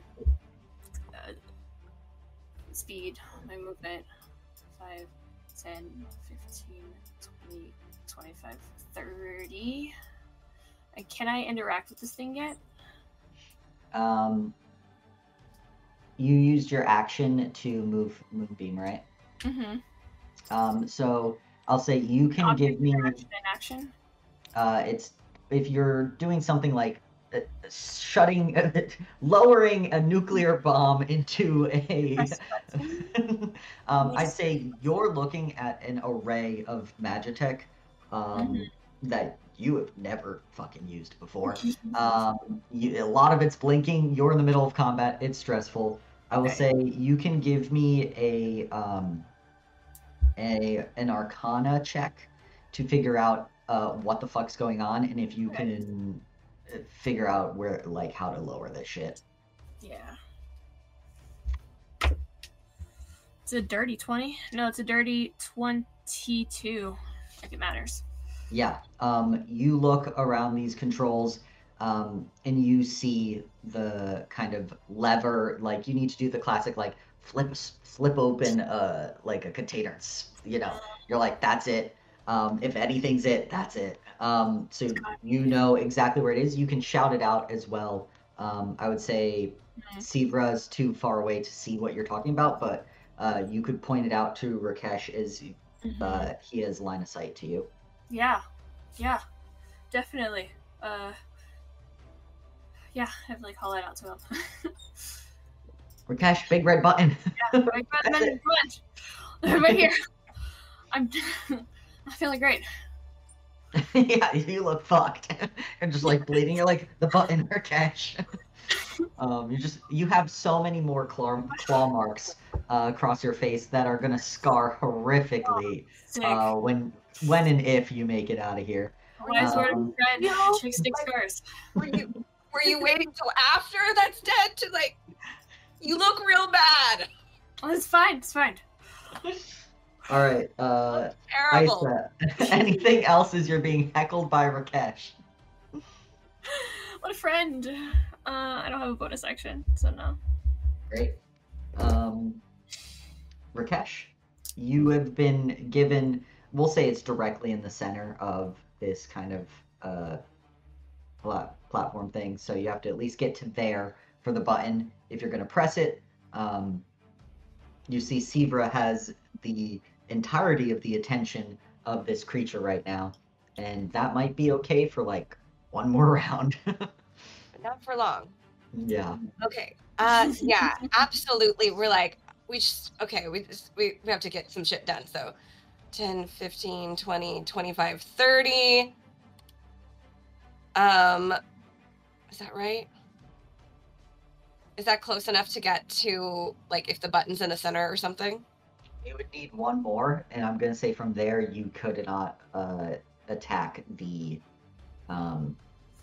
creature with the angle, the like containers in the way. So I need mage hand. Wait, where was I? Oh, I'm sorry, guys. you were up against the wall with the red right here. Yeah. So if I took diagonals, though, if I did 5, is that right? Hold on. No, I'm here, so that's 5. 10, 15, 20, 25, 30. I don't think you can. Yeah, Unless you want to hop that fucking... I'm not real Pool of athletic. water. Does a chain do a cool move on there? So I couldn't move and hit the button. You couldn't move and hit the button, and if you move there, you can't attack the creature with a spell. You can't see it. We have time. So. I'll get it next time. You should probably heal yourself. You look terrible. You look terrible. For fuck's sake. Please. Okay. So are you gonna stay there? Are you gonna be where you were so you could still hit the creature, or are you gonna run up near Isa and help them? You know what? No, because if I can't do it anyway, she could object interaction, I guess. Yeah. And then heal herself next round. So I will just get a couple spaces away, just to where, however close I can get, where I'm not gonna like immediately smack into the wall. Yeah, that's 10. You will 15 if it goes again, but you'd have to go closer to the creature. You'd have to go like here in order to be safe from getting smacked into a wall. Take the wall over the creature. So Okay, valid. take the wall over the creature. But yeah, this is still far enough that I don't think it can get to me in one round. So, but I could. You got Chaos Bolt, Fire Bolt, Eldritch Bolt. You got a lot of bolts. I don't think there's much bolt, but... I'll do another Chaos Bolt at it. Yeah, go for it. Is that an attack? That is a... Attack I think roll, that's a or- save, actually. Oh, no, it is a ranged spell attack here. Nice. So you gotta beat a DC 15, as it's still slowed. Right, that's basically... Got this. That's an 18 on the die plus my 8. Yeah, So we're good. easy. Easy. I've people practice archery. I do the same thing, but with like magic, so it's fine. This is what I do Yeah. all the time before I join the volunteer. Fancy boy Rakesh is looking stylish and slinging spells. That's right. That's what he does. Okay, so I roll 2d8. Come on. Oh, that's a 1. That's not great. Okay, but that's an 8, so that's 9. Okay, 9. All right. And that's going to be another cold damage. So 9 points Cool. of cold damage. And then another 4. Wait, didn't I roll 4 last time? Oh, hey, dice. Okay. Another 4 just regular damage. It doesn't Nice. say. You see this, Sivra, you could see it the best out of everyone. This creature seems to be like unraveling. Like it's not bleeding, there's like wisps of smoke as it looks like it's being teared apart. Its blood is the equivalent. But it's not actually bleeding. All this blood, not its. Whatever this blood is that's on this map. Oh, it might be Sivra's, yeah. It's Isa's. That girl is like clinging. Oh no, Sivra's getting wrecked this whole one shot. All right, Rakesh, anything else from you? Some solid rounds. I guess. I think that was your action, That's it. movement. That's all you got. Yeah. Sivra, you now are within the cone. You cannot cast any spells unless you move. Okay, I have question no for you. reactions. Mm-hmm. How is how high off the ground is this here? 10 feet. 10 feet? Yeah, like between 10 and 15, probably like Okay. 12. I'd say because there's like the ladders, like, or the stairs are like 10 feet to get up there. Okay. So You're a big I lady. am currently just 12 under feet? 13 feet tall. yeah. Would it be possible, and you can tell me no, to run over there, grab it, and pull it, and try and pull it backwards and into the thing?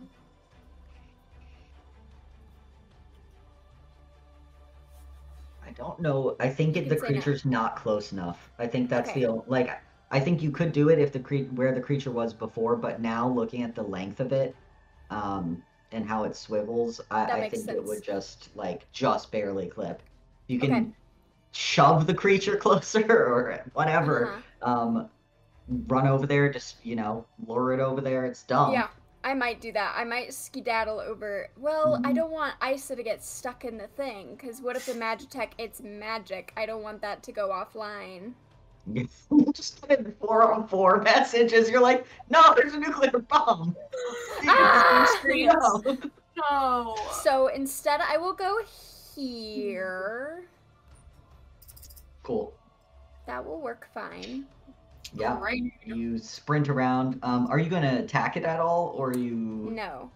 I'm gonna use my action to cast Lay on Hands. Not cast, but just to lay on hands myself. I have 15 hit points that I can give myself. Beautiful.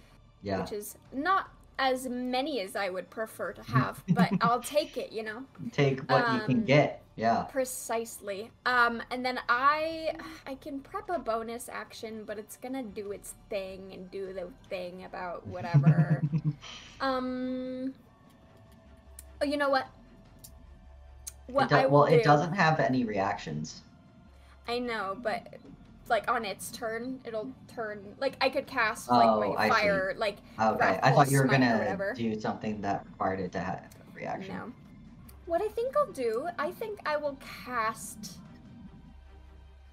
I don't don't know if that's worth it. Yeah, I'm gonna just not do anything. All right. Okay. With that, it is the Arcane Container's turn. Don't need a wall again. Whatever that Oh is. no. That marks. Come on, Rakesh. I believe Take it that out is by the wall. the fourth go. So you have 2 more rounds until Yeah, we're currently on the whatever fourth happens. round. Yeah, this starts the 4th round, right? No, this is Because it goes based off of its start, not the actual round start. So it's a little we're funky. currently in our 4th round. So it's entering its 4th round. So Okay. essentially, because you started it before it. Okay. So 4, then 4. Yeah. Cool. We're on the same page. It does not do anything this round. If I had been doing it correctly, it should be every other. I might have been fucking it up because there's a lot to keep track of, guys. There is. You're doing a great It's a job. lot. I'm stressed out in a good way, Great. in a fun way. Cool. So that is, you see it. It is doing like little pulses, and then it'll do like and that's the ones that fucking send you flying. So with that, Hermie, what you doing, little guy? I don't know. He's like, Where I'm you just a going, boy? hermit crab. What the fuck am I doing down here? Hit me! He's gonna go. Gosh, yeah, I don't know if he's gonna be useful at all in this moment. What I'll have him do is I'll have him go 5, 10. No, I don't want him to enter range. 5, 10. Oh, get centered, boy. 15, 20, 25. Oh, he just moves 20. He's gonna go there. Great. I'm ESPing directive to him that if I go down to come and stabilize me. Ooh, solid. Cool. With that, it's back to my turn. CPR stands for crab, press, revive. And a con save, please. Con save, yes. No, 3. It is going to use a legendary resistance to succeed, so half damage again. How do I get rid of this fucking moonbeam? Do I have to attack you? Is it a concentration spell? It is concentration. Alright, I'll see you soon. Well, maybe. That's 9 and 7 is 16 plus 5 is 23. Hang on, let me make sure. But it succeeded, so it takes half damage. Yeah, So 9 plus 7 plus 5 is 21. My bad. Divided by 2 is 10 and a half, so 10 points of damage. 10 points. Solid. Yeah. Hell yeah. Alright. Well, I'm going to... Don't come at me. Leave me alone. Can I use a free action to say, na boo boo? I'm trying to figure out where I would put its face. If 'Cause it it's- doesn't know where the slow It doesn't know where the slow came from. It doesn't know where Moonbeam came It don't from. know it's me. So I guess it's gonna just move to Sivra and put it towards Sivra, as that Some makes light stuff. the most He doesn't sense. even need magic to fuck you up. No. I know, but he's got an intelligence of 8. So really So doesn't. do I. He's not special. The two of you are just battle of wits over here. All right. Well, it can only make 1 attack, which means it takes the claws off the table. So the bite it is. Oh man, don't hit me, please. Bite again. Roll poorly. 12 plus. That might do it. Plus He's got a 7. high thing. Plus 7. 19. And that is going to hit me. You got a shield. Anyone got some silvery barbs? Actually, I don't Well, think you it can wouldn't see. work because of the magic thing, unfortunately. Yeah.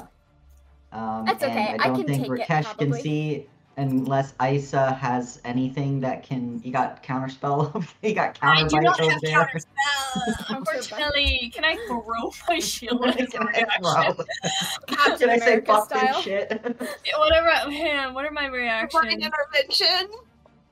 not high enough for that yet. They don't have level No. 5. Just cry. Honestly. If enough of Ione's children cry at the bottom of the ocean, will she Mom. respond? Right? Oh, Mom, I'm scared. Mom, come pick me up. Yeah. That is 10 points of piercing damage, 10 points.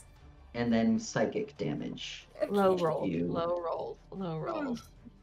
Low. That's not very roll. Low. There's that one. That one is though. 19 points of psychic Oh, damage. that just barely takes me down. Okay, that's okay. Sivra is down. And I will remind everyone, if you try to cast Healing Word into that area, it will fail. Or use a Does, healing potion. Does this count as my little pinky toe being out? Yeah, sure. I'm just kidding. No, I'm just kidding. But it doesn't change the fact that if they're trying to you a potion, with Yeah. that, Sivra is down. That is, though, the end of my turn. I'm All right, going to Hermie. roll for, Make me proud. if I'm slowed. Please. I'm no longer slowed. Oh no! With a 18 on the die. All actions and reactions return. Do you have another silvery barbs? No. Okay. Wait, hold on. Silvery barbs? I have it Is as it a a part of my reaction? team. I can use a spell slot for silvery barbs. It I should be get- a spell slot, right? I get one for free because of the fee, Mhm. but I can cast it again as long as I'm willing to expend a spell slot. Yes. I believe I would rule that if you have it. Oh my god. Can you Silvery see barb! this happening? Hold on. What spell level is it? It's a cantrip. Yeah. No. No, first level. First level. I have plenty of first level. That's fine. What have you been doing? Use those first levels. I haven't been casting. Well, no, I cast actually 2 Chaos Bolts. So I have 2 left. Silvery Barbs. Silvery barbs. Okay, so I have to roll again. And you pick someone to give advantage to on their next roll. Right. Which. I'm give to the one who's currently dying. I'm gonna say you too. Yeah. Thank you. I appreciate it. So that is a 15 on the die. Or not a 15 on a die, a 15 with the bonus for my save. What is your spell save? 16. 16. It is still slowed. Whew. Nail returns as time rewinds itself. What? Perhaps. Maybe. Rakesh, are you a I've been lunar? here before. It's happening again. You said, I swear I've seen Sivra go down before. I gotta save her ass Deja again. vu. Oh my god. We're gonna fix you All right right. up. You work. Great. So Is failed. this the time for a down under joke? Might be. Yeah, it absolutely is. She stays down. 500 feet under.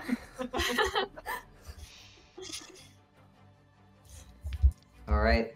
Silvery Barbs, the bane of my existence. We return top of the round. Eisa. Yeah, I'm gonna move the guy onto the thing and then do the. I'm gonna moonbeam him. Get him. Get the moonbeam. Yep. Put it on him. Is Sweet. that your Get action? moonbeamed, That's my idiot. action. Are you going to press the button? Yes. The button is action. Oh, shoot, is it? What are you doing? Yeah, I'm gonna press button action. I'm here.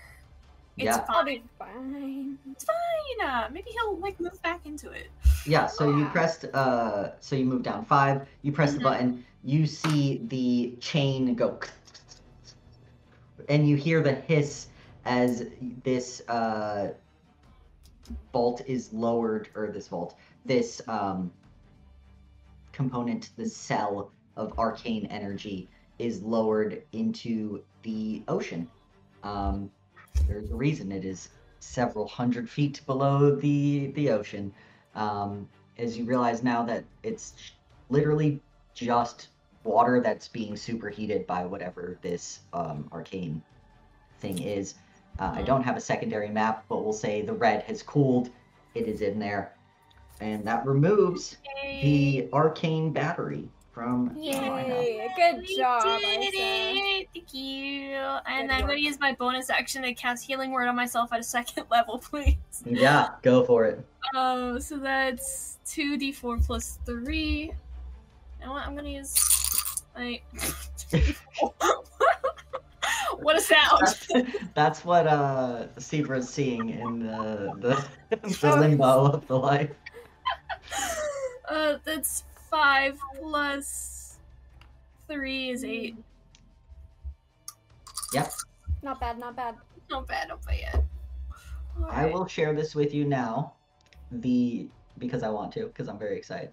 So the D6 for the arcane battery was whatever you rolled is how many rounds it took to explode. When it exploded, for every round that had passed, 2d10 damage would occur. So after 6 rounds, if you had not stopped it, it would have been 12d10 damage, which is why I was like, you'd been fucked. It would have been a massive explosion. But that also kept it from being insane if you only got 1 round. And we're like, well... That's so smart. Oh my gosh. Teach me your ways. I need to torment this myself. might have been the dream moment. That could have been.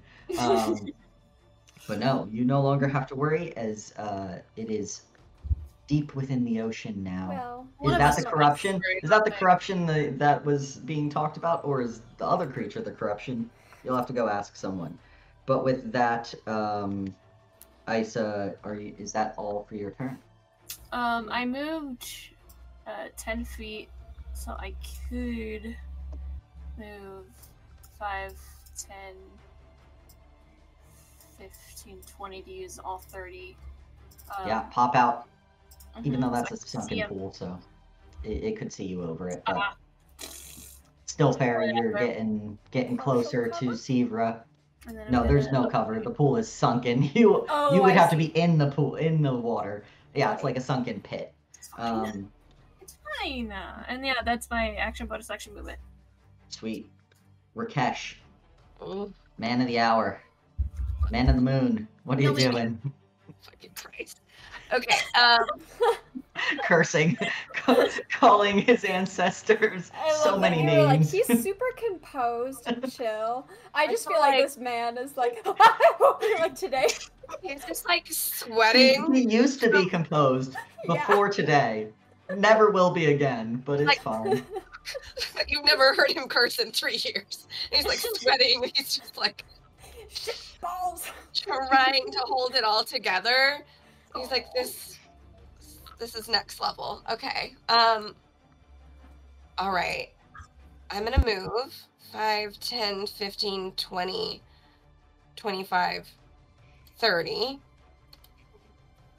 All right.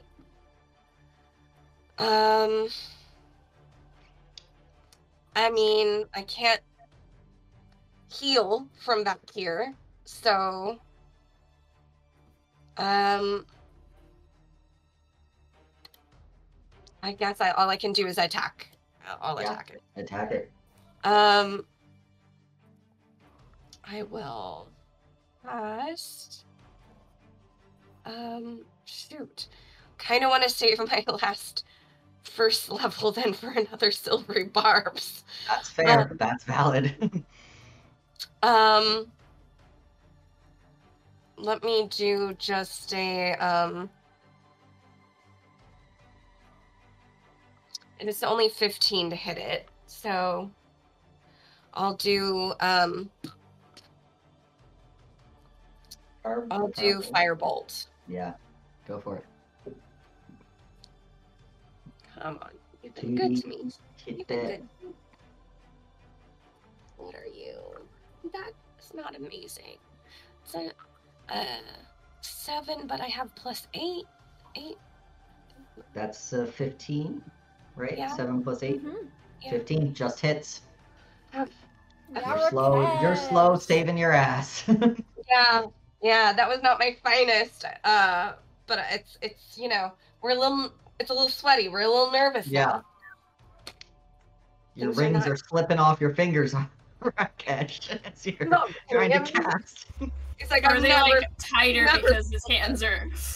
He's using his hands a lot. Swollen and his but fingers are slippery. swollen up. Oh no, nasty. Ooh, 8 and 7. 2 and 10. Fire damage. That's right, isn't it? Hurl emote. Yes. So 5th level is 2d10. Yes. So what did I just say? I'm so sorry. Did I say 7 and 10? Or 7 and 8, sorry. 7 and 8. So that's another 15. I literally just did that math, and I can Oh, blame it on good. flu brain. I can't do Yeah. math. It's looking hurt. Nice job, Rakesh. Anything else? I wish there was something I could do, but I don't have really anything. Yeah, I have no more sorcery points. Hey, Sorry. you used them for a good cause. But there is one of the homebrew things that you sent where you can The take. homebrew thing is only if you have no spell slots whatsoever. You have to be completely dry. So not just for a level in total. Yeah. So, Is that not what she meant? No, I think you have one more first level, right? Yeah, I should have marked And these do you off. have, do you have any second level? I actually do. So I will also remind you, you can upcast, which means you could cast anything like Silvery Barbs also at the second level, if you needed. Anything that you cast at the first level, you can cast higher. Sometimes it does more damage. Sometimes you're just like, fuck it, I'm using the spell slot. So keep that in mind. Okay. Damn. Okay, next turn, I guess. Yeah. All right. With that, at the end of Rakesh's turn, every creature within 30 feet. What? That's no one. I don't think. Maybe. Yeah, sure. 30 feet of what? 30 feet of the creature. So that is no one. Well, frightened doesn't help. Doesn't do anything to you. So as you are making death saves, so it doesn't matter. I'm not going to waste. Oh god, she's down. That's right. Oh god. Circle back. Sivra, it is your turn. You do have your crab. Where did he go? Well, He you have Oh, he's advantage over on there. my silvery barbs. You have Yeah. advantage. Can from Silvery familiars be frightened? No, I don't care about him enough, honestly. Okay, thank you. You know, but you do have advantage on this save from Silvery Barbs. So get that 20. Get up, Oh Sivra. boy. Do I add anything or is it just a flat roll? Straight roll. Well, that's a failure. Oof. One failure for Sivra. I rolled a 2 and a 5. Jesus, No! that's bad. I know. I'm like, oh. Sivra coughs a bit of blood as they're like hitting the deck. My favorite, like, not real rule that I always do is if I fail a death save in a combat, then my character gets a new scar. So if I Mhm. survive, I'll have a cool new scar. Yeah, absolutely. All right, with that, it is Hermes' turn, and then the Woe Strider, which is me. So, what's Hermes doing? Whoa, Strider. Meg. What? Oh, sorry. Hermes. Hermie, I'm sorry. I was like, You're like, I'm just reliving my past. But my Thinking about death. my whole life is flashing before my eyes. Hold on. I'm gonna go 5, 10, 15, 20. Just Wait, hang he on. just goes through the door and leaves. He's just like, I'm 5. leaving. 10, yourself. 15, 20. Can I do that? Is that cool? Yeah. Hermie, stabilize. Beep boop, beep boop, beep boop. Yeah. So, did he? Because you gave him the. I gave him that command. order. And it also says that familiars can move of their own accord and they can make their own decisions or whatever. Okay, so, But if you feel like that's too OP, that's also totally fine. I'm okay if I die. Does he I'm okay get... if I die. I don't think a hermit crab can do a medicine check. That's what I'm thinking. I feel like he can be there for, you're like dead and you like see him. I'll say next, if you make it back around to your next death save, you will have advantage again. Okay, As he's, that's fine. you'd like your head lolls to the side and you see your little guy being like, stay alive. Beep, beep, beep. Yeah, that is Exactly. totally fine. Yeah. I'm amazed you've let me do this much with a hermit crab. She has to die first. Next up, Hermie, it's me. So, Sivra has made one failed save. With this. If I land the attack on Sivra, she is dead. Mm-hmm. We're leaving an Unless you've attack got... her. You do have advantage on it because I'm prone. And, let's see... Oh, no, could I have like shouted at the thing during my turn? Like, Maybe I should have taken Revivify. Rakesh you already used... Hold on, when did you use Silvery Barbs? What happened? That was... For its, at the end of its last turn for slow, it had passed its save, and I was like, no. So you've had your turn. So Sacred your Flame reaction does is back. have a verbal component. Yes, you're right. So we've Throw come it back out. around. Yes. I'm So dead. So if I have the silvery barbs. you have a Silvery Barbs because your turn has come back, Yes. and then we are at Sibra's moving on. Yes, I will say I agree with that. So rolling the die. I don't like that one. He's rolled really high. That could be good or bad. I don't know. All right. Yeah, I'm It's rolling okay if I evil. die, for It's real. evil and green. Rolling it's going to just be the bite attack. It's going all in. The plus doesn't change. What is your AC, Sivra? My AC is a 16. 16. Yeah, All and right. I've got advantage. And I've got advantage. I have to do 9 or higher on 2 attacks. Granted, you can call Rakesh. Is it when you hear the dice roll number? What does Silvery Barbs say for that? I want to make sure we're doing this by the books. Let me look it up. Hold on. Because it's under my features and traits. I guess I can look it up too to help. Um, Because I've never played in a campaign with Silvery Barbs, because that's newer. magically... Are you within 60 feet? You are. Fantastic. Yeah. Yeah. So whenever you succeed, so you have to hear me succeed. So first roll. That succeeds. Second roll. Worse. So I do succeed. It was a 16 on the die. So if you want to do your Silvery Barbs, now is the time to do it. Silvery barbs, absolutely. Silvery barbs. Advantaged. Way down front. I already So have I'm gonna- advantage from Hermie, so give that to somebody Okay, else. then I'll give it to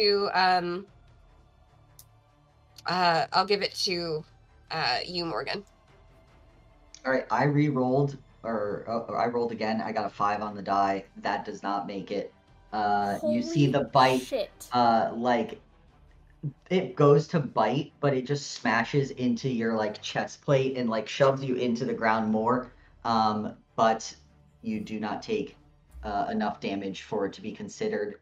You know those you know that meme on TikTok that's like the person getting angry and then they go to punch and it's like the cat or like tiny dog stopping it? It's just Hermie. That's exactly what I'm imagining right now. Yes! So funny. All I right. love that.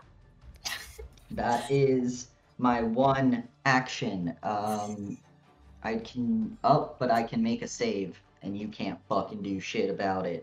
True. But I rolled a 3. I'm going to say he uses a legendary resistance to succeed. Oh no, gang. He is full up. But with that, we are back. Top of the round. Isa, Rakesh, Sweet. then Sivra.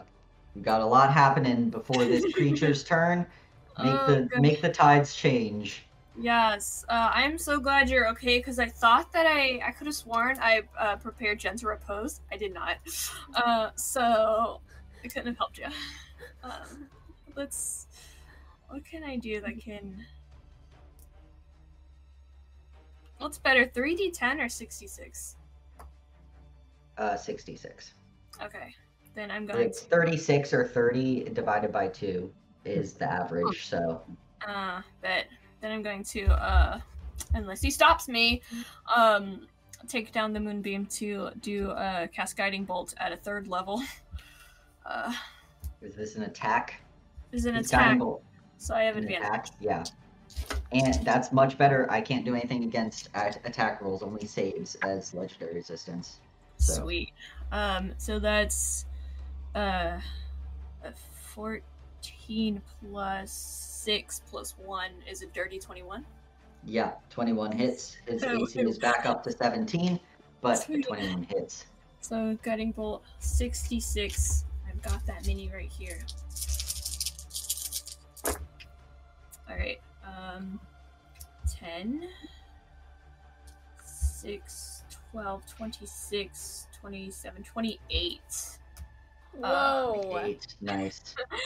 28 radiant damage. And the next Yeah. attack made against this target before the end of your next turn has advantage. Nice. So that's by anyone, right? Yep. Sweet. Alright. All right. And then, what else can I do?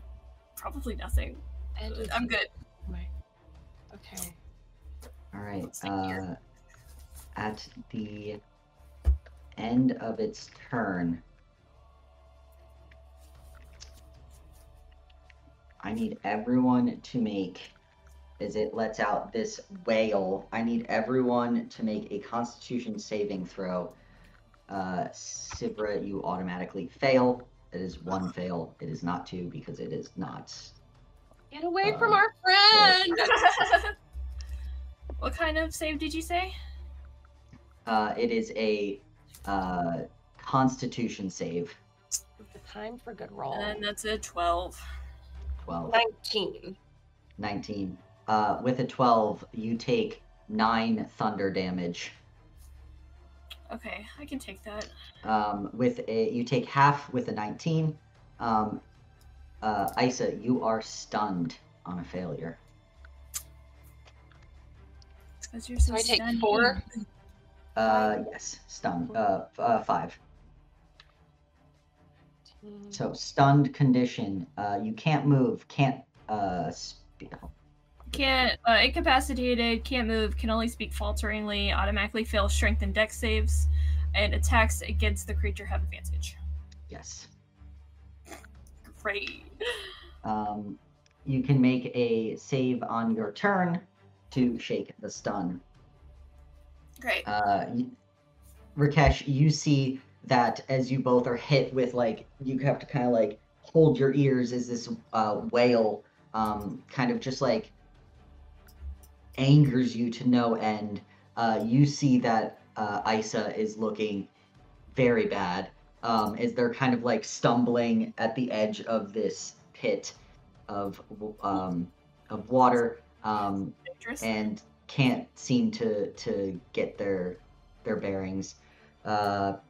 With that, whose turn was that at the end of? Isa's. Yeah. Right. Yep. All right, Rakesh, it is your turn. Sivra is on 2 failed death saves. Oh god. Don't think you can get there, but maybe you got something I haven't seen up your sleeve. What? Hold on. 5, 10, 20, 25, 30, 5, 10, 15, 20. Okay. I mean, all right. Okay. I mean, I don't know if she'll just go right back down, But I will say, if you bring someone up, it resets their death saves, which can be very good because 3 is gone for good. So you can get there and do something to bring her back up. It's possible. Right now, the anti-magic field is down. Because honestly, 25. something. I don't know how it got down, but something happened. He probably needed it to make a save, and it got deleted. So got removed.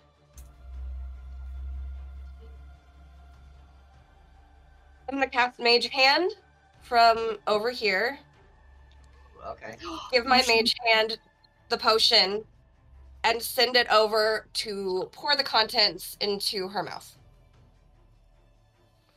I Okay. should be 5, 10, 15, 20, 25, just 30 away. Can I do that? And Mage Hand is an action. It is.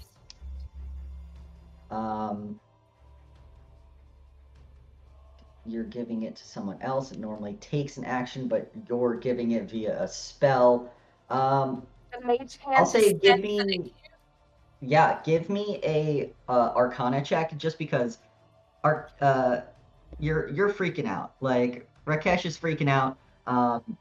It will succeed. It will determine how successful this is. Basically, how much you get to give Sivra. I didn't even look to see if I add anything. I don't add anything, so just an 18. That's okay. That's a roll strong good. roll. Yeah, so whatever you roll for the healing potion, full amount gets in Sivra's mouth. You're like from a distance judging pouring fucking a healing potion into someone's mouth. Was Rakesh a barista in another life? Oh, he's such a rich boy. Maybe he's just spent too many parties like doing mage hand into people's mouths. Crazy. He's the Teddy of this group. Oh, Watched his butler do it, okay? Yeah, so roll me, what is it? I said you had a common, right? Healing potion? I think that's right, yeah. So So I think 2d4 it's plus 2. yeah, 2d4 plus 2. Rakesh has partied with Jaden. Oh, it's Oh, canon to me. I mean, probably. They're both nobles of Old and they're Haven. both from, yeah. Oh my gosh. So How he's old not is very Rakesh? Is Rakesh? He's like what is he? Sorry, it's on my list. I think you said 25. 25, Yeah. I think. So he's like a year older than Jaden. So Oh my like, god. do they know each other? You know this Oh, guy? gosh. Oh yeah, I heard he just died. Did they ever date? Is Rakesh gay? No, she left. Sarah's I think we I'm lost gone. Sarah. No. No. Oh, you're back. Sarah, did you hear what Meg said? Sarah, did you hear what Meg asked? No. Did Rakesh and Jaden ever date? Oh, I don't know. I don't know if Gay? they dated. They We'll might have to have been out at a party once or something, you know? Solid. As you do. So what was that healing for So Sivra? I rolled a total of 5, but that means plus what? Plus 2. 7. 7. Wow. 7 Sibra's up. hit points. Oh my god. It's my turn. Yep, and I think how far did this thing move? Do I remember like how far it moved like before it was slowed? It's a little faster than your average individual. So like 40 feet. Okay, cool. Yeah. So then instead, I'm gonna be like, Hypothetically. Mhm. yup, bonus action, Misty Step. Oh, nice. 5, 10, 15, 20, 25. Damn, Sarah, you're making me want to play a spellcaster to see if I can strategize at You all. are a at the end. spellcaster. You're I a mean, druid. Well, it's new to me. Oh wait, no, there, that would Look, be 30. just wait till Teddy gets to level 5, all right? Y'all have so many options. You're Oh only my level gosh, I'm scared. I want to see Meg play a wizard. 2. Oh, no. All right. So there was That's action, Rakesh. Yeah, movement, bonus action. That's everything. that's full round for Rakesh. All right, Sivra, you're fucking back up. I'm up, Hanging in and there. if I make an attack, it's at advantage. Is that correct? Because of Sacred Flame. Yeah, Sacred Flame's still up. Yeah. Okay. I'm going to stand up, bloody as hell, Yeah. like looking terrible. Mhm. For a new scar, I think I'm going to say, like a bite, like like it's gross looking, like it tried to, rip out her throat, kind of thing. Yeah, Like for sure. massive, like whatever. She I looks imagine it nasty. also like there's like black veins down from the bite, like across the chest. Yeah, nasty. She is going to pull up her greatsword. I'm going to declare a critical, adrenaline critical. Yes. You already have advantage, so you don't need So- to. Oh, you want it to crit? Yeah, Yes. yeah, for sure. This Bonus moves you to action. speed halved as you take a second level of exhaustion. I'm watching. I'm gonna bonus action cast one more Wrath Strike. Where are my spells? Beautiful. Wrathful Smite. There we go. Yeah. One of those words. We'll get there. That is my last first level spell slot. So I'll deal extra damage if I'm able to make a hit here. All right. And Come on. I'm planning on throwing in just an extra crit DC anyway. 17. Or an extra Let's smite. go. Yeah. Okay, I just need to roll a 10. That's all I need with advantage. Oh my gosh, I got a 10 and a 9! I'm gonna pee my pants! Oh my gosh!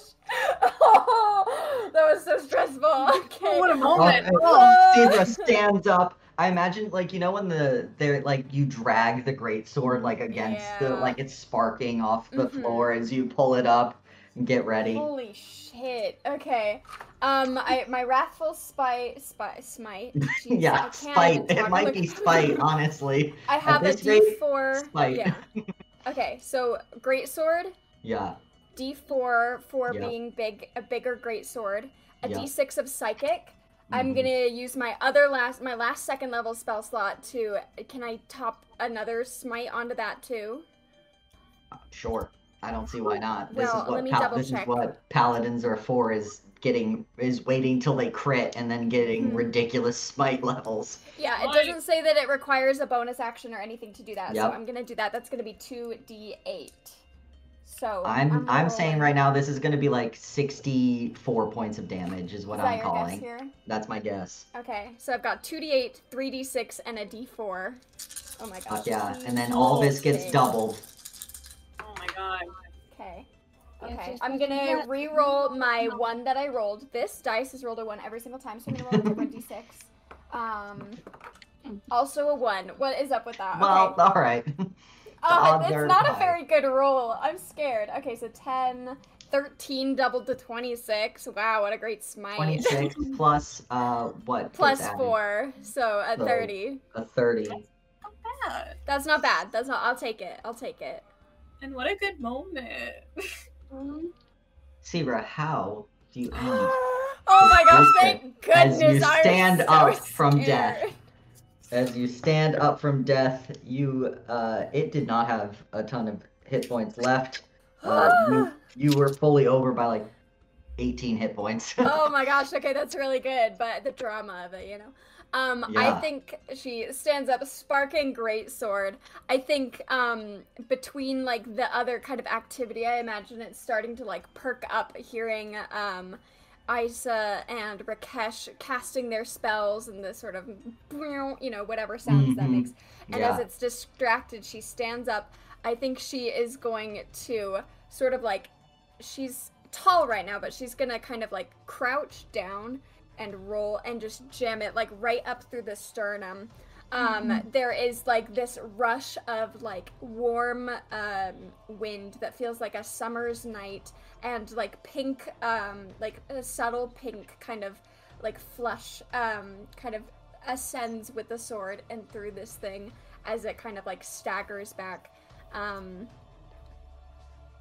I don't know if we want it to go into the water, but it, dramatic, little splash in the water is on the like edge. an arm or something. It's arm, absolutely. But it doesn't go all the way in the water because I don't know if we want to try and take it back with us to the school. I don't know what our plan is.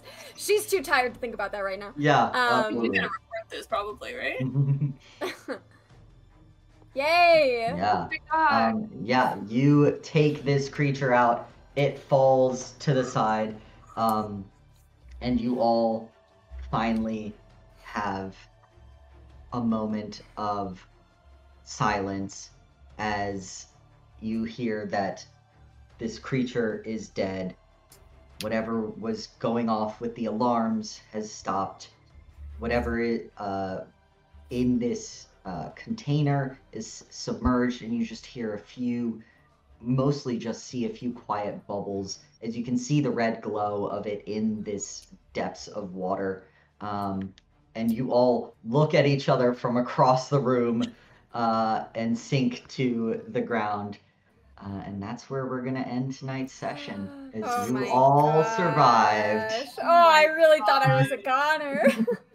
That was crazy. Oh my gosh. Thank you Hell both yeah. for not letting me die. I couldn't have done it without you. I literally thought there was no way I could Oh my do gosh. it. I was That like, was-